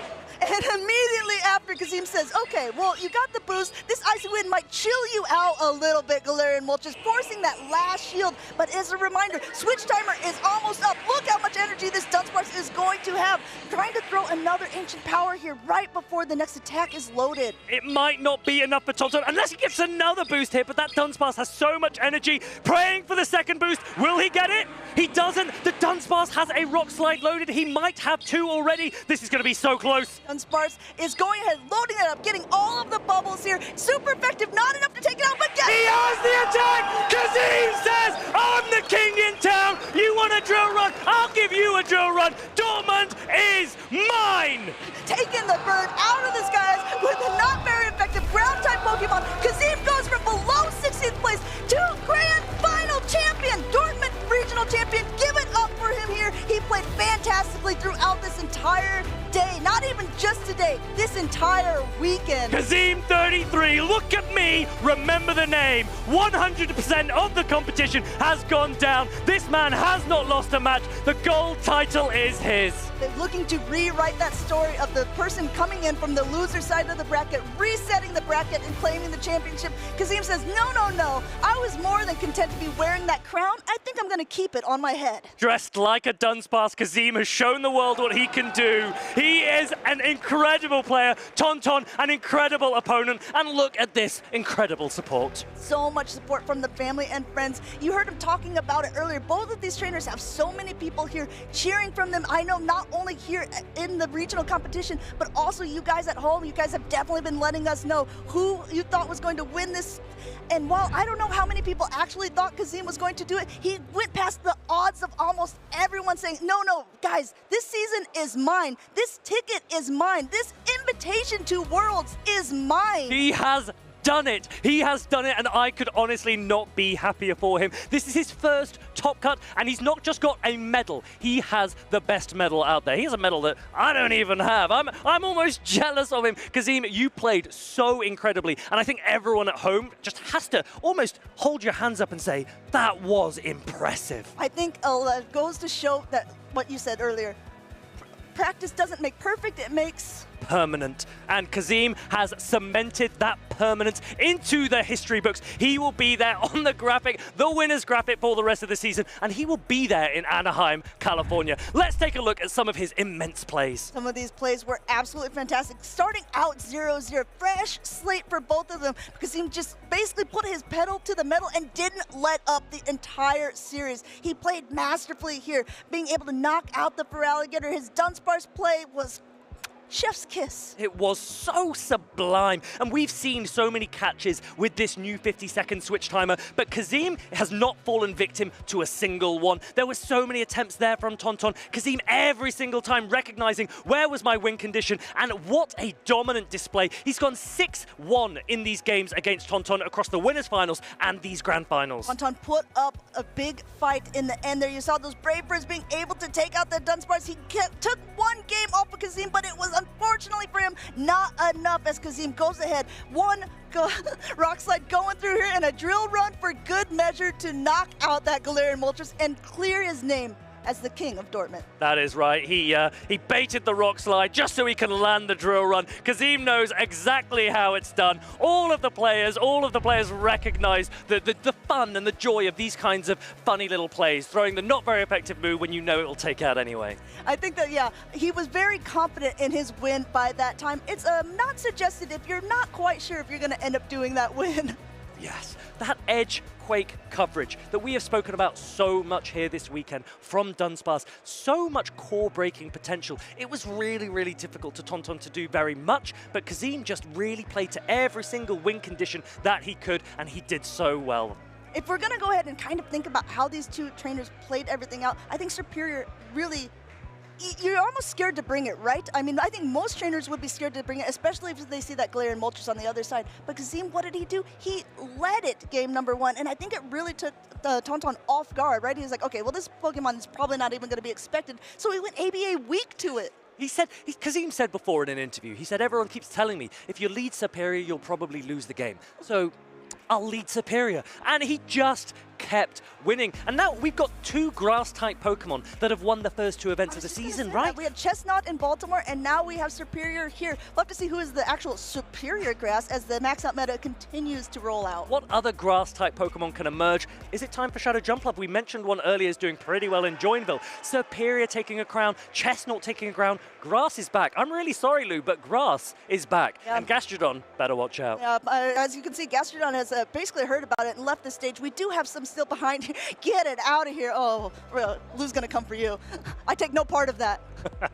No, Gastrodon didn't have the display that it wanted to here this weekend. There were no Pangoro either, sorry to say. But Kazim, that's Superior, and wow, the Galarian Moltres as well. Tonton really pushed for his Galarian Moltres. He really wanted to punish the Superior, but he kept getting it aligned to Dugong, to Dunsparce. It wasn't his day today. Kazim takes the crown. Yeah, there were just too many counters for it. Let's go ahead and take a look at actually the final standings, right? How these trainers had to go about their day. Kazim taking that #1 spot, Tonton Batus right behind him, but we can't forget about all these heavy-hitting names who did so well in this tournament. In third place, we had Nickname, we have a Mind Joke, Javier Zweilis, 23 EJB, and Oregu. There was look at the diversity of Pokemon here, but one that is really standing out to me. We talked about Clodsire so much, but it really is that Dunsparce. There are so many Dunsparce here in the top 8. There are lots of Clodsire too, but honestly, I feel like Clodsire a lot of the time was bench pressure for most of the games. I think so, and one fun thing that I've noticed about the Clodsires is a lot of them here in Dortmund were running Sludge Bomb instead of Stone Edge. So, I mean, could this potentially be because of the coverage that it has over the Azumarill? Because I mean, if you look at that, that winning team, the Galarian Moltres definitely would fear that Stone Edge more than it would fear a Sludge Bomb. We'll have to see how the meta continues to shake out. Look at this, right? There's a Dugong and a Galarian Moltres that you just mentioned, right? Stone Edge is super effective. Kazim recognized, he goes, well, hold on a minute. If there is a meta shift to Sludge Bomb, now is the time to play slightly weak to Rock. And going into future tournaments, players will need to think about this. They will need to anticipate what is coming up next. What are the players looking to do? And so many of these players play in practice tournaments, they scrim, they play in the Go Battle League as well, and you have to get the timing right. What I absolutely also also love is if you continue to look at these teams, they're so different. There were so many different Pokemon that have been chosen to be used here in Dortmund. I think I counted 21 different Pokemon used in day 2 usage alone from all the competitors, not even just the top 8. And we've spoken about Malamar, we've spoken about Shadow Drapion, but the dark type of choice. There are only 2, right? Only 2 in the top 8, but they are the top 2. And I think if you need a reminder, it was also the top 3 in Baltimore. So I don't know. We'll have to see how Joinsville ended up doing with this. But if you think about it, there's going to be so many more Galarian Moltres potentially in future tournaments. But let's go ahead and talk about the rollout Pokemon here, Dunsparce. It was everywhere. It's in that safe swap position. Do you think we're going to see more fighting-type Pokemon rise up to counter these Dunsparce, to counter the Dugongs? I think players are really going to have to think, how do I deal with a Dunsparce? I can understand. You might not want to run a fighting-type Pokemon. They don't have a great matchup into Clodsire. And as you can see here, there are another 3 Cresselia in the top 4, exactly the same as there was in Baltimore. So fighting-type Pokemon, they're not necessarily easy to bring. But if that Dunsparce is free, then honestly, it put in so much work. I'm going to be going home and there'll be Dunsparce following me, and I don't feel safe, Amanda. Or will you not feel safe because if they're following you? I would be a little bit worried. Yeah, but I have nothing to counter-swap into them. That is the problem. That Galarian Moltres really, really struggled. You have such an immense Phoenix Pokemon, and then this little Dunsparce comes along and goes, no, I will win. And let me tell you, it definitely has won this entire tournament. Look at all these different people who have been running Dunsparce. I see it basically almost as often as I'm seeing the Clodsire. That is right. Now, let's remember that actually, I've just noticed that Kazim had a Superior on his team as well. I don't think that's shown on the graphic, so just bear in mind that it should be a Superior instead of the Cresselia there. That was the Grass-type coverage that he opted for, and that Superior put in so much work. There isn't many other Grass-type options in that top 4. We see a couple of Chestnut, we see a Superior down there for Z's Wireless. He couldn't make it work this time, but there were so many immense displays from all of these immense players. I'm really excited to see how this meta continues to develop. But again, talking with Javier a little bit earlier, you saw how his team was very different to a lot of the teams that were being performed here, but were quite similar to things that were shown in the LATAM region. Things that you also chose to run when you were in Baltimore, the Toxapex, the Diggersby. I mean, there was a Chestnut on his team as well. I think it just goes to show, if you have a certain playstyle or Pokemon that you want to use, try to find a team around this.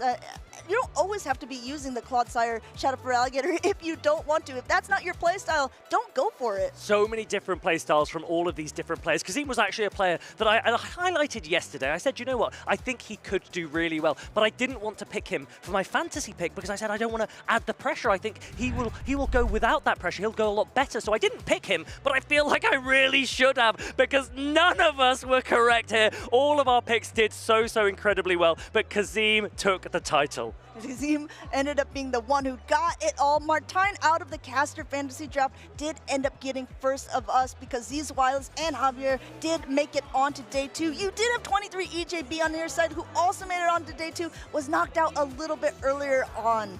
So many big players that will be looking at this meta. They'll be looking at these results and they'll be thinking, I want to see my name up there. I want to see my face on all of these graphics. I want those titles for myself. And if you're watching from any other regions as well, you can take inspiration from what these Europeans have cooked up, and I want to see what kinds of teams you guys come up with. Speaking of the teams and the Pokemon that they cooked up, let's go ahead and take a look at the day 1 usage, because it's very interesting to see how these 100 different trainers chose to be pulling the different Pokemon from the different regions. Look, we had a Clodsire at 77% of day number 1. Dunsparce right behind it in usage, which is huge. There was actually quite a different... Go ahead, take a screenshot, guys, because this was day 1. This was the total amount of all of the people who participated in Dortmund, but this looks nothing like the day 2 usage. And Amanda, we have spoken so much about Clodsire, about Dunsparce, about Superior, about the dark flying type Pokemon Mandibuzz and Galarian Moltres, but there's one Pokemon that also featured twice in that top 2, and that is Shadow Feraligatr, and it cannot go unsaid how strong this crocodile Pokemon was. It put out so much pressure, even when its attacks were resisted. It's there in the day 1 usage, it's here in the day 2 usage, and it dominated in Dortmund this weekend. It looked like a lot of these Pokemon kind of stayed in similar placements, especially that Clodsire and the Dunsparce. Look at this, actually 75% for both of them from the day 2 competitors, but I am really interested in that top 3. Malamar Malamar. I made the joke yesterday, starting to make Psy waves with that fast attack coming through. I think Dortmund is really the place where it shined, and a lot of trainers may be looking at this Pokemon for future competitions. There are so many exciting Pokemon here. I cannot wait to use some of these. I really want to lean into that Shadow Drapion. I wish I had a Galarian Moltres to use, but I want to practice with Malamar because Malamar looked like it had so much flexibility. And even though it didn't go all the way, I still think it has the potential to get some titles later on this season. I mean, we saw how much damage it did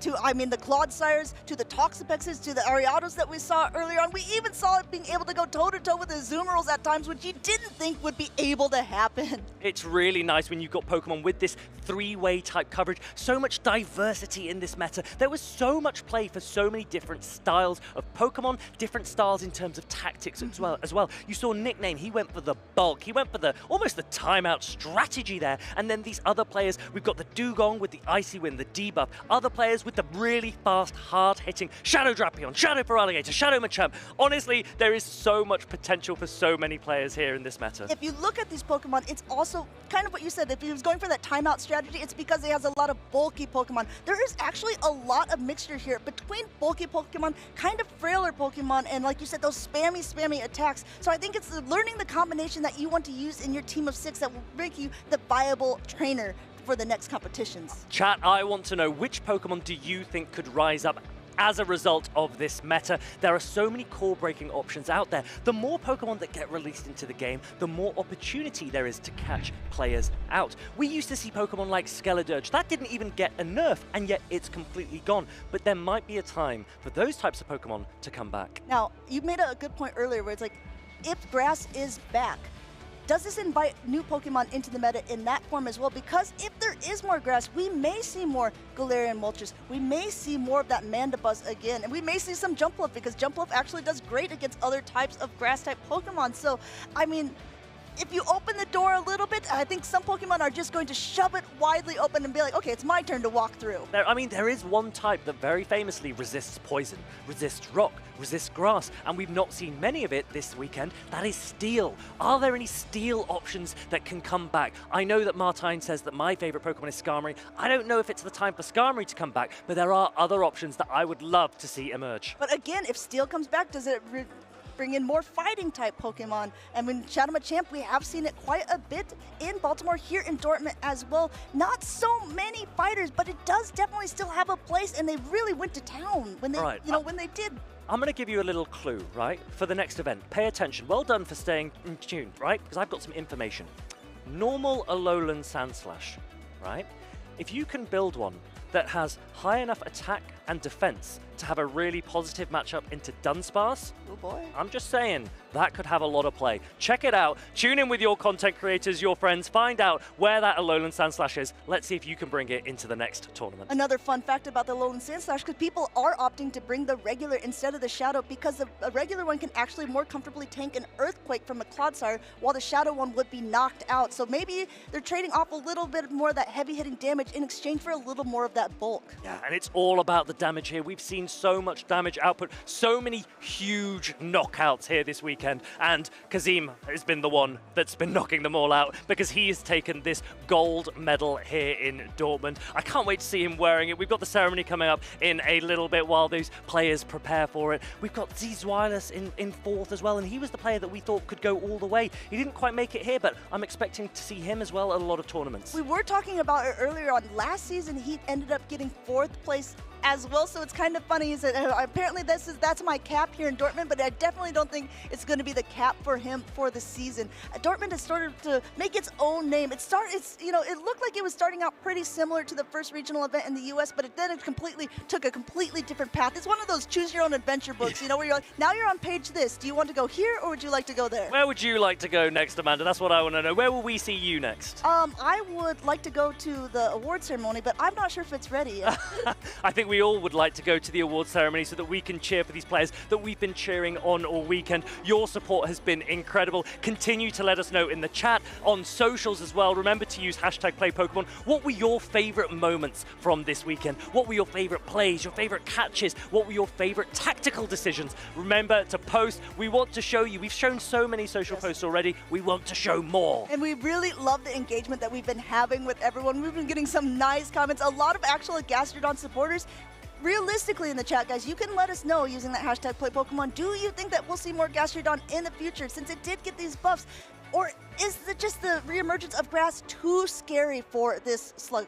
Gastrodon does have a pretty good matchup into Dunsparce. I don't know. There will be like ebbs and flows of this meta, and these players have predicted them perfectly here in Dortmund. They have won so many games to get to where they have. Kazim, obviously, with the most wins, but I think it's time that we give them their real round of applause. All right, let's go ahead. We'll kick it over to the stage for the final award ceremony. Take it away, Inadequates.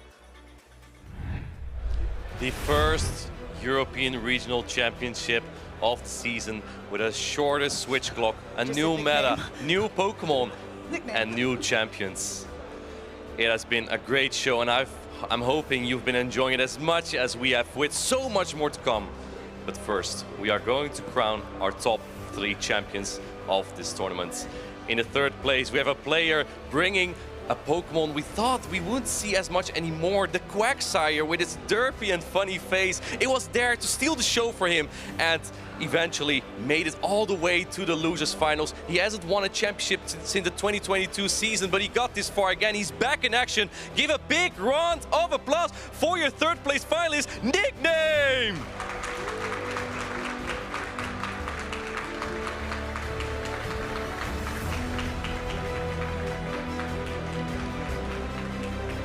Congratulations, Nickname. Again, that Quagsire play was phenomenal that you have put on this weekend. And I would love to see more of you in future tournaments. Can I ask you, which tournaments are we going to see you more this season? Yes, I'm going to the next 2 tournaments that will be happening. It's Lille and Gdańsk, and then most likely UAC, and we'll see what's up next. That's great to see. A great performance, and I wish you the best of luck in those tournaments. Again, give a round of applause for your 3rd place finalist, Nickname!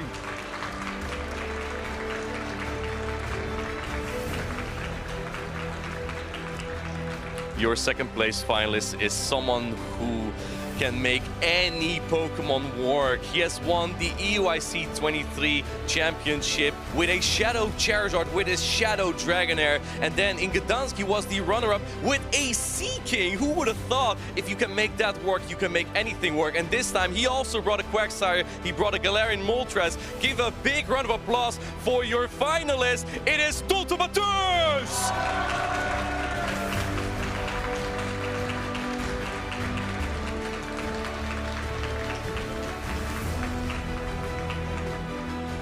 A big congratulations to you, Toltomatus. I'm always impressed personally by your performances. How did you get to this team this time? To be honest, I was hesitating between a team with Activax and Galarian Moltres. I didn't find a team with Activax, and I played Galarian Moltres, and I was really inspired by the team Ilham brought at Baltimore. So I just took his team and replaced Gastrodon with Shadow Quag. I can't wait to see what you will cook up for the next tournaments. Which tournament will you attend next? I'm playing Lille and Gdańsk, at least. That will be great to see you there again, Toltomatus. Again, congratulations on your performance, and again, give a big round of applause for your finalist, Toltomatus!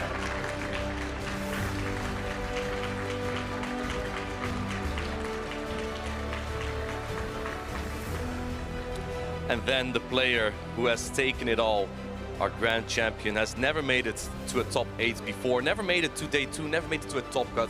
And then the Whimsicott warrior, he dropped the Whimsicott. It was not the meta for it, he said. And as soon as he dropped the Whimsicott, he dropped his chains and he unleashed his full power. Give a big round of applause for your grand champion. It is Kazim!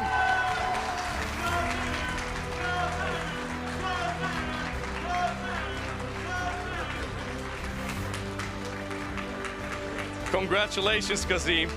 On the first of many championships to come, I'm sure you've been playing out of your mind this championship. Can you tell us how you feel right now? Just on top of the world, surreal. I don't think it's sunk in yet, but here we are, here we are. I dropped the Whimsicott and we won. Like you've said like 10,000 times on the stream. I've always thought that there would be one day you would get this far. Can I ask you, what has been your thoughts on the meta, the new meta that we have here in this season in Dortmund? I honestly love it. The 50-second switch timer, probably the best change that we've had to PvP since I've been playing.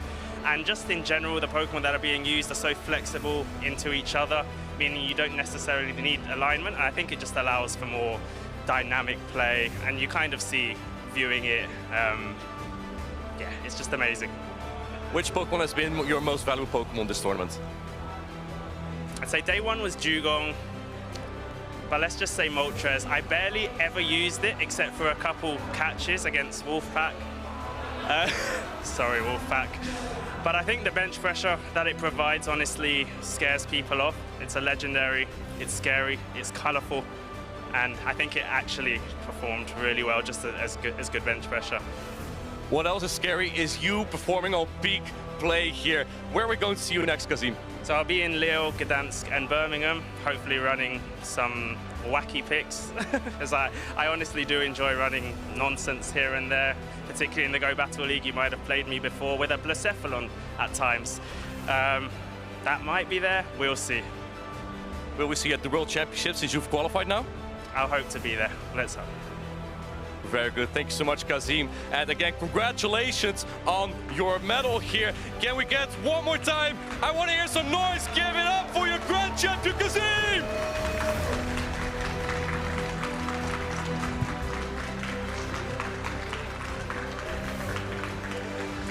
I hope you've been having as much fun as we have and the competitors have in this brand new season here. But don't go anywhere just yet. We're going to show you some highlights of day 2 and close it up with you. So stay tuned, we'll be back right with you.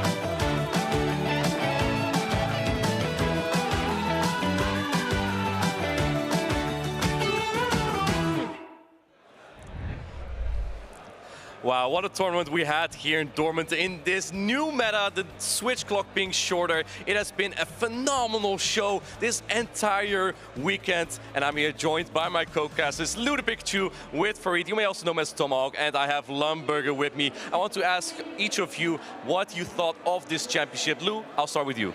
Honestly, this opening to the maxed out meta in the European side of things has been phenomenal. I've been so inspired by so many Pokemon plays. I know there were some Gastrodons out there and they did finish in the top 16, but for me, it's really been about that creativity. Seeing things like Superior come through and the Talonflame come through, these more rogue choices, it's just so spicy. I love it. And what about you, Farid? I really like how well Kazim played. We mentioned it on stream, the number of times that players try to catch against him, and he's just like, no, no, no, no, I do not fall for that. And it's those types of high-level plays that, I mean, they pay off, right? I mean, I can't stop grinning from ear to ear. This has been such a fun tournament, not only from the Pokemon, but from all the different players. Tauntaun said it to you earlier, Lou, like he said, I'm back. And I think that that is so cool. And Mind Joke was also another person who said, I'm back, I'm finally good in this meta. So I think throughout the season, we're gonna see not only new names like Kazim really rise to the top, but some of the people who have been tried and true within this circuit really start to shine once again.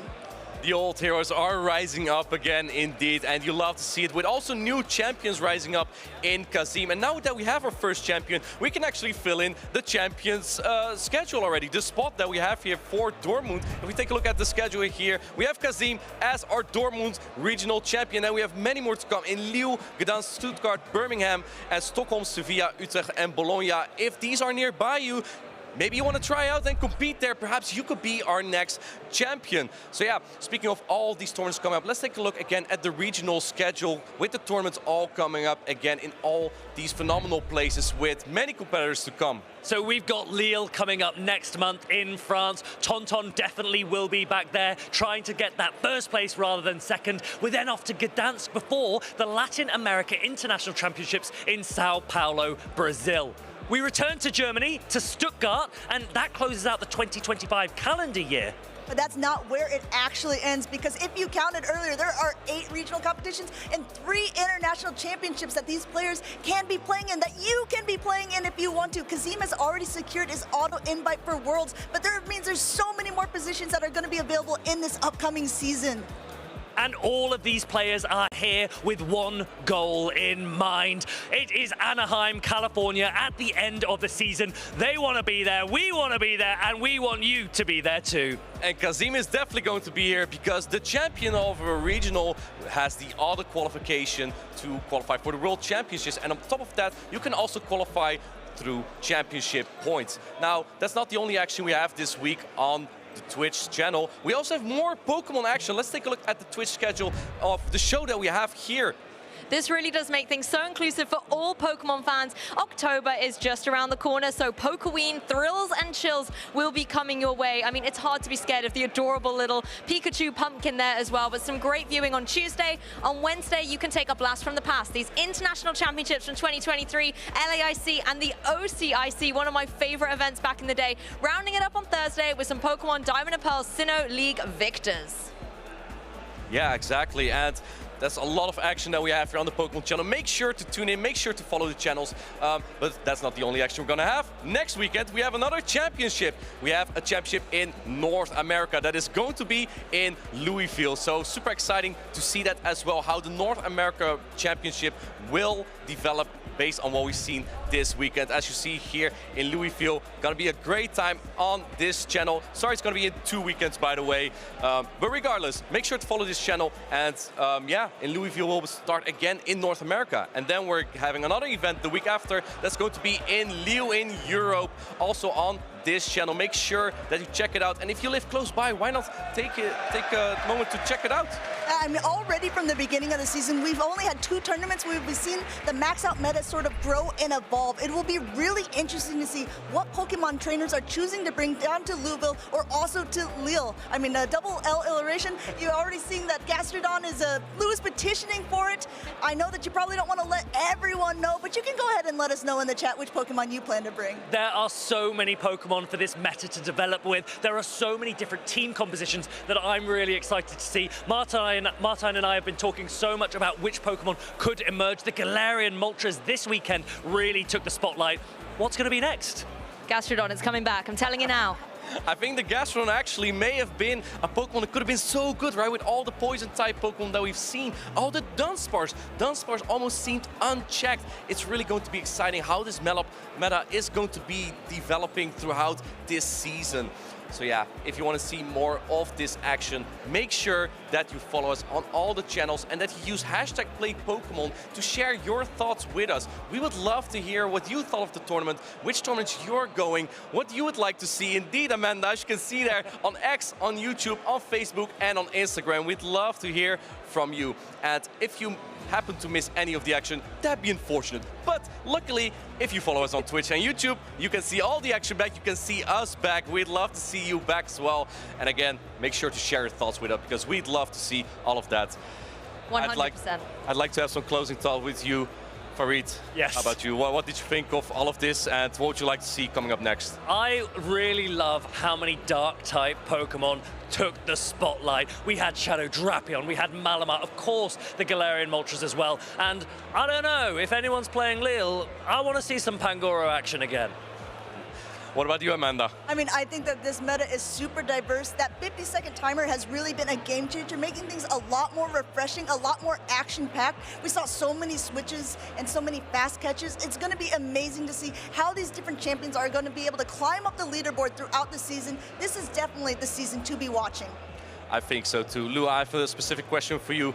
For Lille, are we going to see more Gastrodon or Pangoro? We're definitely going to see more Gastrodon. I mean, it already won a third-place medal in Baltimore. Over here in Europe, I think people are maybe still a little bit slow on the uptake, not quite believing. But if you managed to catch the broadcast yesterday, we all believe in Gastrodon. And as Martina said many times today already, it has a lot of potential in the current meta to go all the way. So I'm looking forward to seeing more Gastrodon, but also in kind of an answer to this question, you're talking about dark types on the rise. So I want to see some more fairy types challenging these dark types. Martin, I want to know what your pick is. You're wearing that Wigglytuff pin. Do you actually recommend it? No, but I would run air/Skarmory to core break the Gastrodon Pangoro core. That's just rude. I think Wigglytuff is really good, but I don't know about that. Either way, that was it for us today. Thank you to everyone who could make this broadcast happen, the production, the staff, and of course my lovely colleagues. We can't wait to see you again in 2 weeks on this channel for the Louisville Regional Championship. And thanks so much. Hope you enjoyed the show as much as we did. See you next time.